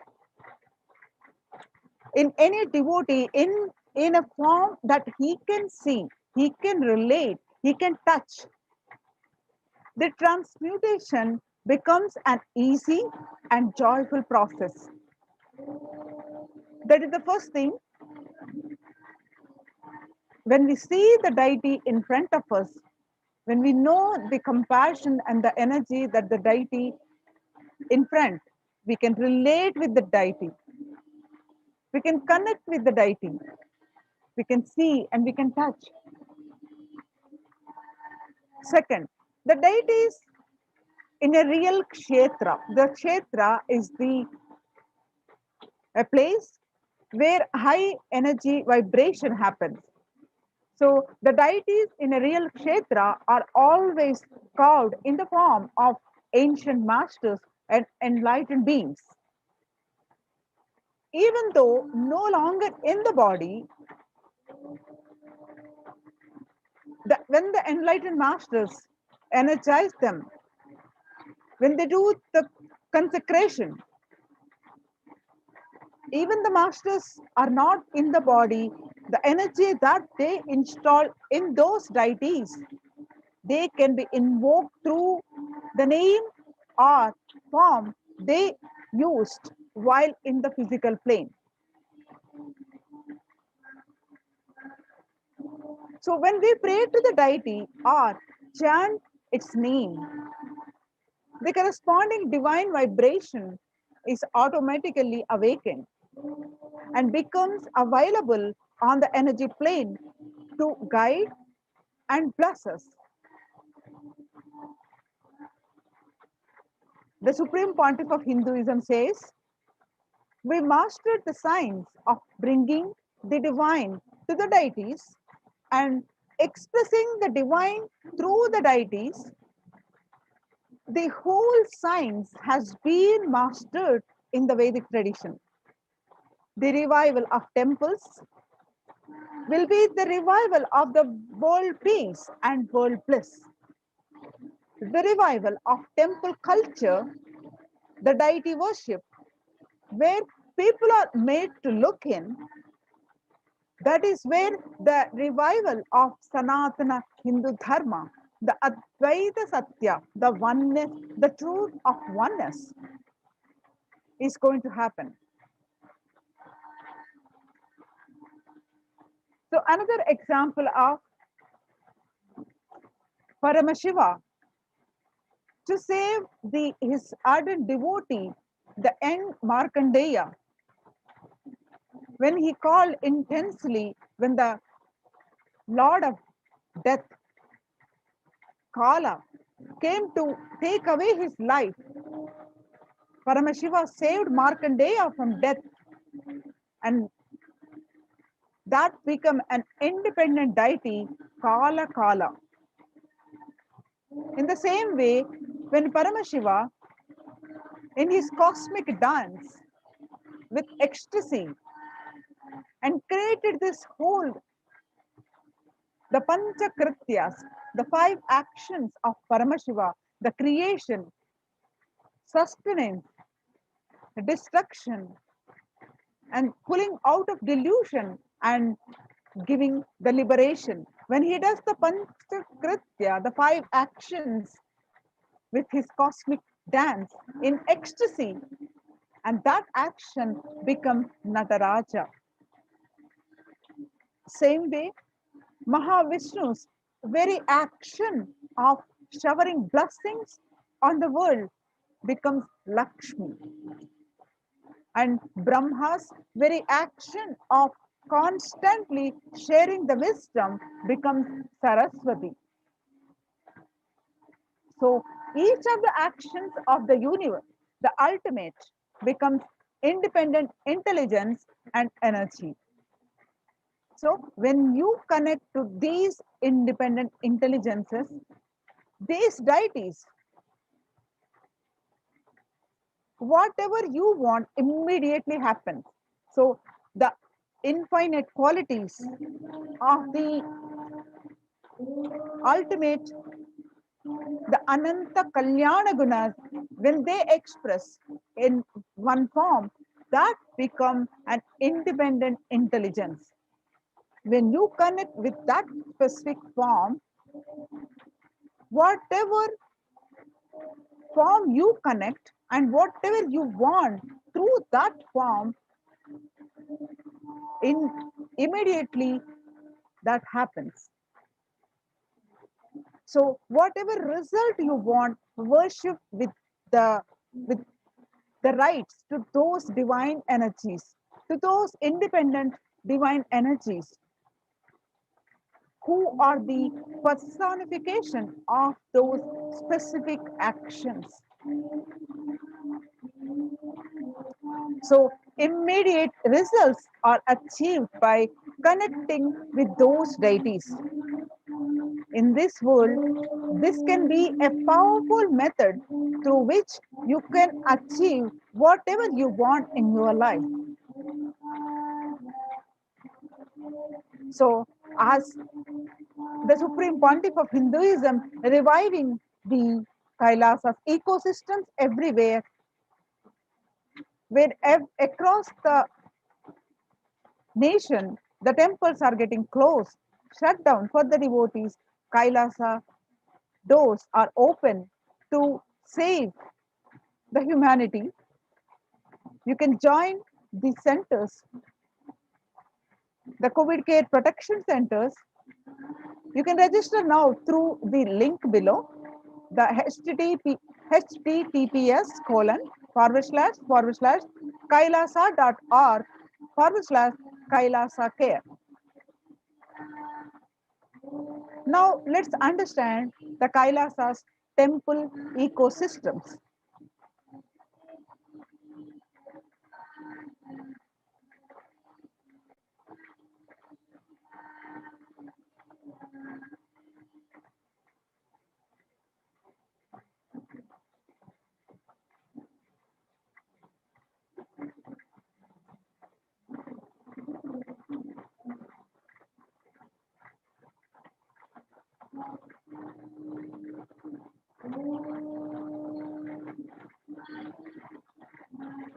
Kailasa is a place where everything related to super consciousness is revived.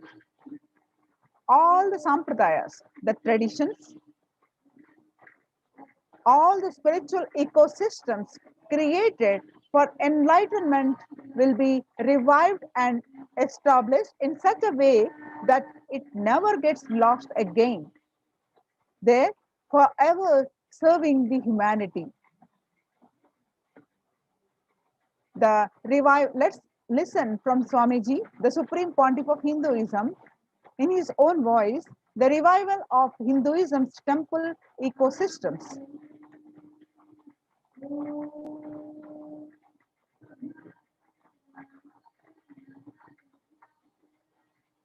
I am going to revive Hinduism by setting up a model community, enlightenment ecosystem. I am going to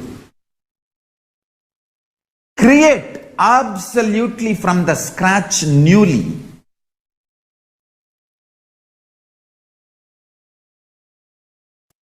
self-sustaining, temple-based Hindu ancient enlightenment ecosystem and civilization based on that. Understand? Kailasa is reviving the ancient Hindu enlightened civilization.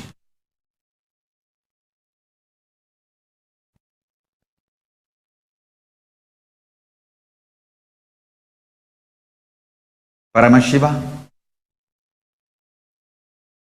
himself manifested this Kailasa Mandala, the enlightenment ecosystem, and the lifestyle. I am going to revive this whole enlightenment ecosystem, Kailasa, by creating a model Kailasas all over the world.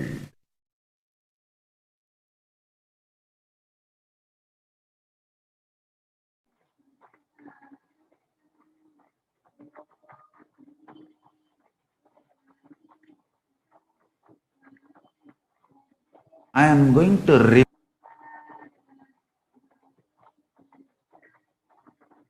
Now let us see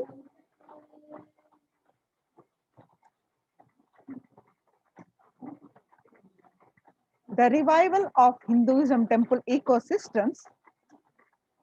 The adulation of violence in recent lifestyle has enabled disruption in several nations, affecting millions of lives with mental distress, physical health elements, and defalcation of food supply, and pinpointed destruction to the infrastructure of several countries. The Supreme Pontiff of Hinduism, His Divine Holiness Bhagwan Nithyananda Paramashivam, has dedicated his life and made it his mission to bring the global peace from the ground level through the Kailasa's Department of Religion and Worship and Department of Human Services to bring harmony to the humanity, to create life of freedom and peace for every individual on planet Earth through the revival of temple ecosystems. The director of the National Institute of Mental Health, Joshua Gordon, MD and PhD, pointed out that environmental factors present both risk and protective influences on mental health. He grouped such factors into three types. The first one is individual factors such as the microbiome. The second is natural and built components include green spaces, housing, and highways, which may play a role in health disparity, and social factors like family structure, poverty, and other social determinants of health. From 1994 to this date, the Supreme Pontiff of Hinduism has worked tirelessly in the revival of temple ecosystems globally through Kailasa's Department of Religion and Worship and Department of Human Sciences led by the Supreme Pontiff of Hinduism. This lifelong commitment to the mission and vision of bringing global harmony, sustainable living, and reproducible ecosystems has been proven in building active and contributing temple ecosystems around the world. You can see some of the pictures. This picture that you see is taken from 21st of October 2006, following a meditation workshop under the sacred banyan tree in Adi Kailasa. The peacekeepers of Kailasa, along with children of the Nithyananda Gurukul, celebrate the auspicious occasion of Deepavali. And you can see the pictures from 2018, 22nd December, the peacekeepers of Kailasa and the participants of the Paramashivoham meditation workshop take part in the celebrations of a traditional flag hoisting ceremony which happened in the Adi Kailasa Sarvajna Peetham, Bidadi, Bangalore. And this picture that you see is taken from 14th December 2006. The Supreme Pontiff of Hinduism conducting the Nithyananda Spurana Convention, which is also called the Life Bliss Program Level 2, a meditation workshop in Chennai, India. You can see this picture taken on 17th December 2006. The Supreme Pontiff of Hinduism conducting the Nithyananda Spurana Convention, which is also called Life Bliss Program Level 2 at St. Peter's Engineering College in Chennai. And you can see these beautiful pictures taken 26th May 2006. The peacekeepers of Kailasa and the Supreme Pontiff of Hinduism embark on the Himalaya Yatra, the traditional sacred pilgrimage to the Himalayan mountains and up to the river Ganga. This is in Harshil, India.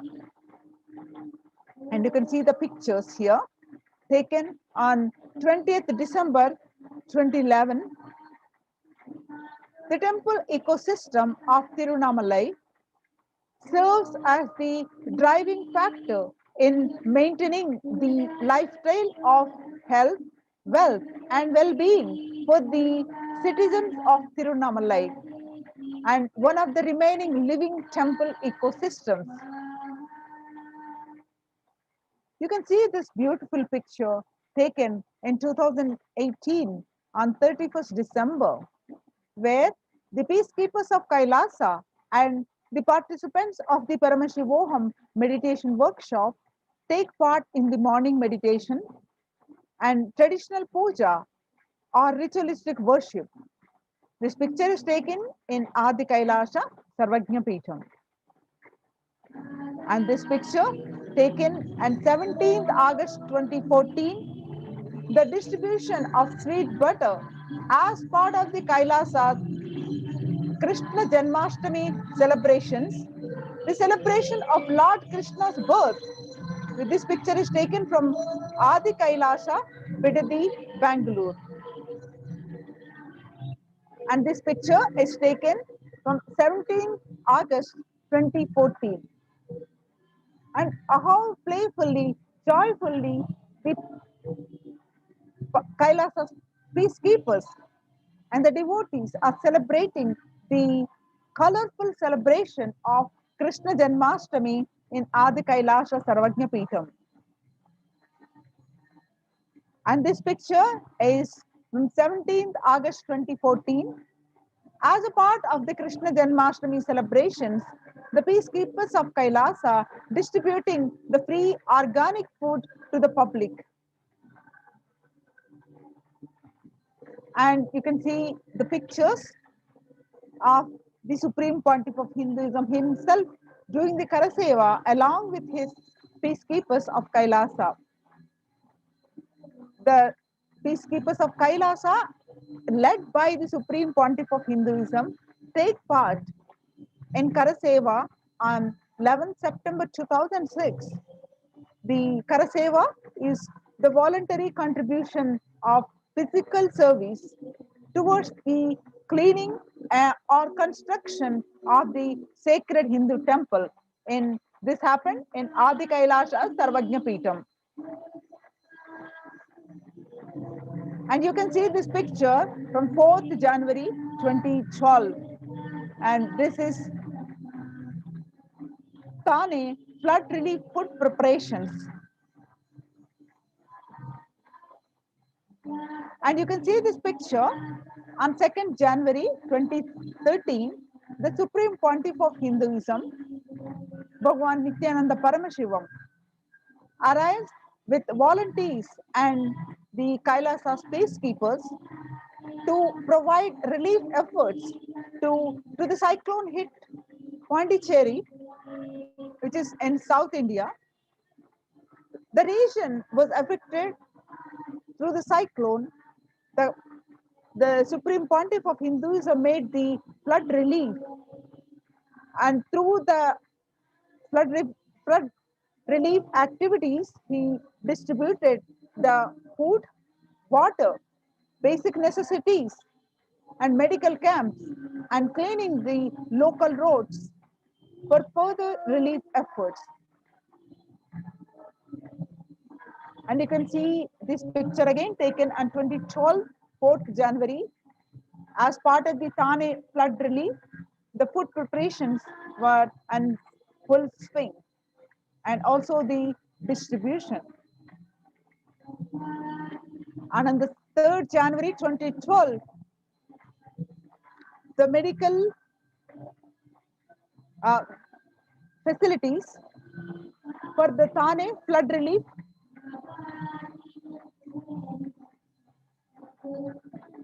Kailasa's ecosystems around the world, you can see from these pictures, they are spanned across the continents, across the globe. The ecosystems are in all continents and spread across the globe. Now, the Supreme Pontiff of Hinduism started this work of establishing the various Kailasas. You can see the pictures. In 1994, the Kailasa in Tiruvannamalai is traditionally passed on to the hands of the Supreme Pontiff of Hinduism, Jagadguru Mahasannidhanam, His Divine Holiness Bhagwan Nithyananda Paramashivam. On the right, you can see the picture in 2017, the Kailasa in Tiruvannamalai receiving the visitors and delegates for the Kalpataru meditation workshop and the Shivadiksha. And the picture that you see in here is taken in January 2011. The Kailasa in Tiruvannamalai, the Supreme Pontiff of Hinduism himself directly serving the Annadanam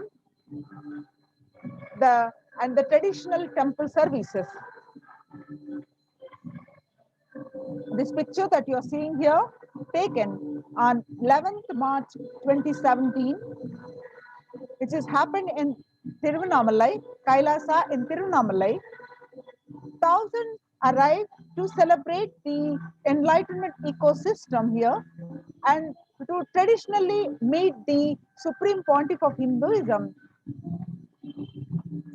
Jagadguru Mahasannidhanam, His Divine Holiness Bhagwan Nithyananda Paramashivam. And you can see this picture is the Tiruchengodu Sarvajna Peetham. This is the first Sarvajna Peetham. It's also called Adi Nithyananda Peetham. The first temple ecosystem established by the Supreme Pontiff of Hinduism, Jagadguru Mahasannidhanam, His Divine Holiness Bhagwan Nithyananda Paramashivam, at the mere age of 23. On the banks of the sacred Kaveri River in 2001, way back in 2001. This was the start of the borderless Hindu temple ecosystem that we know today as the Kailasa. You can see these beautiful pictures that Supreme Pontiff of Hinduism establishing the Adi Kailasa Nithyananda Peetham in Bidadi, Bangalore. After having the vision of the sacred banyan tree, the Supreme Pontiff of Hinduism has established the Adi Kailasa temple ecosystem with the same banyan tree at its heart, the main headquarters of the Kailasa way back in 2003. You can see the deities of this temple, the Adi Kailasa Sarvajna Peetham, the sacred banyan tree, and the Nithyanandeshwari Parashakti and Nithyanandeshwara Paramashiva and the Nithyanandeshwara Paramashiva Linga.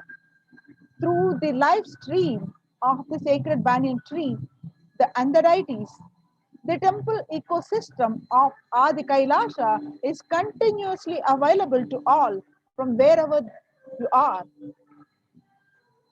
And you can also see the temple rituals, the continuous flow of the worship and the temple services happening throughout the day.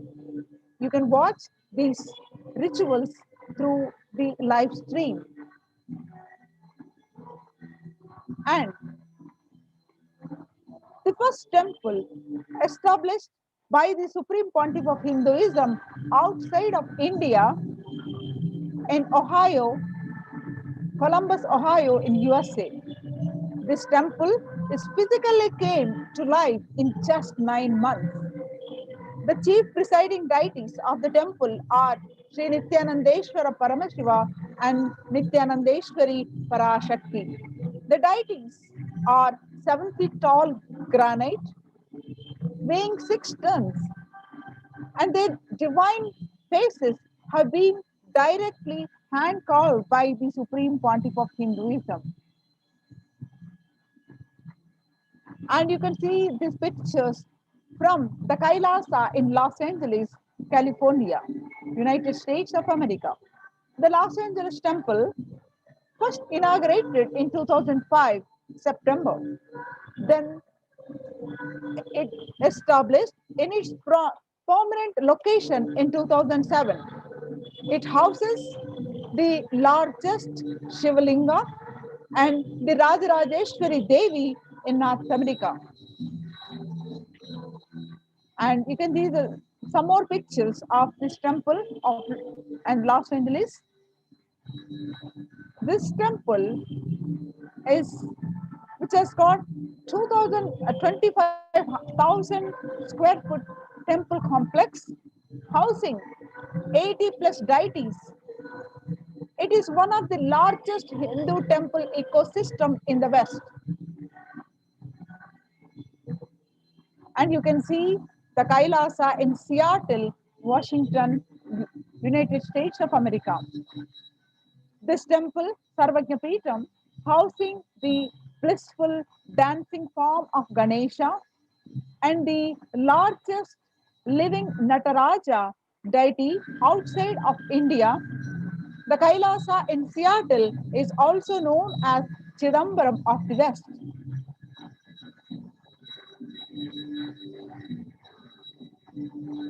And the Kailasa in San Jose, California. These pictures that you see are from the Kailasa in San Jose, California.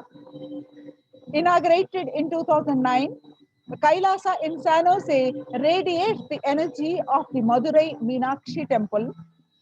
The chief presiding deities of the temple are Devi Meenakshi, the Shivalinga, and the Lord Nithyanandeshwara and Devi Nithyanandeshwari, who are the Lord Shiva and the Cosmic Mother Parvati, which have been created, installed, and energized by the Supreme Pontiff of Hinduism himself. And the pictures that you're seeing are the Kailasa in St. Louis, Missouri. Alongside the Shivalinga and Nithyananda Ganesha, Kailasa in St. Louis carries the energy of the Tirumala Tirupati of the South India and houses one of the tallest Venkateshwara deities in North America, along with his consort Sridevi and Bhudevi. The beautiful landscape among the woods and rolling hills of Missouri stretches for 20 acres. And the pictures that you're seeing here are from the Kailasa in Phoenix, Arizona. It houses the home for the 21 deities, and with the temple structure of 2,500 square feet, Kailasa in Phoenix has been directly established by the Supreme Pontiff of Hinduism, serving as an energy field of worship, meditation, and the celebration for over 7 years.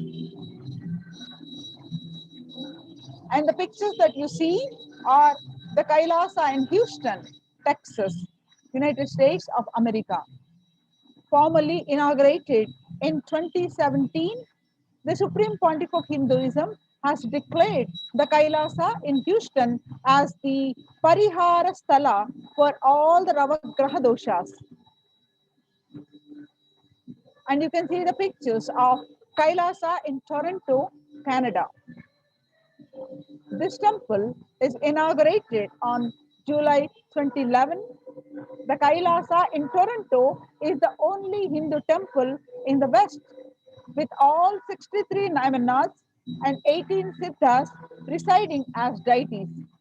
The temple deities here are seated exactly as they existentially preside in Kailasa around Paramashiva, the primordial deity of Hinduism.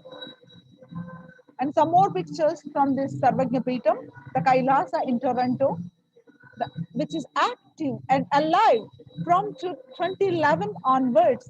The Kailasa in Toronto has been blessed to radiate the superconsciousness energy of Kailasa. This temple ecosystem goes on providing various temple services to the community, such as Annadan and traditional Hindu ceremonies. Kailasa's Department of Religion and Worship, the Department of Human Services, and each of Kailasa's temple ecosystems consider the right of happiness to be the highest fundamental right of all human beings. In fact, all humans and all beings. The ultimate goal for Hinduism and Kailasa, led by the Supreme Pontiff of Hinduism, Jagadguru Mahasannidhanam, His Divine Holiness Bhagwan Nithyananda Paramashivam. It is the material and spiritual well-being and prosperity of humanity. And you can join the Kailasa's ecosystems and protect yourself from the pandemic. Join the COVID Care Protection Centers. Register yourself now through the link below, which is https://kailasa.org/Kailasa care. Now let us understand the contributions from the Kailasa's Department of Religion and Worship during the COVID-19 pandemic.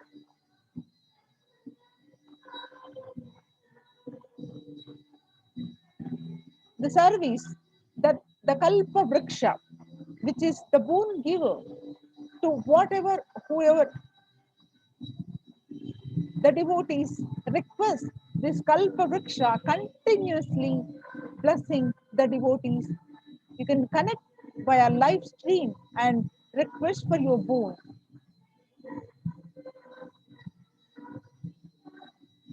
And the deities, you can see them continuous live stream via YouTube, and some more pictures of the rituals of Homa and pujas happening with the grace and the blessings of the Supreme Pontiff of Hinduism.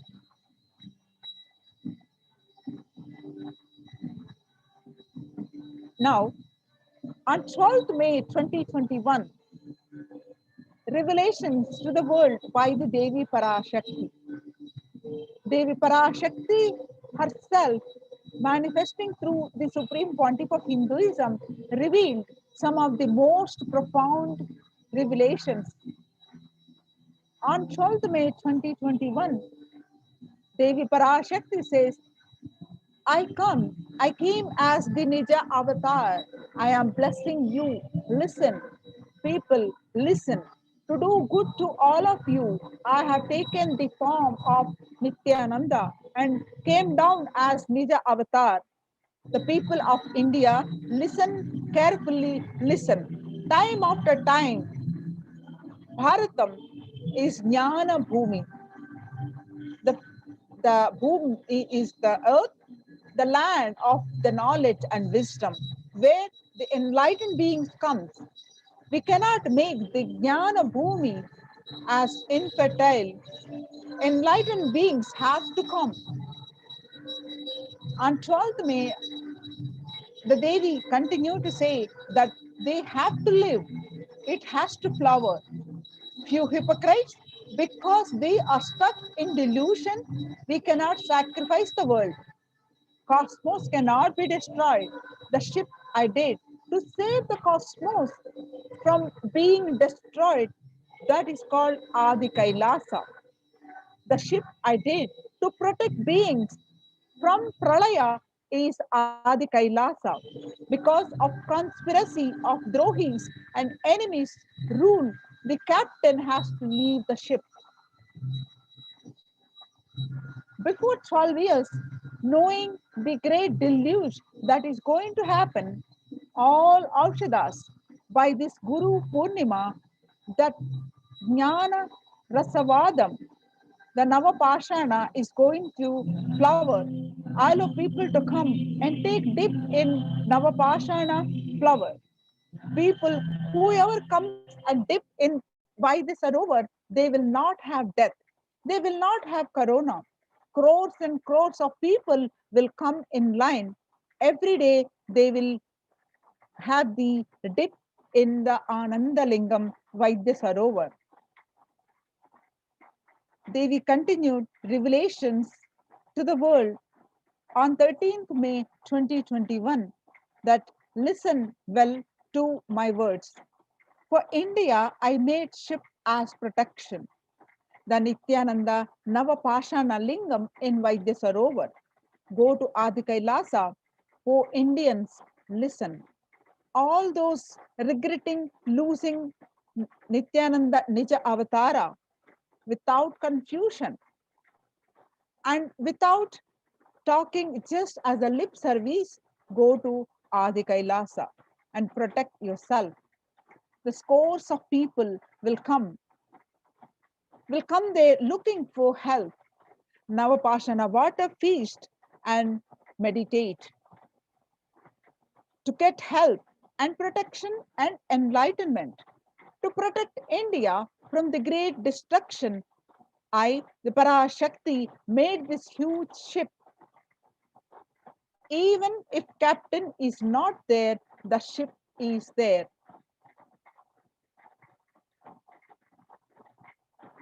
When the first world countries closed their borders during a massive global emergency, Kailasa has opened its doors, not only the doors, to all, one and all, without exceptions.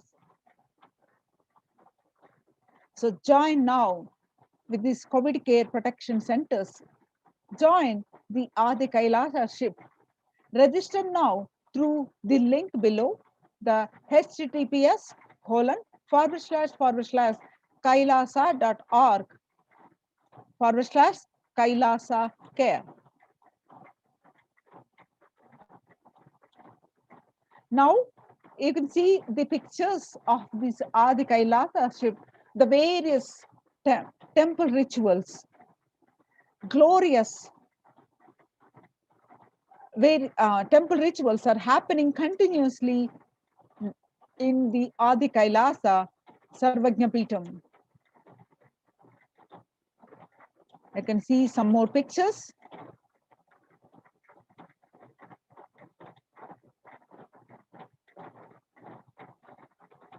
The Abhishekams, the Alankarams, continuously the happening, various pujas, various homas that are happening in the Adi Kailasa. You can see the glimpses of the Nithyanandeshwara Paramashiva Devalayam, Adi Kailasa Sarvajna Peetham. So join now for this COVID care protection center at Adi Kailasa and register now through the link below at https://kailasa.org/Kailasa care.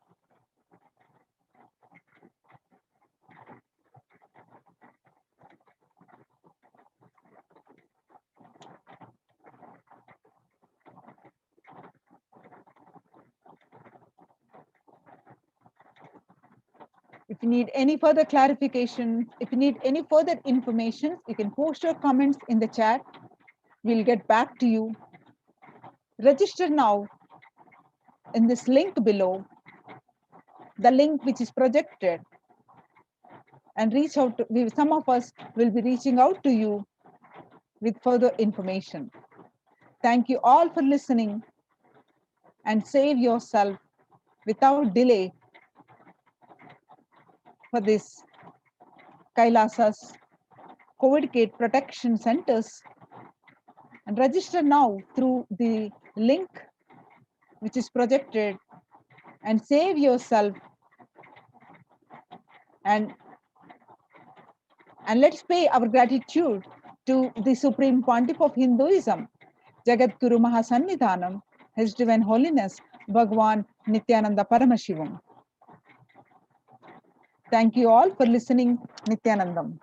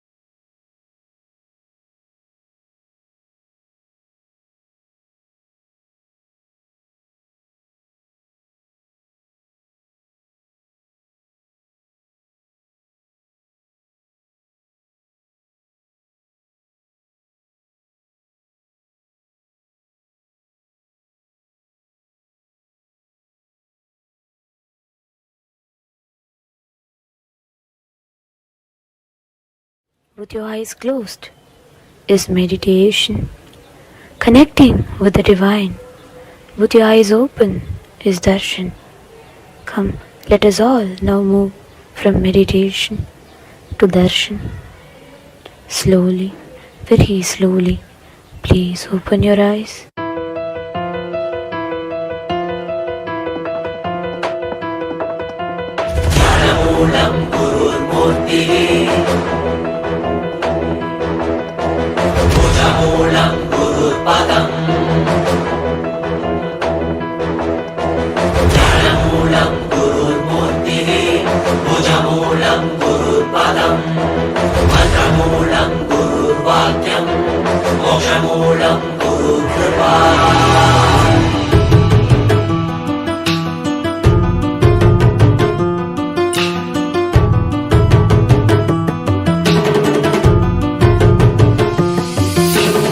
உலகை காத்தருளவே கையிலையில் தரும் நித்யனின் தரிசனம் தன்னை தான் அறியவே இவை அசைவிடும் தீட்சை தரும் தரிசனம் மறைப்பொருளாயிருந்து திரை விலகி திருவடி தொகும் தரிசனம் பிறை சூடிய சடை நாதனின் திருவுரு தரிசனமே மறைப்பொருளாயிருந்து திரை விலகி திருவடி தொகும் தரிசனம் பிறை சூடிய சடை நாதனின் திருவுரு தரிசனமே அருள் வேண்டி வேண்டி திரளான கூட்டமுவை தேடி வரும் அல்லவா மறை நான்கின் பொருள் உணர்த்த நானும் கண்டருள கையிலை உதித்ததல்லவா பொருளெல்லாம் தேடி உலகெல்லாம் போடி உரையனுள் உணர்ந்தல்லவா பொருளெல்லாம் தேடி உலகெல்லாம் போடி உரையனுள் உணர்ந்தல்லவா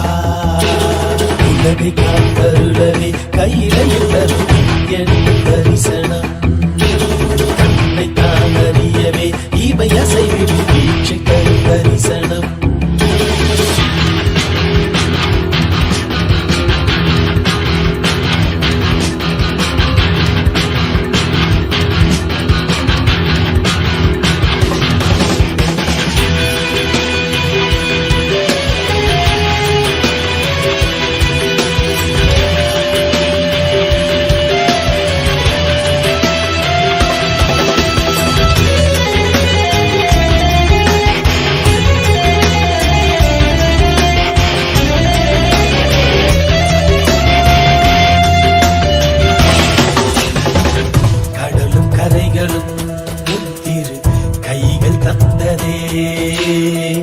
இரவும் பகலுமே உந்திரு கண்ணில் அசையுதே நாங்கள் என்ன கோள்கள் என்ன உம்மை பற்றிட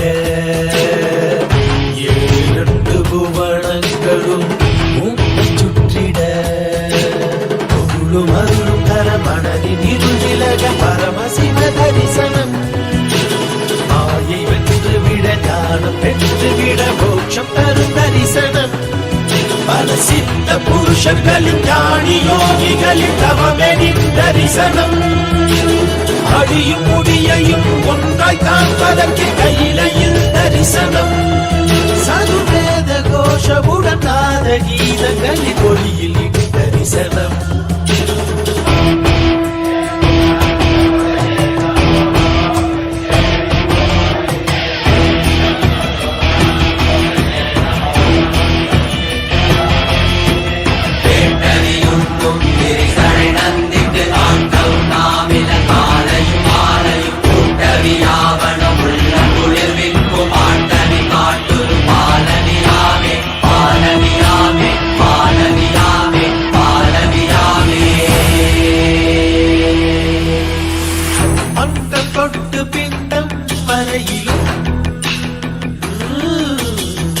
சாட்சியாகும் ஐயன் தரிசனம்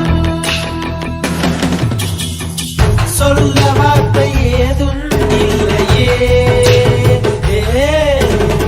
சொக்கநாதன் முந்தன் தரிசனம் நித்யானந்தா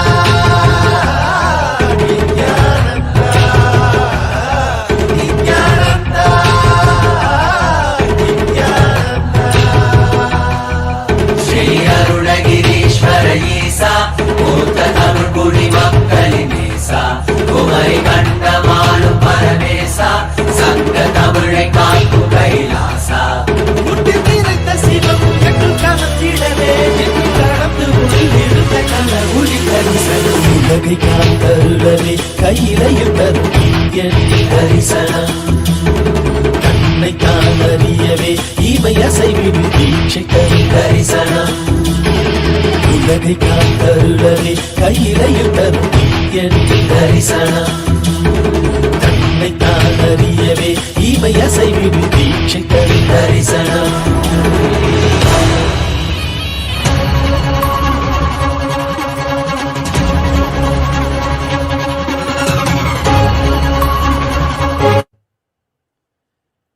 ॐ नित्यानन्देश्वर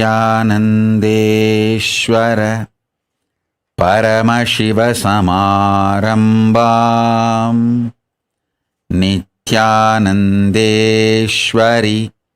पराशक्तिमध्यमाम् अस्मदाचार्यपर्यन्ताम् वन्दे गुरुपरम्पराम्.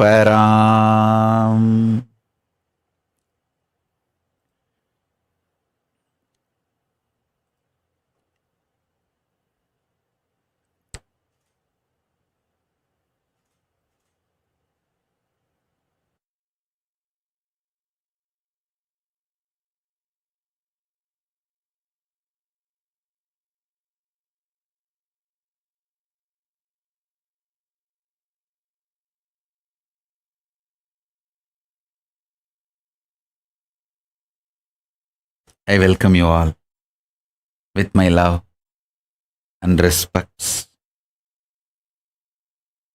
I welcome all the devotees, disciples, Samajis, Satsangis, Srimahans, Mahans, Tanedar, Kotari, visitors, viewers, Sarvanyapita Yajamans, Kartas,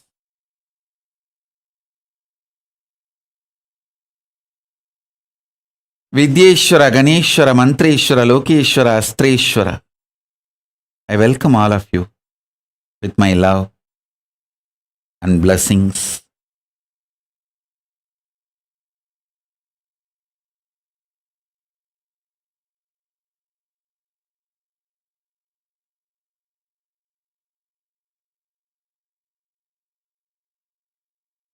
Paramashiva's message from Kailasa.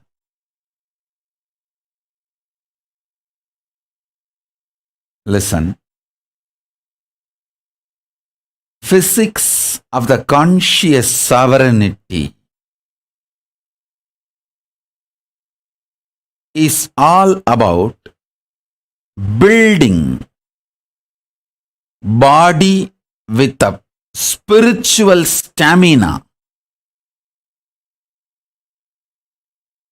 to hold the conscious sovereignty and radiate the conscious sovereignty.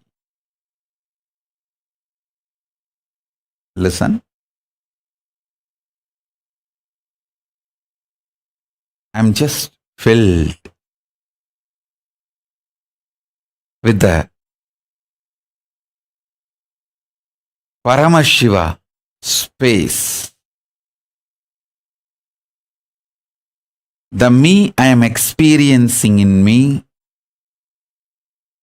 is the cosmic me, the Paramashiva.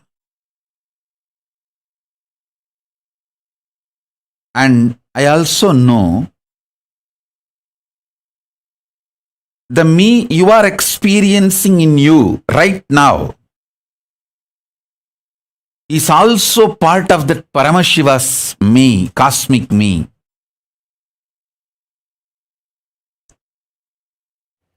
With this deep love of oneness, you are Paramashiva, I am Paramashiva. We both put together is part of Paramashiva.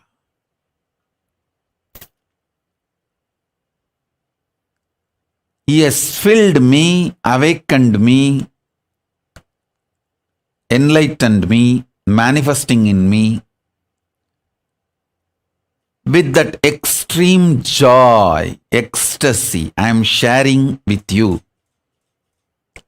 Raw, naked truth as it is. As it is.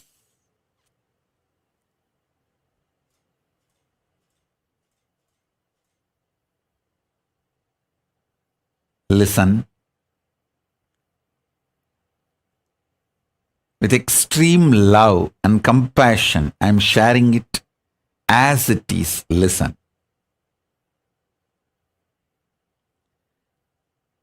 Spiritual stamina means your ability to cognize Paramashiva, letting him manifest his will, his experience of himself. That is what is most important. See,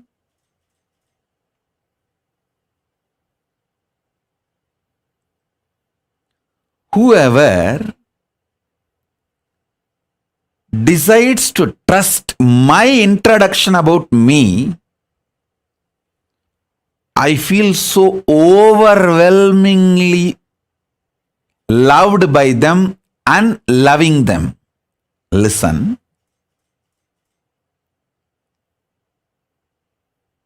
Love means whoever trusts your introduction up by yourself, about yourself, you simply love that person and that person simply loves you. Listen. When you trust Krishna's introduction about himself, who he is, how he is, how he feels about himself. Adityanam Aham Vishnu.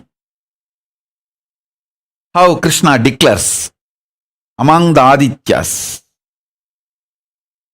So, he opens himself.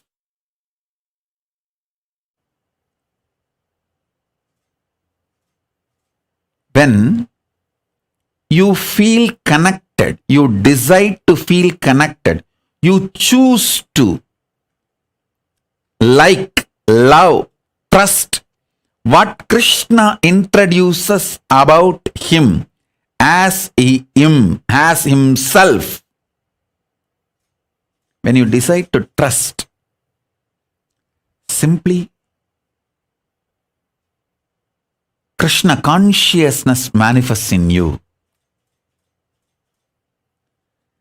If you decide to trust the anti-Krishna gang, abusers, their version of Krishna, how Saguni talks about Krishna and Krishna's sexuality, how Shishubala talks about Krishna and Krishna's sexuality, how Shishubala describes Krishna and Krishna's people. Shishubala may give very valid, logical evidences for your independent investigation. He may have everything to support your independent investigation. The selfie Krishna took when he hacked his gopikas may be available for you.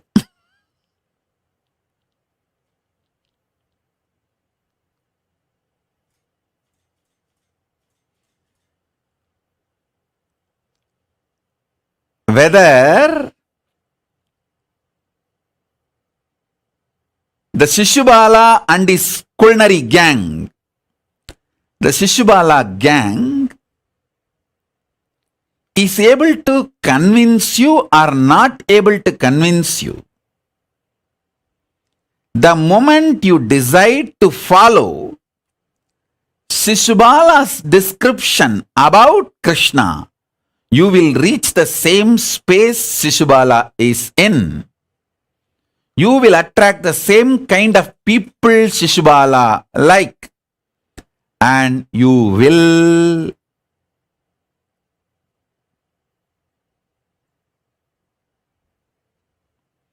naturally be in Shishubala's gang and die, rot, destroy yourself. Listen. Whom you choose to trust, feel connected, you fall into that gang.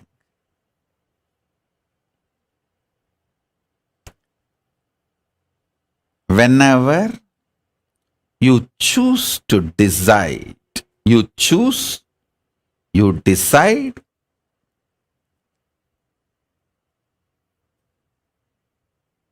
to listen about my introduction about me, my definition about me.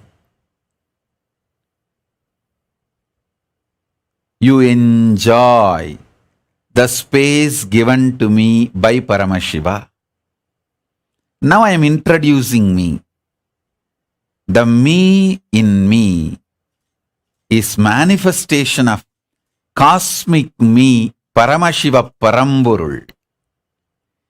It has realized the me in you is also part of Paramashiva. Listen. So sit sincerely with the decision, you, me, both are part of Paramashiva, and that Paramashiva is awakened in me, and now giving this satsang and Shaktipada, Shaktinipada to awaken Paramashiva in you. That's all.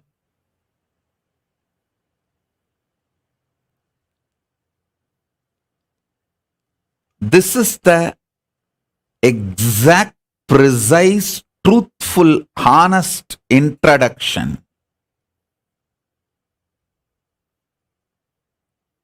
of what is happening now as me, as you, as cosmic Paramashiva.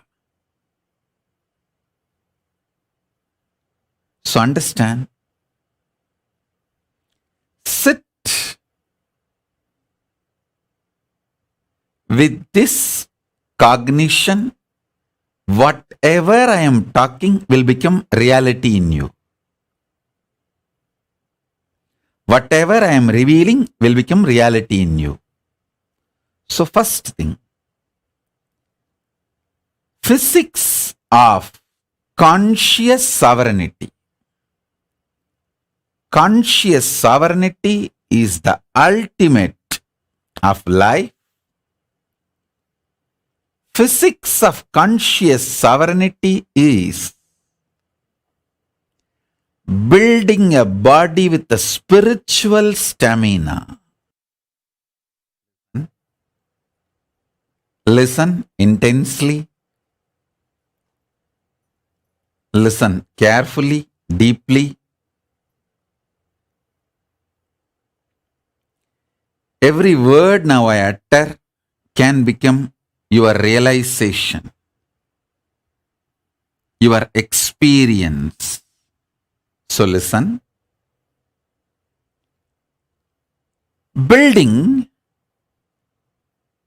a body with a conscious stamina.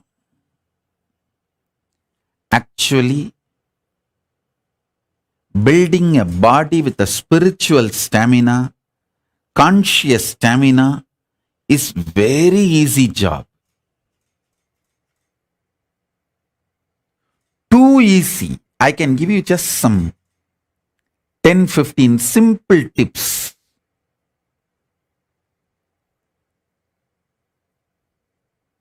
if you start following for few days,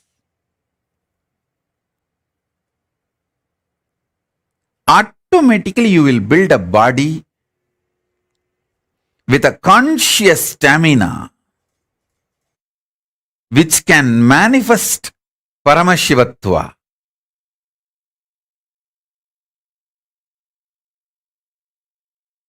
Because my gurus have done it for me.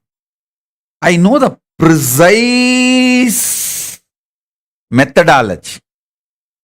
Without wasting much time, I can teach you. Many instructions, tips I would have given you. Please add castor oil in your food every day, at least 1 teaspoon. See, don't add too much castor oil, then you may feel dehydrated, tired. At least 1 or 2 teaspoon per day or per meal. See, if you are taking only 1 meal a day, then go for just 1 teaspoon, not more than that. So based on the food intake, choose. These are 2 simple instructions.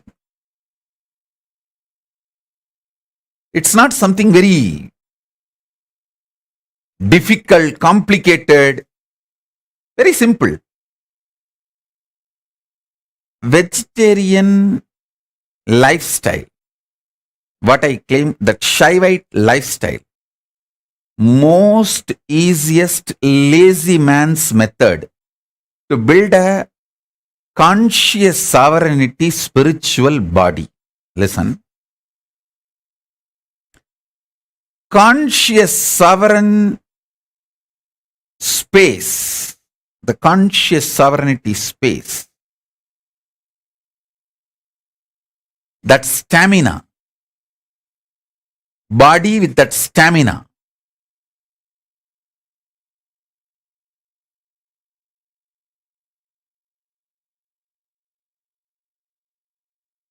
Once you start manifesting, you will feel so happy to live inside your body.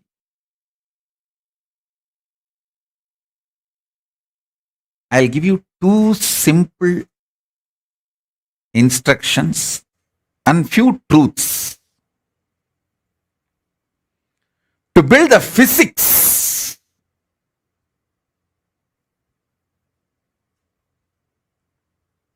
listen.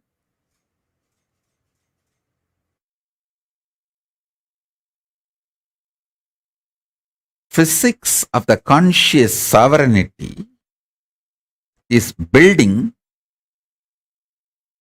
strong physical body with a spiritual stamina that starts manifesting the right physics, everything you need for manifesting conscious stamina. I tell you, I can give you 1 or 2 examples. When you start having spiritual stamina, conscious stamina, you will carry such an amazing space. Anyone can ask anything.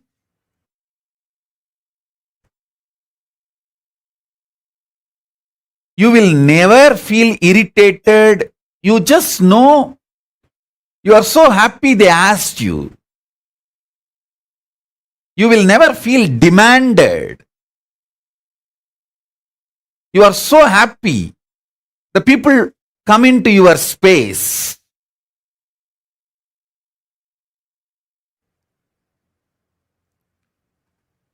More and more people you enjoy in your space, more and more you are a successful being. Because you know your pure space never gets trampled by even millions of people entering into your space.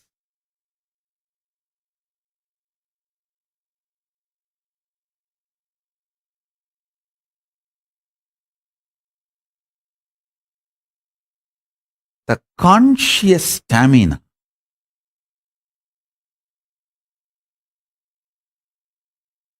Triggers, snowballs, initiates thousands of good things in your life. I tell you, 1 teaspoon castor oil can keep you in a pleasant mood 24 hours. Don't take my words casually. I am very serious. If you start doing it, you will understand. If you start doing it, you will understand. Within 6 months, you will understand. Just use castor oil. You may think, what, castor oil? To remove the irritation? Yes, I am telling you. Castor oil will remove the parasites sitting inside your stomach, which triggers irritation continuously. The castor oil and parasites are anti. They don't like each other. And I tell you, I am a Dhyana Siddha by birth. By birth, master in Nirvikalpa Samadhi, because even while entering into the body, I carried my Nirvikalpa Samadhi. Within the space of Nirvikalpa Samadhi only, I even assumed this body. Even I had once a difficulty in Tiruvannamalai during the Deepam festival. The roadside, the gulfi ice, people will come and sell gulfi ice. In those days, the gulfi ice will not be available regularly in Tiruvannamalai. Only during the festival times, big festival times, it will be available. So, Raghupati Yogi, he always takes me from home to the temple to teach yoga and brings me back, and he will be actually holding my hand, literally, and walking, especially during these festivals, lot of crowd. Na? So he will hold my hand and walk. That gulfi ice guys, they will have a bell in their cycle, tricycle, and sell the gulfi ice. I was listening to that bell. That bell was very nice sound. I was looking at the bell and listening. Raghupati Yogi thought that I want that ice cream. That's why I am looking at that tricycle. He asked, you want to eat that gulfi ice? I neither said yes nor said no, because there was no interest in that ice cream, because I never tasted it and I don't know what it is. And I was only listening to that bell, very nice sound. I did not say yes or no, but he thought maybe I want, but I am feeling a little shy to ask him. So he told, Varakane sapla. He gave me, he bought and gave one ice, and when I ate, I really enjoyed. It was very tasty. The way I ate itself, he understood, I enjoyed, so he got one more. I enjoyed that also. Until the second one, I did not ask. The third one, I myself said, get one more. Then he started laughing. He said, more than this, I don't know whether you will catch cold, because usually the Deepam festival comes in a cold season. That December, November, December is the time Deepam festival comes. So naturally weather was also cold. So he said, I don't know whether you will catch cold. But because I asked, he could not say, he didn't want to say no, he just got. Finally I ate 5. And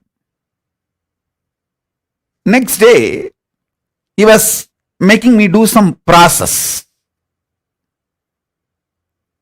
The impact of the cold weather and the gulfi ice cream, both had little kapha. So he was asking me to sit in certain position to help me do my spiritual process. Usually he will make me sit and do any rituals need to be done, like a yajna or homa, small havan or puja, and then initiate me into the pranayama or the kriya which I am supposed to do. And he did all that rituals and he started initiating me, telling me to do what I am supposed to do, but I was missing few steps, especially some of the kumbhaka, some of the pranayama. If I have to hold the breath for 60 seconds, he will just tell that I have to hold till he counts 60. I will just hold. That's all. There is no question of that 58, I will leave the breath, or 59, I'll start changing the breathing pattern. Nothing. Simply I'll obey what he says. That day at least 2 times I missed the count. He was counting 1, 2, sometimes just to test me. After number 20 or 30, he will miss and he will start. No, wait, I'll start. Then he will again start 1, 2, 3. He's an amazing, extremely loving, patient guru.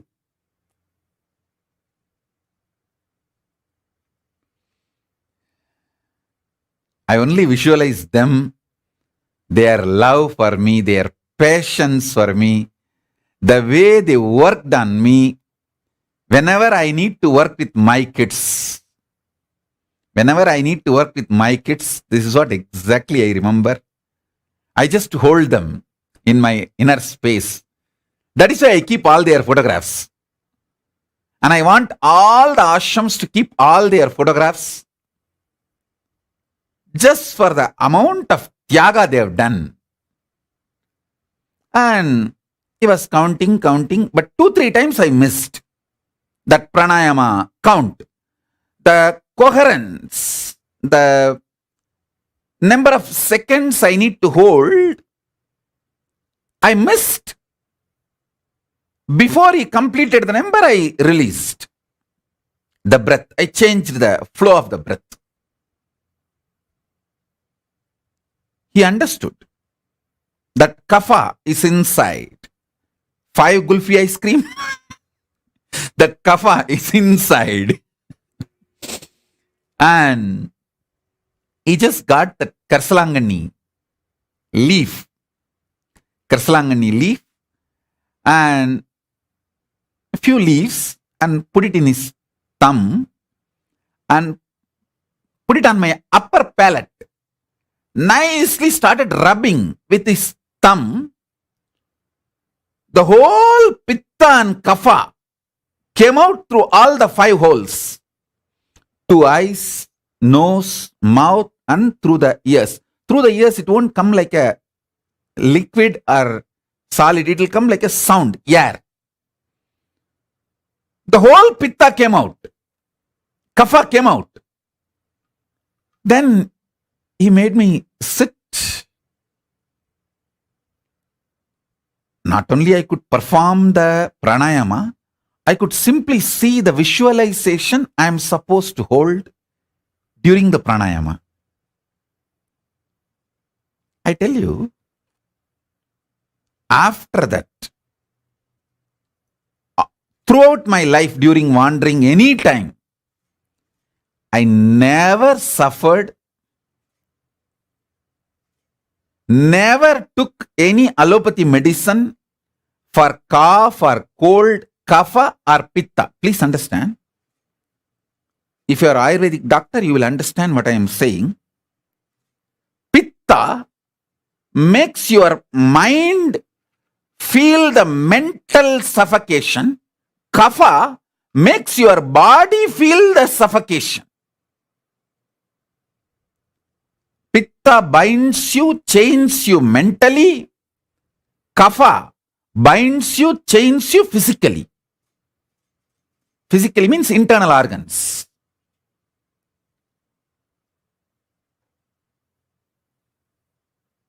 After this one understanding, of course, even now I don't enjoy ice cream. Rarely, if the disciples want to eat, to give company, if needed, sometimes I take, but there is no liking for the ice cream or any food. That is different. But even due to weather change or any reason, never ever I suffered by pitta or kapha. I want to tell you all, so much of suffering you all go through in your life due to pitta and kapha, and not even know that it is because of pitta and kapha. See, when you feel the suffocation inside your internal organs due to kapha, you scream at everyone. When you suffer the pitta, even you are not sure about your future. Please understand. See, after that, many times I used to do the same. I'll make that karsalangani either as a paste or a powder or some form, just leaf or kalvathila vechi arachi. It means kalvam is a stone, small stone on that. If you keep the leaf and put little water and make it like a paste. In some form, I'll apply it on my thumb and put it on the palate, upper palate. So the whole pitta and kapha will come out. Listen carefully. It's very important. Because the pitta and kapha is cleansed again and again, not only I never suffered the cough, cold and its impact, I always felt very stable about myself and my future decision. Listen carefully. Your pitta is responsible for making you doubt about yourself and about your future. See, many times you feel insecure. Oh, if I take sannyas, will I be happy in Kailasa? If I take up this commitment, will I be happy in my life? Not being sure about yourself, you destroy your life so much.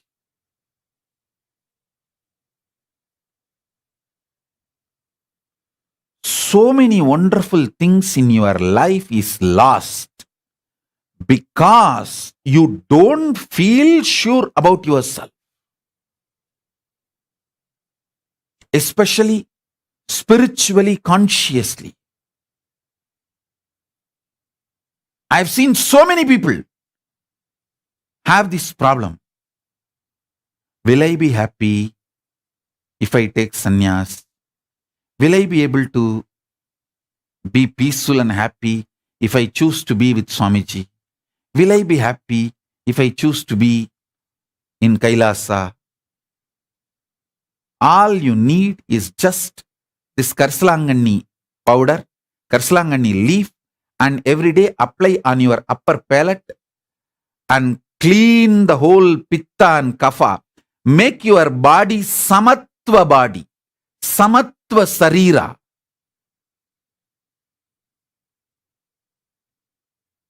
I tell you, he gave me 5 gulfi ice cream. He gave me something, the greatest, which is useful in my life till today. That is using karsalangani and taking out all the pitta and kapha and making me balanced. Listen, whenever your internal organs are strong, your breathing becomes strong. Strong breathing builds a strong internal organs, strong body. Very easily you will build strong muscles.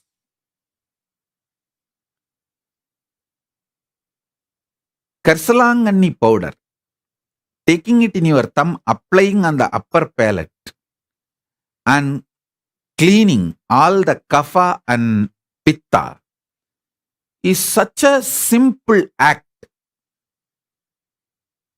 It's not at all difficult. Karsalangani is available even in Amazon nowadays. That powder.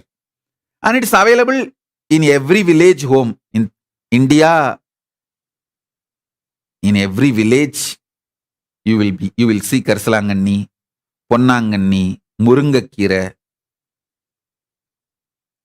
Add all this stuff in your life every day. Karsalanganni, Ponnanganni, Tooduvala, Murungakkira. Just the simple instruction. I tell you, strong internal organs. When the kapha is cleansed, you get the stamina in your breathing, strong breathing. When pitta is cleansed, you get the strong visualization. You will not have doubt about yourself. When sometimes people tell me, Swamiji, I can't handle, I don't know how to care about how to carry on with my life. I feel like I may have a mental breakdown. This problem is because of the pitta.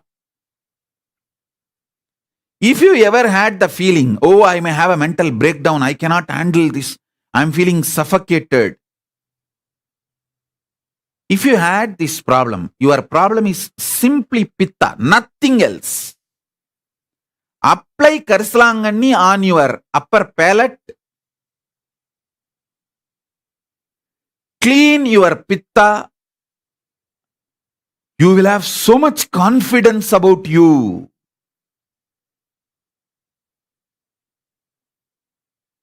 You will have so much confidence about you.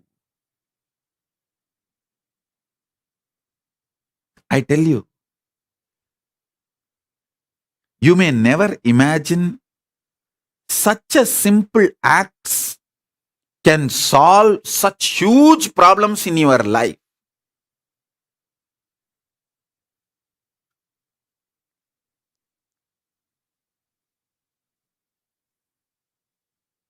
You don't even need to do this cleaning the pitta and kapha every day. But actually, if you start using, you may really enjoy it and you may start doing every day. If you start doing every day, great.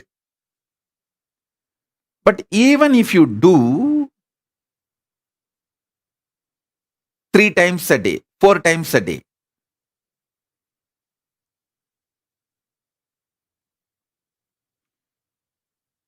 you will start feeling so much of confidence about yourself.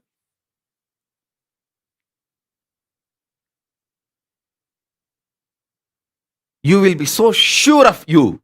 Yes, I can handle life. See,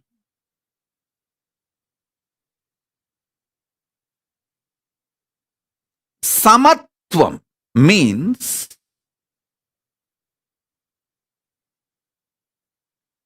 at any situation of my life, I am only going to decide everything as per dharma, and same way I will live and leave the body with the same dharma. If needed, I will take another one body, continue to strengthen my dharma till I reach moksha. Over.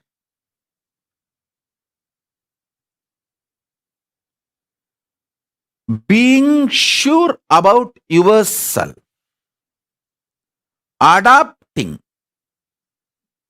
dharma as the strategy for life.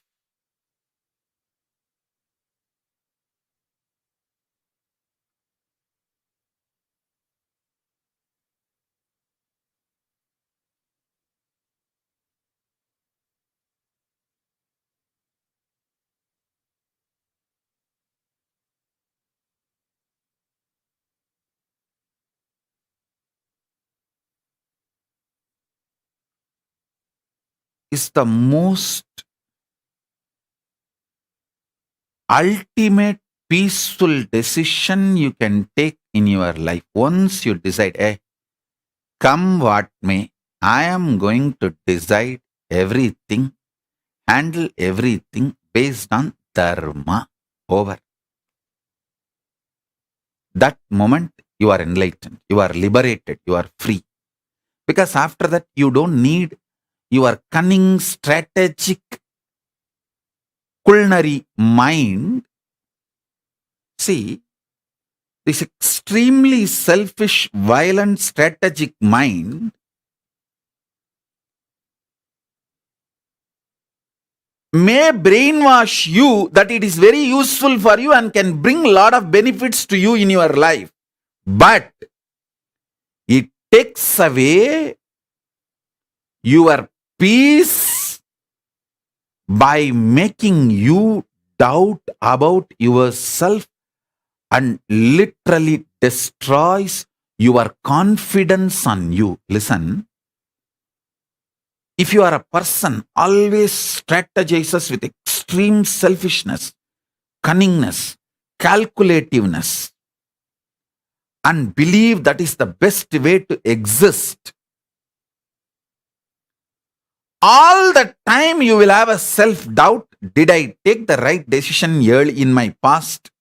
Am I taking the right decision in the present? Am I squeezing the orange called world life and getting the maximum juice and pleasure out of it for me?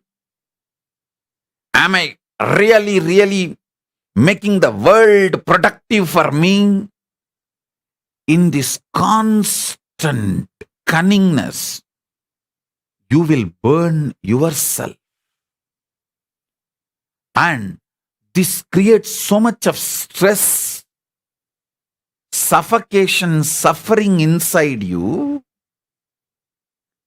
Your whole life becomes cunning strategy, and even you are afraid whether you will be able to retain your cunning strategic existence continuously, because you will be attracting the same type of people cunning around you, and everyone around you also will know that you are a complete cunning strategist.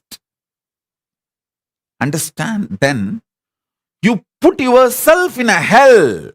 I tell you, a simple sweet being attracts the same kind of people around him, around them, and create that kind of ecosystem, and everyone feels that person is simple, sweet, and you create a beautiful ecosystem for you to enjoy your life.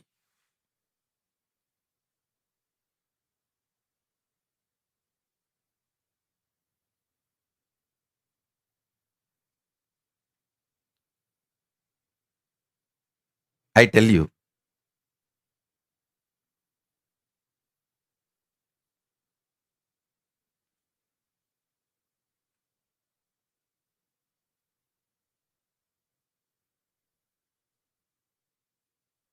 best thing you can earn by being a simple, loving, sweet being, you will attract that same kind of people around you, and people around you will experience you as a sweet being. That gives an amazing ultimate protection, completion for you forever. This is the greatest gift. Greatest gift being loving can get you is the beings who are loving. Being loving will get you beings who are loving. Being cunning will get you beings who are cunning for you. That's the worst hell. So you can create heaven or hell. It depends on how you decide about you. If you decide, from now, ahimsa paramo dharmaha, dharma is the center with which I'll make all decision. No question of cunning, selfish, constantly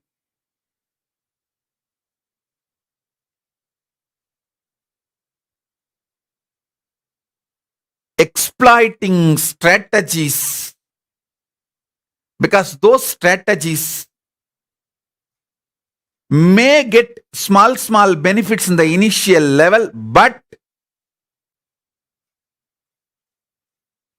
will start developing deep self-doubt in you, and that feeling, you not being sure about you and how you will behave and live your life in the future.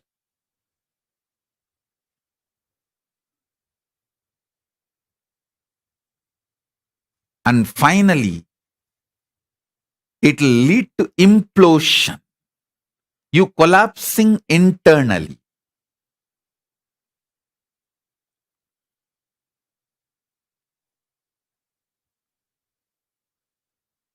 Decide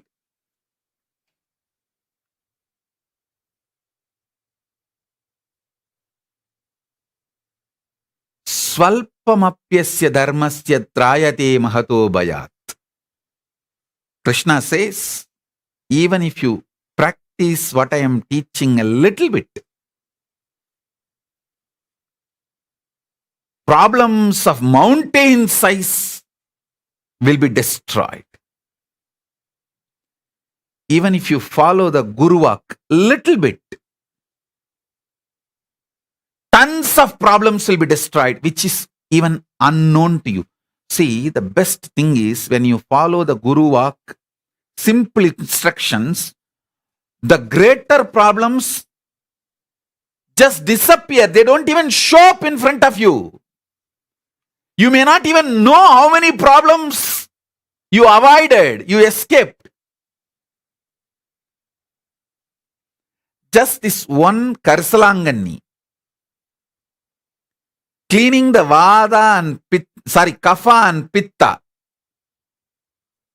How much I become sure about me. See, when the Kapha and Pitta is balanced, you don't feel suffocated mentally or physically in your internal organs. So you will always take very dharmic decisions, not irritated, agitated, aggressive mood. You will not make decisions. All decisions you make during the I, Kapha and Pitta are dangerous to your life and to your existence. Keeping the Kapha and Pitta balanced will make you always take very sweet, beautiful decisions. Life will flow such powerful way. You know, even if you obey Guru's instruction, one small instruction, 10,000s of big problems will not even come to you. Not only you will be solving any problem comes to you, there are many problems which will never come to you. Many problem will never come to you. Any problem which comes to you, you will simply dissolve it.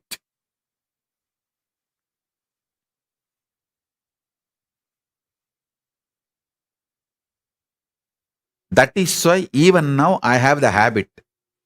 I will not calculate my Guru Vaks to the direct benefit it brings. See, if I calculate, if I apply Karsalangani on my upper palate and remove the Vada, Pitta, the Kapha and Pitta and Kapha, I will not catch cold. I can breathe freely. If I calculate and make the logical decision, only when I have a cough, cold, I will practice and I will have the benefit. But many times simply I will follow the Guru Vak. Wherever I see the Karsalangani in my wanderings and wherever I can get, simply I will start applying. Because I just want to do what my Gurus told me. Because of my obedience to my Guru Vak, not only I never suffered with cough, cold, the kapha and pitta problems, I always had a samatva, balanced decision making, dharmic decision making, inner space, which brought tremendous strength about me, being sure about me. I tell you, when I got out of my home, when I left my home, I never had insecurity or not being sure about how I will handle my future. Whatever future brings, how I will handle, never had a problem. Same way, in 40, literally after establishing kingdoms, everything I need for my life, I just walked out of everything. I had the same spirit, courage, confidence. I can rebuild. I can create what I want. I can face my life. Whatever my life brings, I can handle it. I was so sure about me.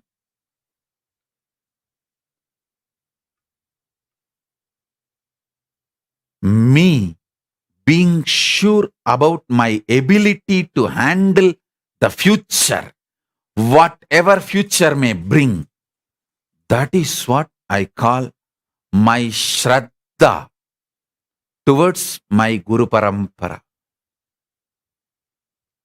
Hey, I will obey my Guru Vak. Come what may, I have the confidence to face it.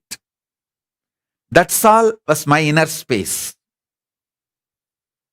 When I stepped out of Adi Kailash campus, people who were with me, they are the witness. I made the statement, it is time to make Hindu Samrajya, Hindu nation.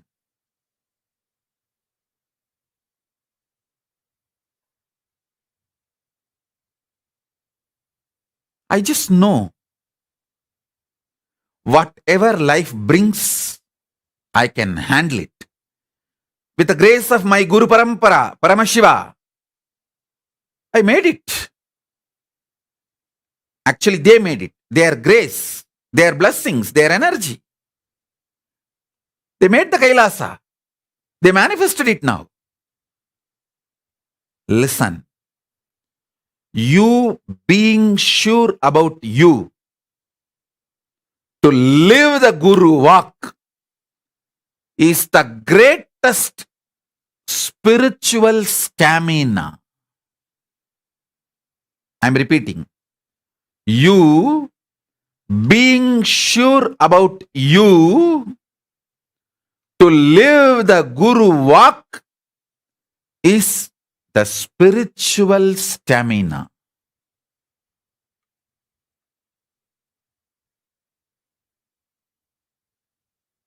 Castor oil, applying Karsalanganni every day with your thumb on the upper palate and cleaning the pitta and kapha.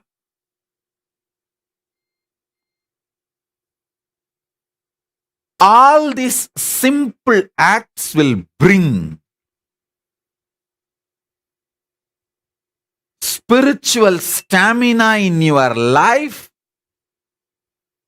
You will be sure about following the Guru Vak, the highest vision for you. You will be so sure about it. You will have so much of spiritual stamina, confidence. Simply you will manifest Paramashiva in you. The biggest negativity in your life is your fear. Will I be able to handle myself if I just follow my Guru Vak? If I just go with my Guru's words, Will I be able to handle what life brings it to me? Will I have the stamina to handle? Will I have a mental breakdown? Will I collapse? Hey, how can you die by drinking nectar?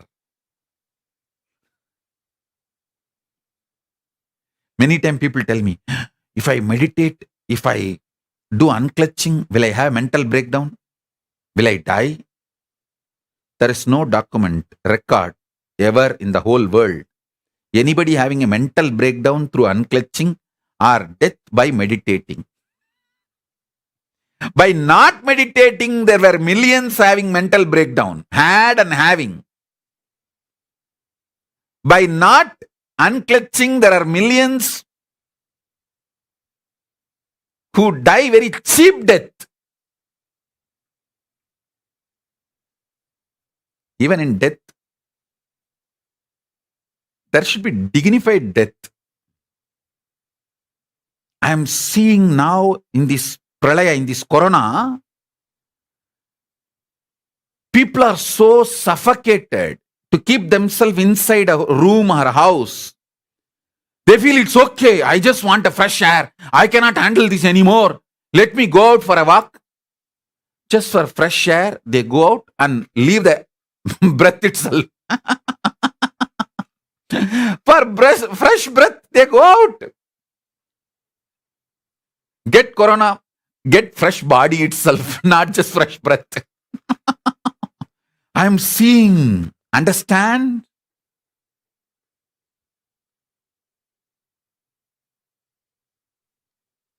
Now the next level variants of corona. Corona plus, Delta plus and Lambda corona. All these are not only highly infectious, high death rate.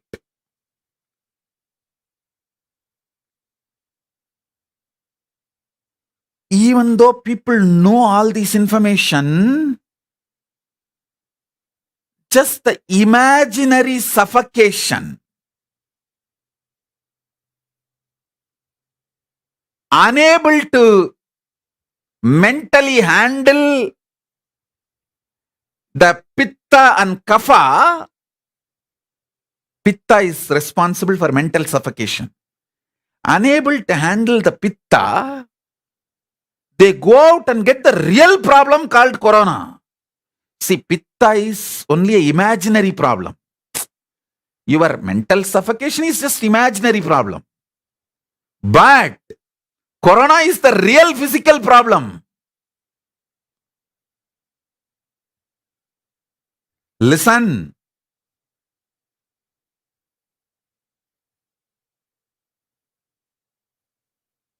Not having the conscious stamina, spiritual stamina, not having the spiritual stamina can even kill you. All these people, due to suffocation, mental suffocation, go out and get corona and die, are all dying just because they were not taught the science of unclutching and meditation. If they had the fortune of getting the unclutching and meditation in their life, they will know how to handle their mental suffocation. Unclutching is as simple as applying the Karslangani powder on your upper palate and cleaning the pitta and kapha.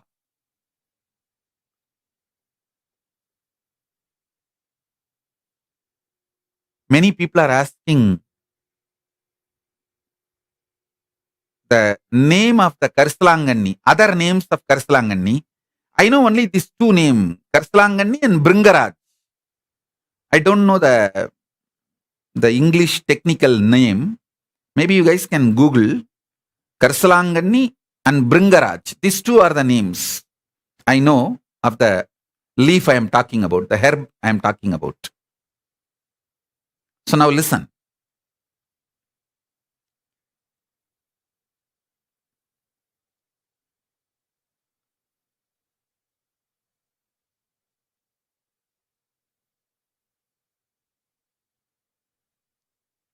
just not able to handle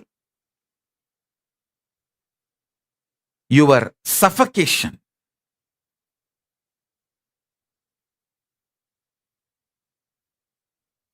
Inner space.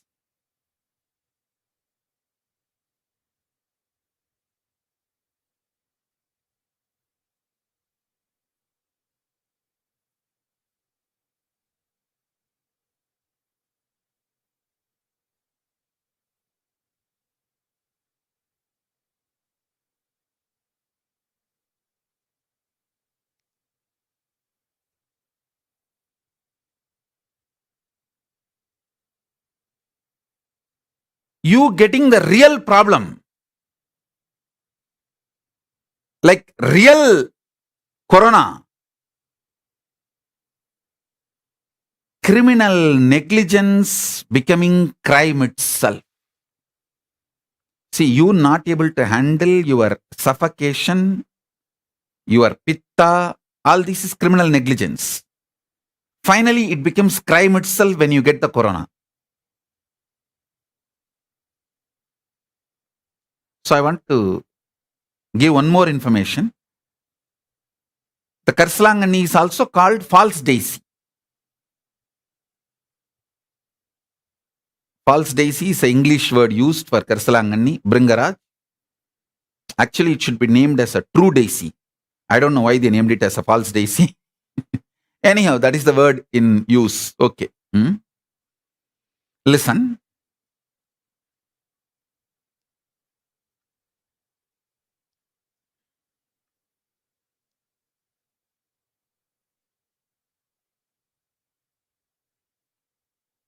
Let me give you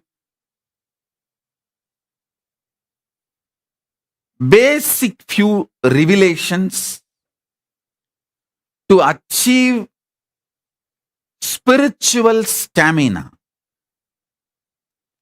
Your body with a spiritual stamina is the fundamental requirement for manifesting conscious sovereignty, Paramashivatva.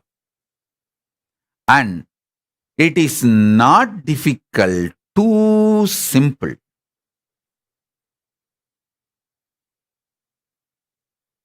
As I said, just applying Karisalangani and cleaning the Pitta and Kapha has made me feel so secure about me, sure about me, and my ability to handle come what may.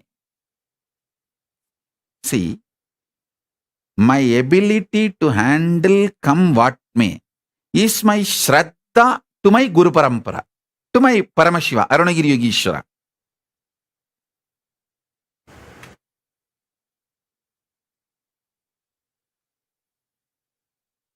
You can see how they initiated the virtuous circle in me.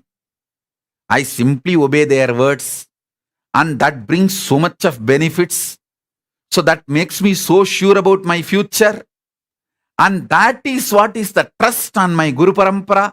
So the love feeds trust, trust feeds love, love feeds more trust feeds more love. That just becomes such powerful virtuous circle and becomes enlightenment, oneness, Paramadvaita. That's all. That's all.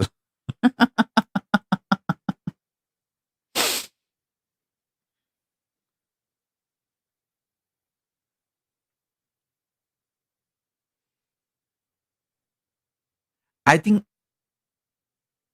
getting into that virtuous circle is what is the conscious stamina. Spiritual stamina.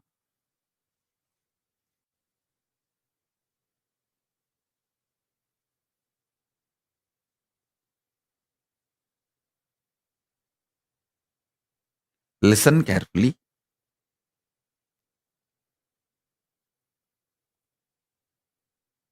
I never strategized and obeyed my Guru's words. Simply my Guru walk, I'll do it. Over.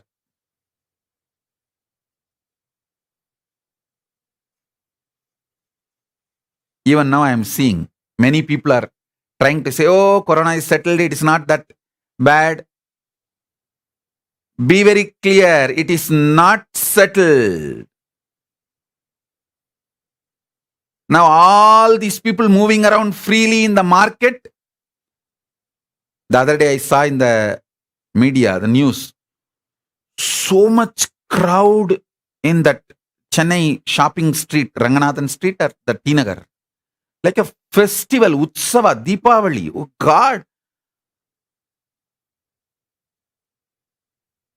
Dress is so important than life. Or are they buying dresses to dress up when they are dead? I don't know. I don't know why the dress and jewels are so important than life itself. I could not understand. See, people going to food to get groceries, at least that I can tolerate. Because without food they will die. They can't be without food. But people going for clothes, jewels, other things, I just don't know what to say. And I am telling you, the social setup of India is going to terribly fail Indians in this corona time. When I say India, it's not just the India, Pakistan, Bangladesh, that same mental setup countries, Malaysia, Nepal, everywhere, this collective integrity missing. See, they don't care about others dying by they spreading the corona. They don't care about the mask. They don't care about people.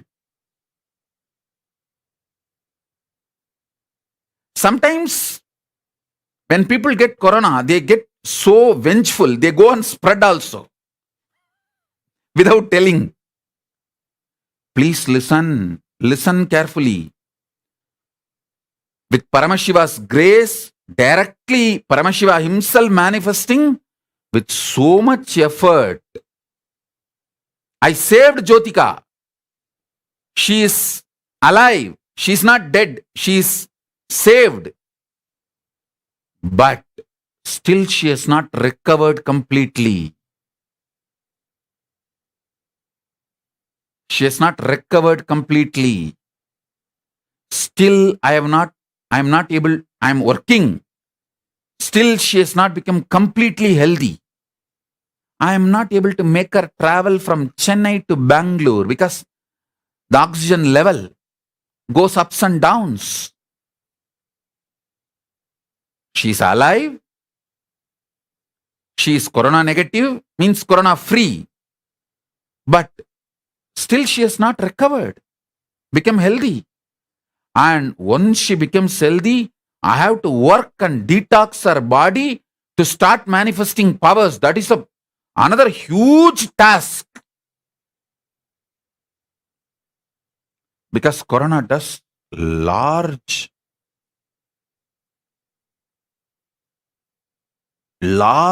damage to the internal organs. Even if they don't die, the damage done to the internal organs and for their physical activism and mentally being alive, those capabilities damaged is extreme. It takes such huge effort to recover them and retrieve them and completely bring them back to normal. Literally like a conscious blanket, I surrounded her.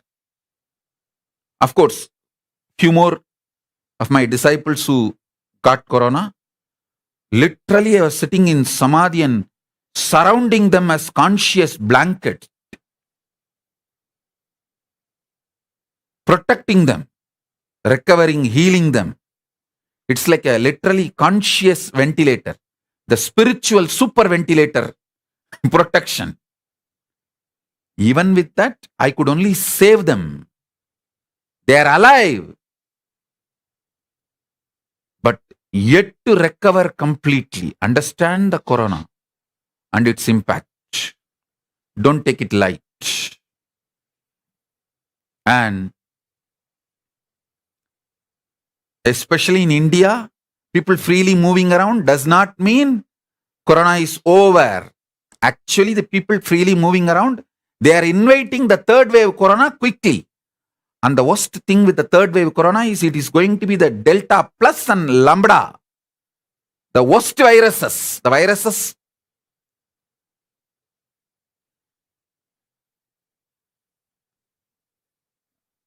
What to say that? Its own updated version.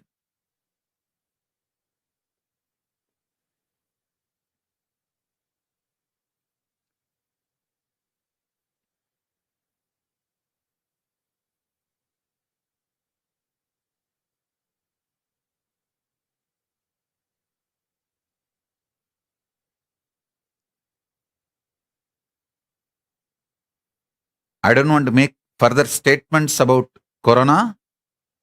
I only want all my disciples who obey me, just stay home, stay safe, have multi-layer quarantine in your home.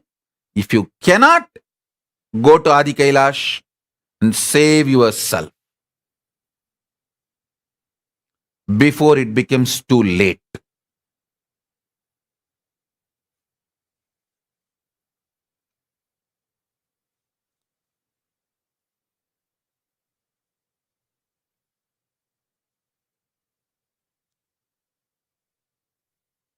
Especially countries like Nepal, Bangladesh, Pakistan, India, Malaysia. Now I heard the good news. Even the Malaysians can travel to India.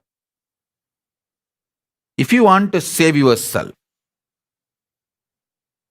simply go to Adi Kailash, where you are given multi-layer quarantine. Be there. Safeguard yourself before it becomes too late.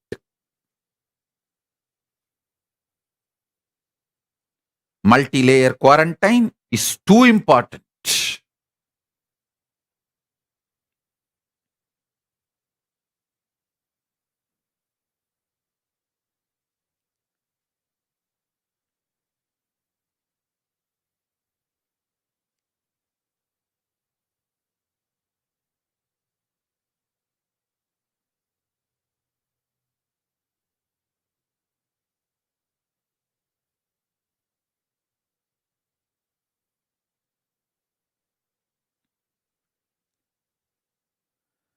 Let me reveal more and more sacred secrets to build conscious stamina.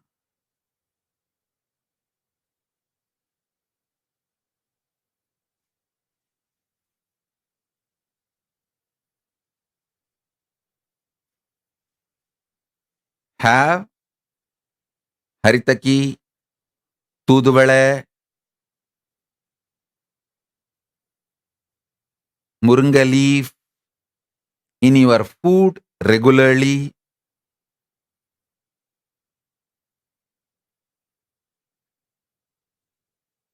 Just the simple 10-20 instruction.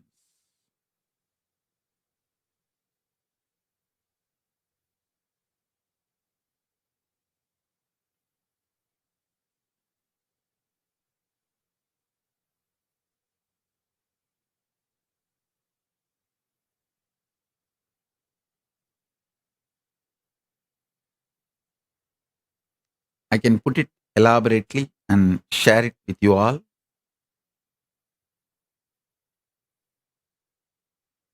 Whatever I share today, start doing Vakyartha Sadas.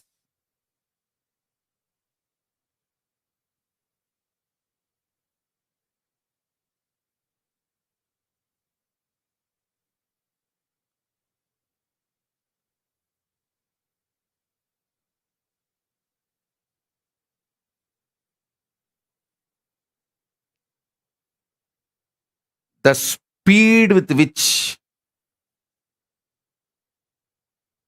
people are coming out and moving around, India or Malaysia or Nepal or Bangladesh or Pakistan, everywhere, I can see very clearly they are inviting the third wave, which I don't want to talk much about it. I can only say that they are bringing worst thing on themselves. Because the collective integrity is not there. People don't care about what will happen to the whole society.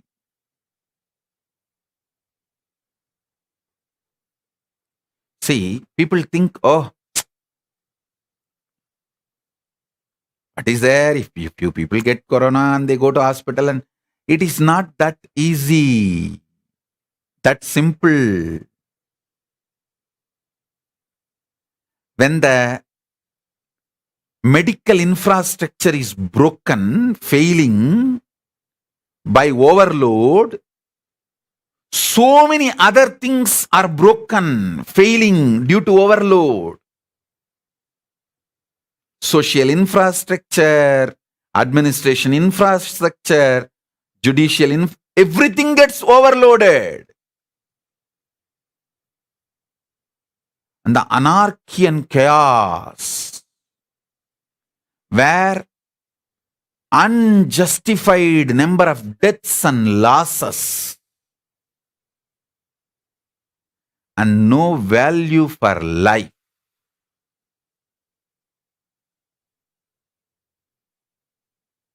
No value for life.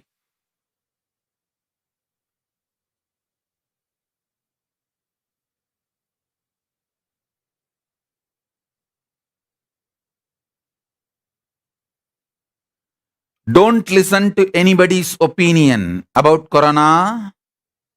Just protect yourself with multi-layer quarantine. That's all. Just protect yourself with multi-layer quarantine.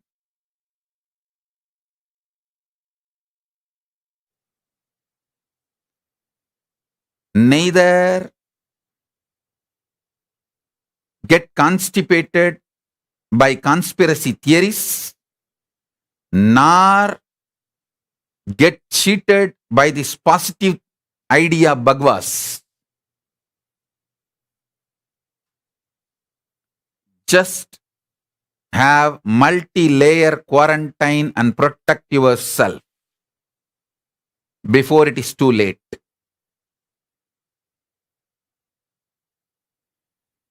Especially people in the Asian countries. In US, the society structure itself is a quarantine structure. Nobody comes to your home that without invitation or freely, easily. In India, anyone will walk into any house. That is the way social structure is. I still remember, if the home main door is locked, people will ask, hey, why are you keeping the house door locked in the daytime? In the daytime, you are not supposed to keep the house main door locked.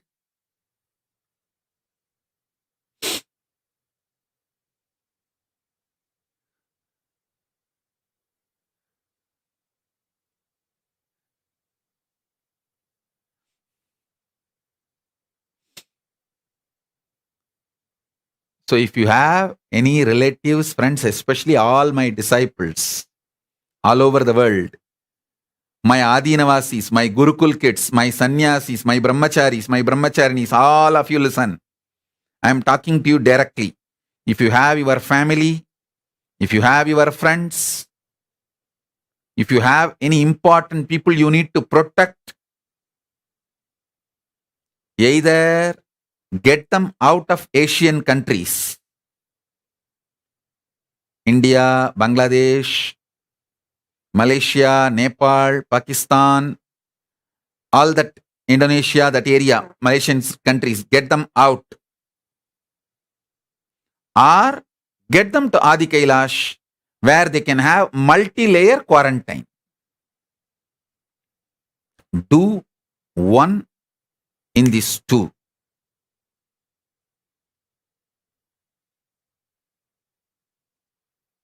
Prevention is the best way to protect yourself from corona. Because the third wave may be the worst wave. The death rate is too high. Delta plus and lambda corona, these are too high death rate. Infection rate, the way they spread, before even you realize or go to hospital, the person is killed. The person is dead. Before even you realize you have corona, you are dead. Before even you are taken to hospital due to any symptom or complication, you are dead. That's the way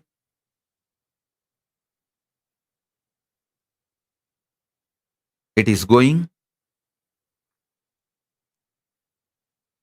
So, the social structure of India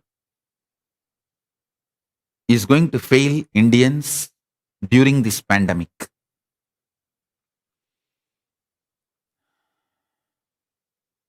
This freely moving around, freely touching, freely going anywhere, anyone, and going to shops,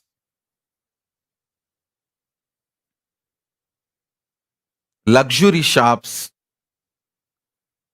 going for shopping. I don't know. When I saw the crowd in Ranganathan Street in Tinagar, I was shocked. In that crowd, corona may get killed. That level of crowd. Abba. That's all I have to say. Multi-layer quarantine in your home is not possible. If it is really possible, it is possible only in Adi Kailash. So go there and save yourself. Is all I can say for now. And if you are already in Adi Kailash, celebrate. You are directly protected by Paramashiva. You are in his space. Enjoy the safety and security given by Paramashiva directly. So with this, I bless you all. Let's all radiate with integrity, authenticity, responsibility, collective integrity and enriching causing, living Paramadvaitam, the Shuddhadvaita Saivam, the state, space, powers, being, superconsciousness and Kailasa of Paramashiva. Paramashivoham. Om Nithyananda Paramashivoham. The eternal bliss, Nithyananda. Thank you. Be blissful.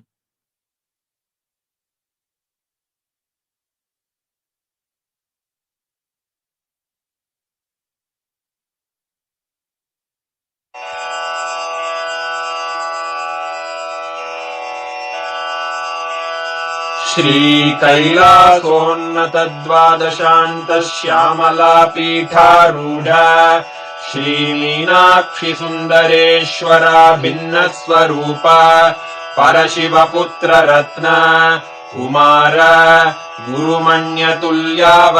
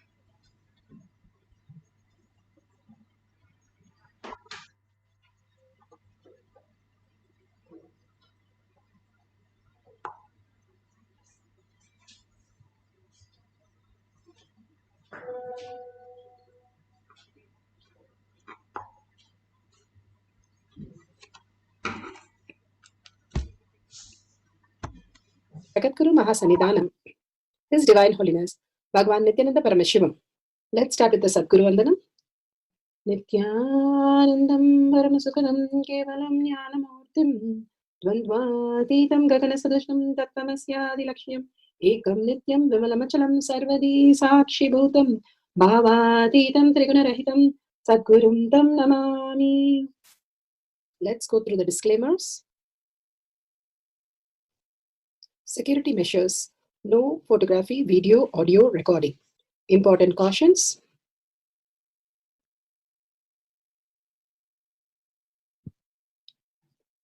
Please be aware of the important cautions.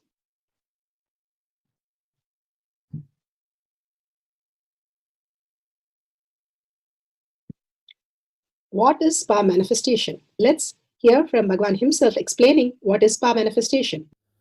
All the 25 states of consciousness, when they happen in you, due to your chemicals and hormones ups and downs, it is powerlessness. When it happens in you, out of your free will and consciousness, it is powerfulness. That's all. When you fall into sleep, it is powerlessness. When you enter into sleep, it is powerfulness. When you fall into dream, it is powerlessness. When you decide to dream, it is powerfulness. So I have added the ultimate powerfulness, Turyatita, in your whole being and doing. Manifest all the powers. Understand, power manifestation is nothing but cognitive shift. It is not work. It is cognitive shift. Understand? It is just cognitive shift. It's not work. Work is a 4-letter word. Power manifestation is cognitive shift. Playing with life. Playing with being alive. Beautifully, Bhagavan explained what is power manifestation. Power manifestation is the cognitive shift from what we understand as body and mind to the superconscious space, that how Bhagavan resides as the superconscious being, for us to understand that the cognitive shift is possible, and it is a science because it is repeatable and all of us can experience it. So it's called science of power manifestation, and the evidences to support the science of power manifestation. The Shastra Pramana, the evidences from the scriptures, the eternal unchangeable truth revealed in the source scriptures, the Vedas and the Agamas. Apta Pramana, the experience of the results of the Aptas. Aptas are Rishis, Munis, Ganas, Nayanama, Alvar, Siddhas, the millions of them who are the authority of Hinduism, who have manifested from human to superconscious space and manifesting all the powers of Paramashiva, which is authentic, time-tested, scientific and foolproof. Atma Pramana, account of His Divine Holiness Bhagavan Nithyananda Paramashivam, this millennium's avatar's personal experience of power manifestation, Bhagavan's very own Leelas. Bhagavan has manifested all the powers, showing us how a human can experience the superconscious breakthrough.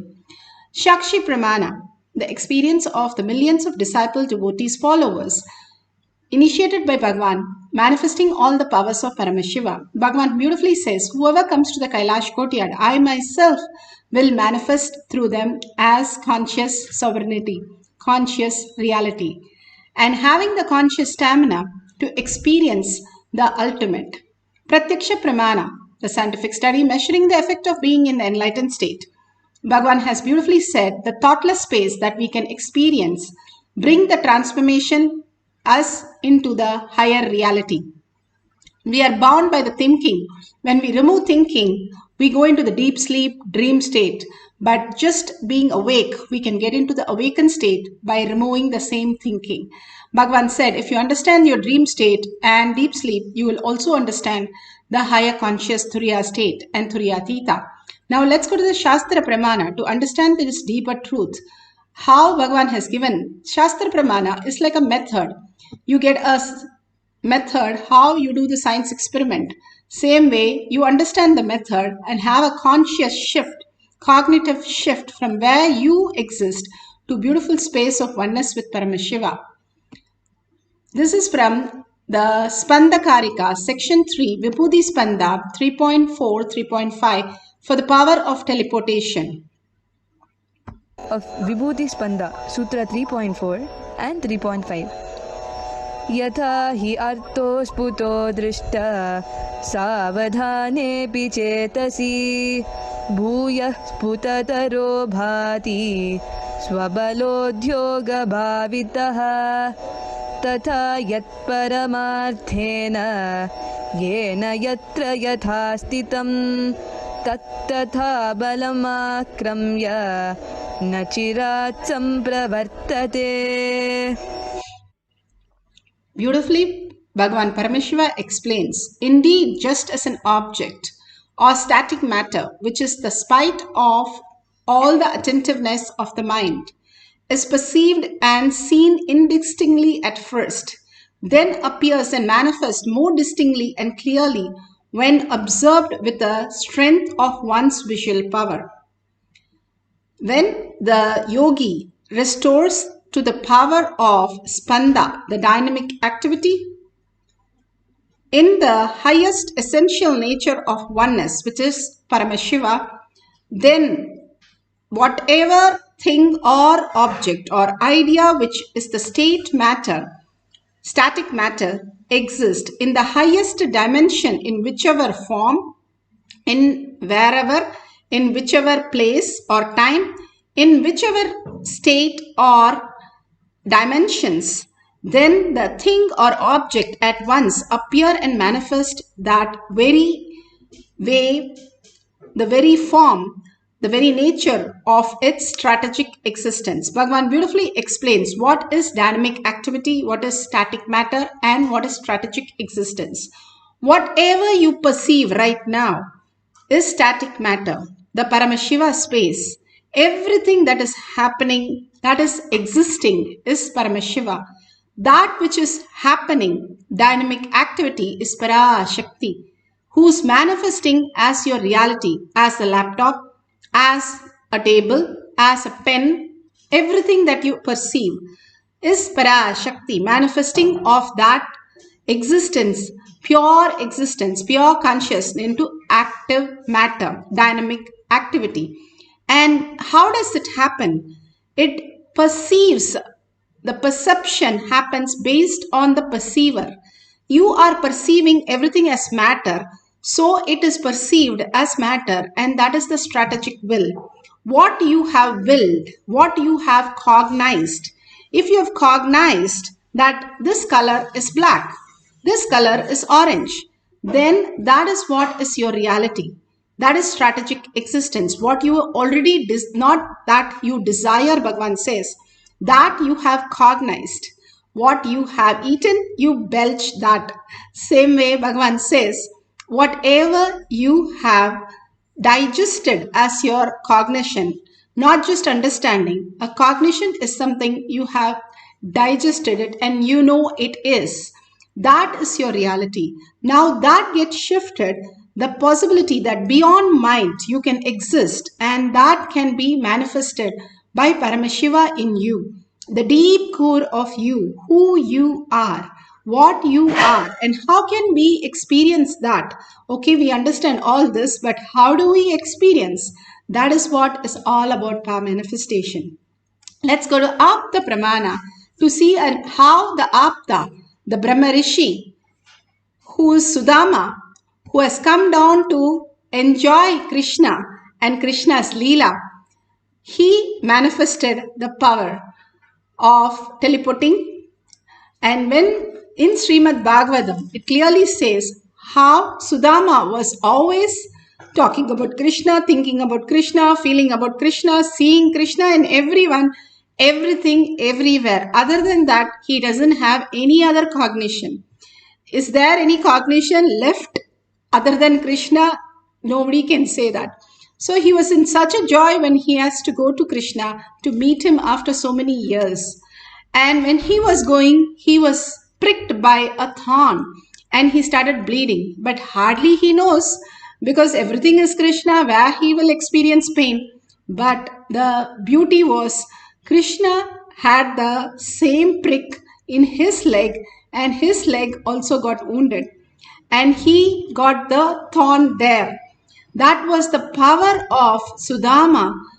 He was a great Brahma Rishi who came down to experience Krishna and the ultimate oneness with Krishna. That is what the real oneness is. When you merge into something that you are really into and manifest as powers. Here in Atma Pramana, Bhagavan beautifully explains how the whole science manifest as reality. Some books say name of this mudra in some other way. Don't bother, whatever is the name. Know the technique, that's all. There are 3-4 names used for this mudra in different books. Thumbs in your ears, index finger and ring finger on the eyes, index finger and middle finger on the eyes, ring finger on the nostrils, and little finger on the lips.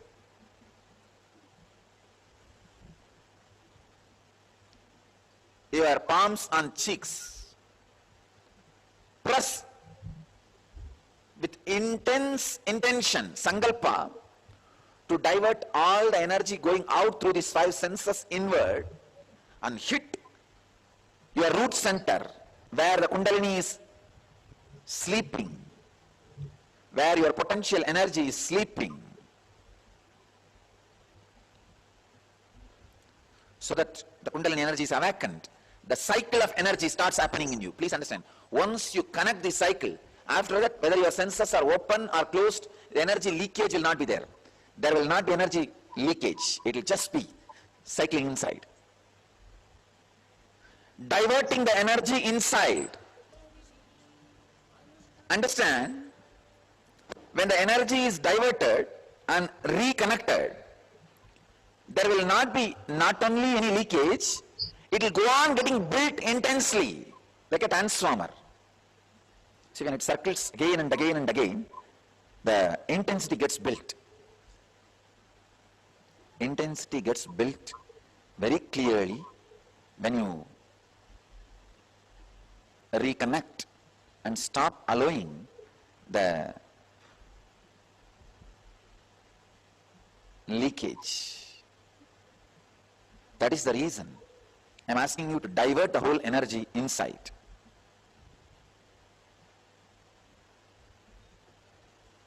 When you really feel you can't hold your breath anymore because you lock all 5 senses, you can't hold the breath anymore, then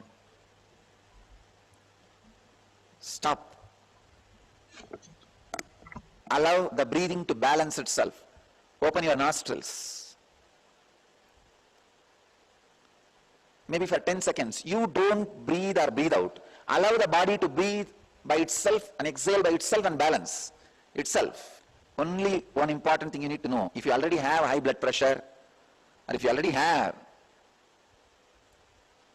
any serious sickness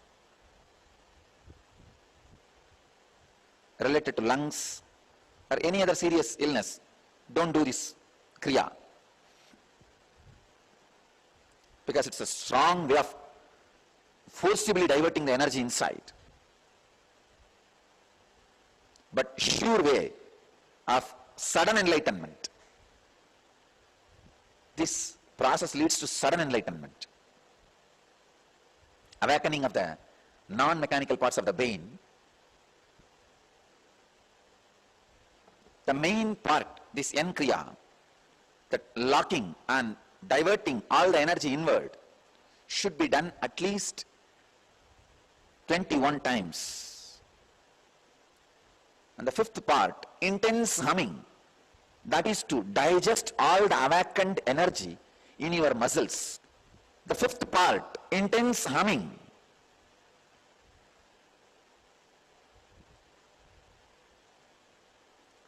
it is a technique to digest all the energy. It's like when the Kundalini is intensely awakened, it should get converted into understanding, intelligence by a biomemory. It should become part of your muscle memory and biomemory. Only then it will stay inside you. So this humming is just to make that energy to stay inside you, get digested by the muscle memory and biomemory. The sixth part is facing the Bidri Kalpadar banyan tree. People ask me, what is the significance of facing the Kalpadar Bidri banyan tree? Understand, Bidri banyan tree is used as an energy satellite to send intense energy and spiritual experiences and everything to all of you, and to receive all your prayers and fulfill by the superconscious energy. Bidri banyan tree, the Kalpatar banyan tree, is used as the energy satellite by the superconscious energy, by divine, by God, to reach out to all of you. Please understand, even the materials which you are receiving, vibhuti, kumkum, sandalwood, paste, honey, rudraksha. Now I'm going to start sending Navaratnas, 9 gems. The next is that only. Now the rudraksha is very successfully happening. So the 9 gems will start in few days. I already started getting the gems. They are ready. I'm just teleporting some, at least few hundred rudrakshas. Once that becomes clear, then next starts gems. I'm just collecting 1 or 2 rudrakshas which got teleported and doing the scientific test that both are same quality and all that. Verification. The next is Navaratnas. I want all of you to know, all these objects, from the matter it becomes energy, it reaches to Bidri banyan tree, Kalpadar banyan tree, wherever the objects may be. See, even when the Akshatas were teleported from Madurai, it first came to this banyan tree, then to my Anandaganda. From there it travels to the disciple or a deity who is receiving. If the deity is receiving, it reaches to the deity. Or if the disciple is receiving, it reaches the Anandaganda of the disciple. Then it gets materialized in the hand.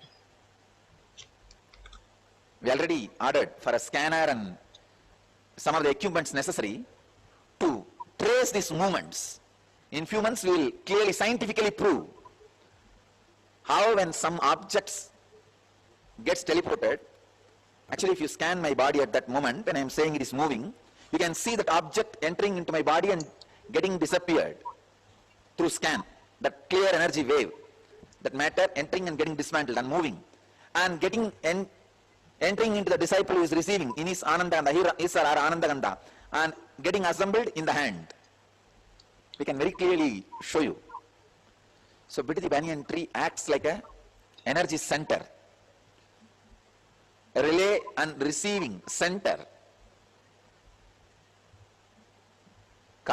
Cosmos uses, the divine energy uses the Bidri Kalpavriksha banyan tree to relate with all of us. Beautifully, Bhagwan explained the science of teleporting, the breadth dimension. Materialization is the depth dimension, from thin air manifesting. Here, we are going to experience the power of teleportation.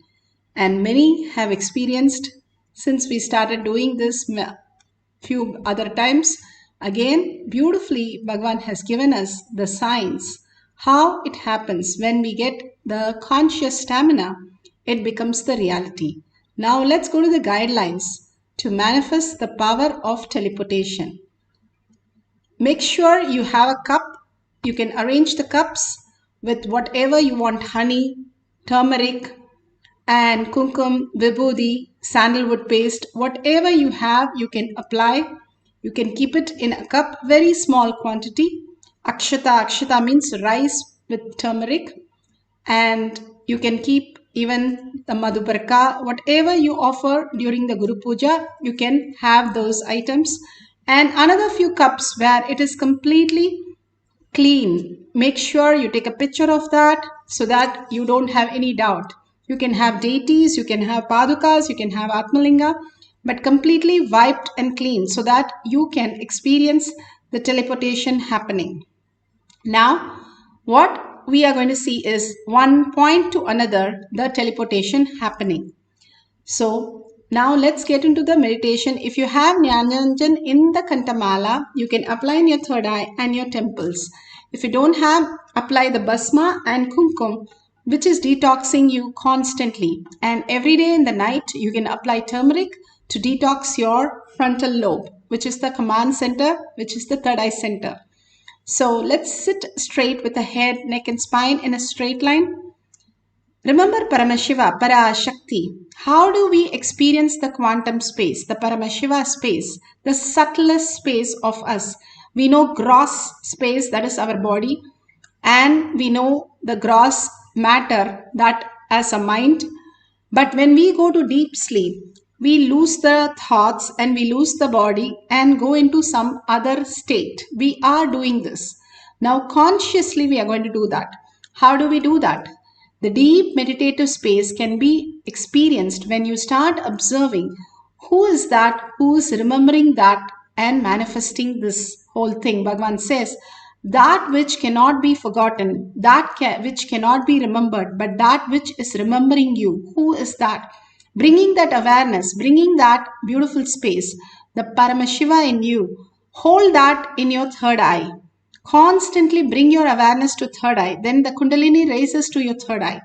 Now when you chant the Mahavakya from your navel center, the Jatagni that you have, and simply it connects. The umbilical cord is the ultimate space when you can connect to the conscious reality. And hold that continuously, the conscious stamina, the will persistence that you hold to manifest the powers. Hold that continuously, unclutching from everything that you know. And decide, I'm going to be in meditation. I'm not going to be allowing the gadgets or the mind. Both are same. Now you have to remove two things.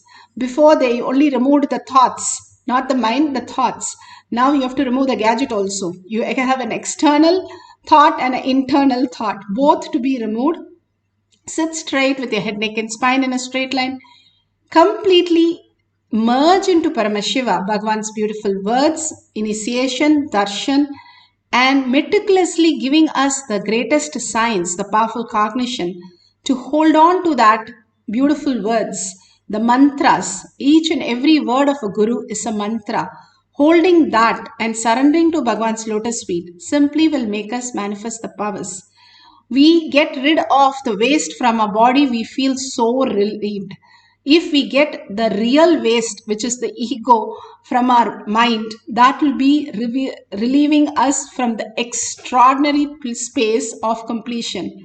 So remove it consciously, unclutch and get out of that space.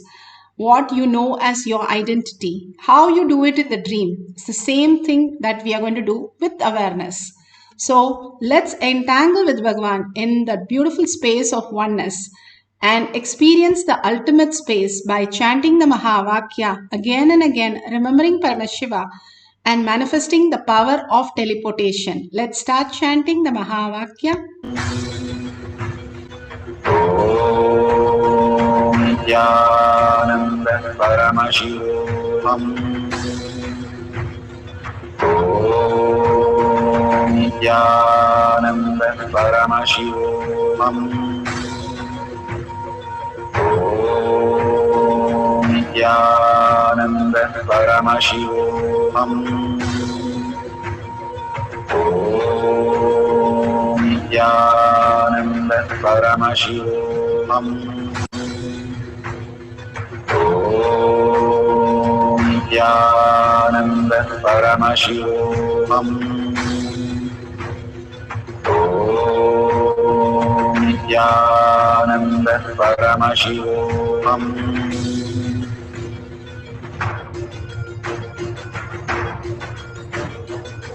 Paramashivoham, Paramashivoham. Let Paramashiva's third eye manifest in all our third eyes. Let the Amrita pour, let the Varni open up, manifest in all of us. Paramashivoham, Paramashivoham, Paramashivoham, Paramashivoham, Let Paramashiva overflow, manifest the powers in all our third activities. Om Nithyananda Paramashivam. Om Nithyananda Paramashivam. Om Nithyananda Paramashivam. Om Nithyananda Paramashivam. Om Nithyananda Paramashivam. Om Nithyananda Paramashivam. Om Nithyananda Paramashivoham. Om Nithyananda Paramashivoham. Om Nithyananda Paramashivoham. Om Nithyananda Paramashivoham. Om Nithyananda Paramashivoham.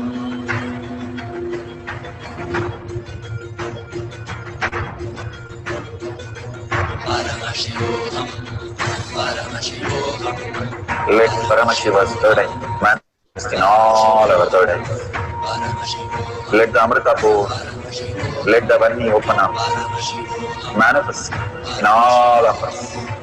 Paramashivoham, Paramashivoham, Paramashivoham, Paramashivoham.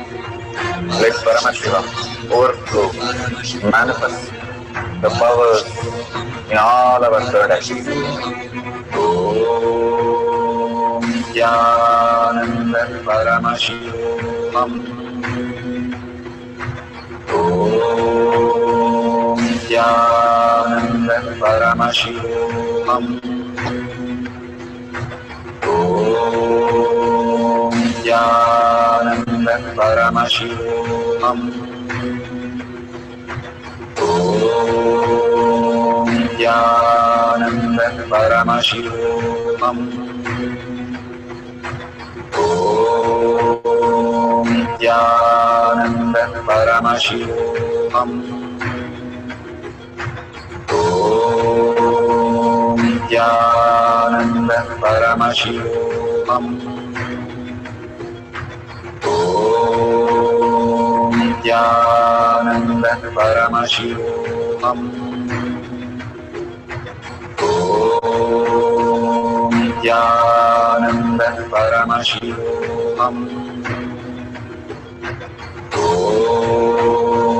Nithyananda Paramashivoham.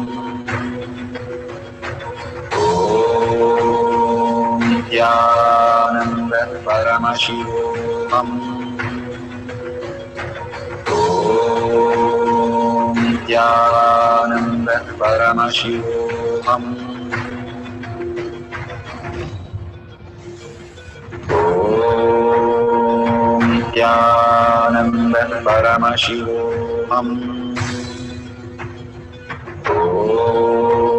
Om Nithyananda Paramashivoham.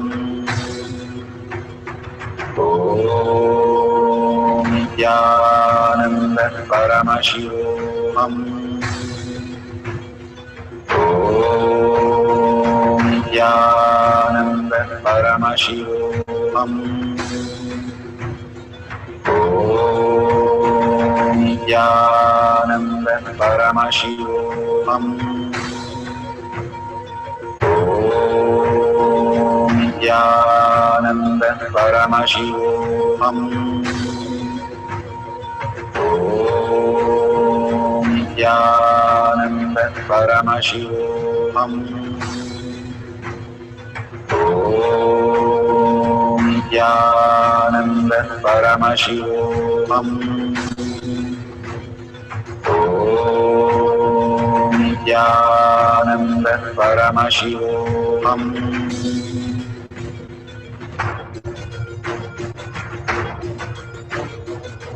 Paramashivoham. Paramashivoham. Let Paramashiva's third eye manifest in all our third eyes. Let the Amrita pour, let the Varni open up.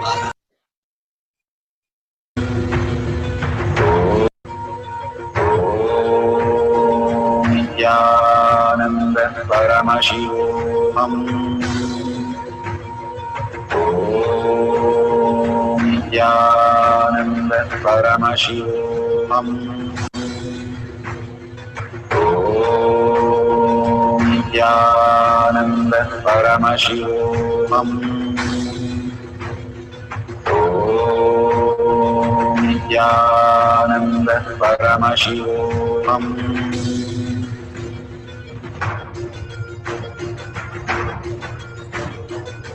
Paramashivoham.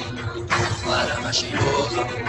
Let Paramashiva's third eye manifest in all our third eyes.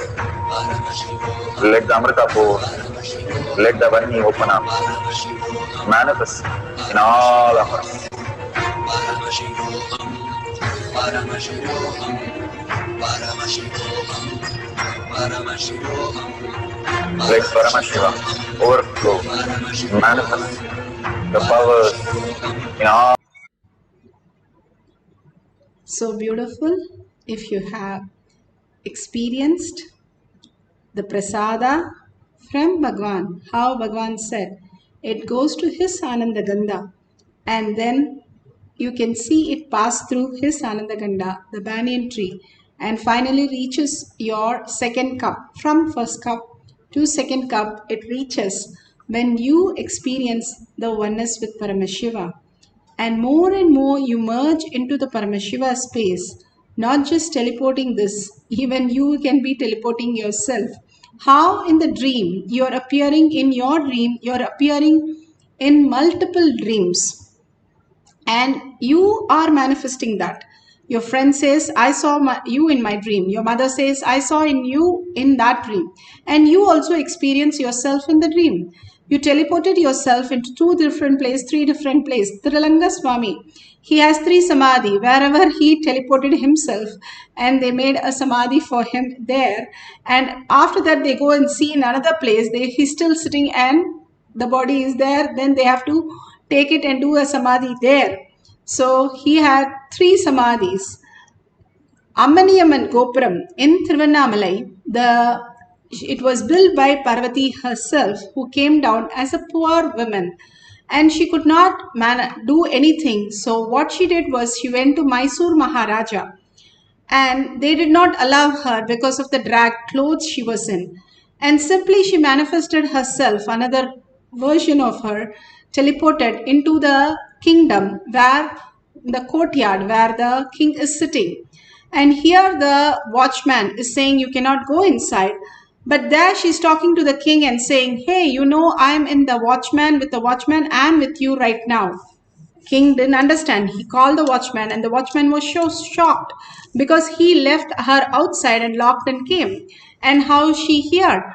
And then king understands that she is Parashakti who has come down, and simply bow down to her and said, I will take care of the Gopuram and I will build it. That is how she raised the money to build the Ammaniyamman Gopuram in Thiruvannamalai. That is a most beautiful space. Virupaksha cave of Ramana Maharshi. The Virupaksha cave was done by the Siddha Virupaksha.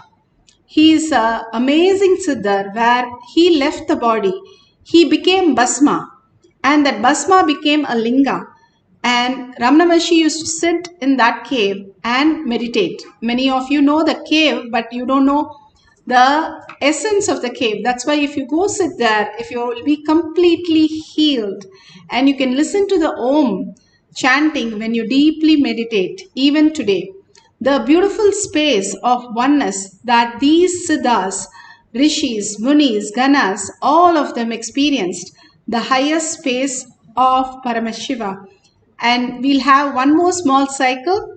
and put away your gadgets, put away your thoughts, unclutch from everything and become that oneness for few minutes. Bhagavan says even 3 to 4 minutes is enough to manifest the power. And if you're in the same space for 21 seconds, not even minutes, sorry, 3 to 4 seconds, and 21 seconds we can be enlightened. The whole space of thoughtlessness becomes our reality.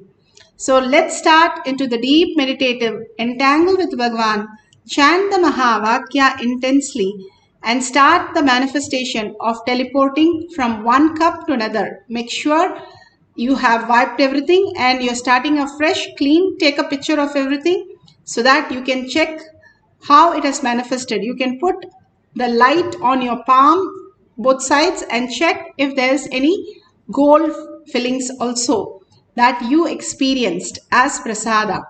Now let's start chanting for the second cycle of teleporting. Nithyananda Paramashivoham. Om Nithyananda Paramashivoham. Om Nithyananda Paramashivoham. Om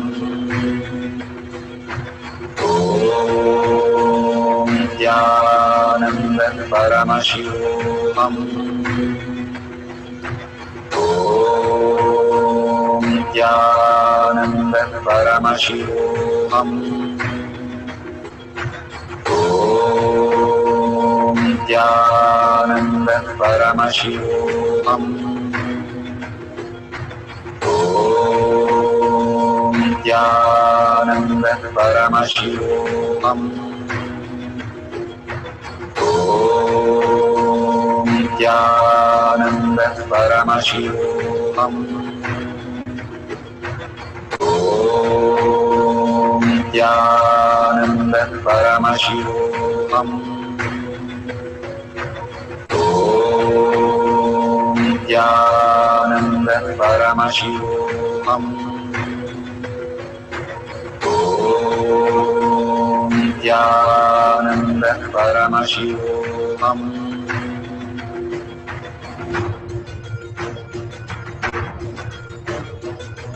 Paramashivoham, Paramashivoham. Let Paramashiva's third eye manifest in all our third eyes. Let the Amrita pour, let the Vani open up, manifest in all of us. Paramashivoham, Paramashivoham, Paramashivoham, Paramashivoham. Let Paramashiva overflow, manifest the powers in all our third eyes. Om Nithyananda Paramashivoham. Om Nithyananda Paramashivoham. Om Nithyananda Paramashivoham. Om Nithyananda Paramashivoham. Om Nithyananda Paramashivoham. Om Nithyananda Paramashivoham. Om Nithyananda Paramashivoham. Om Nithyananda Paramashivoham. Om Nithyananda Paramashivoham. Om Nithyananda Paramashivoham.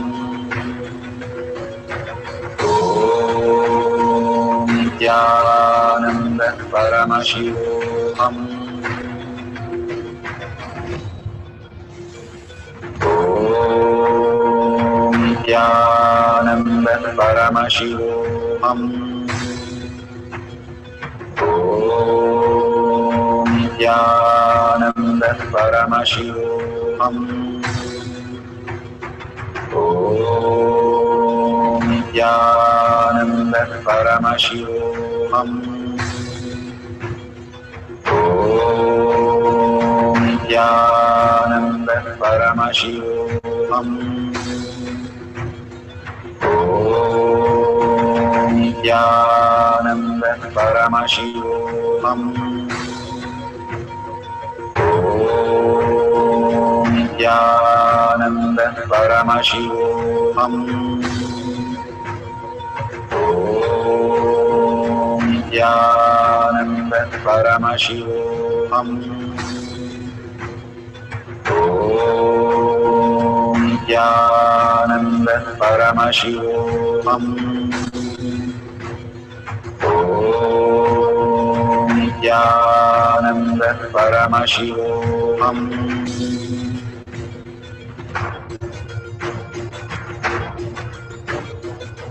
Paramashivoham, Paramashivoham. Let Paramashiva's third eye manifest in all our third eyes. Let the Amrita pour, let the Om Nithyananda.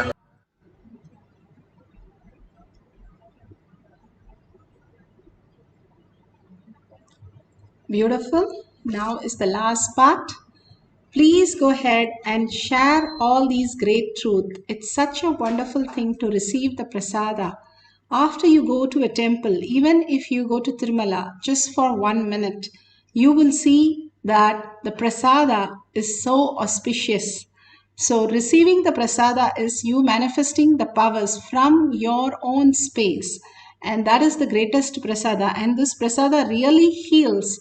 You can ask people to apply and you'll see something really disappearing, their pain, their problems, all that they are suffering from. These teleported, whatever NASA really pays trillions of dollars to create all this. Here you sit with a cup of coffee and chocolate milk and simply chant the Mahavakya and manifest the powers.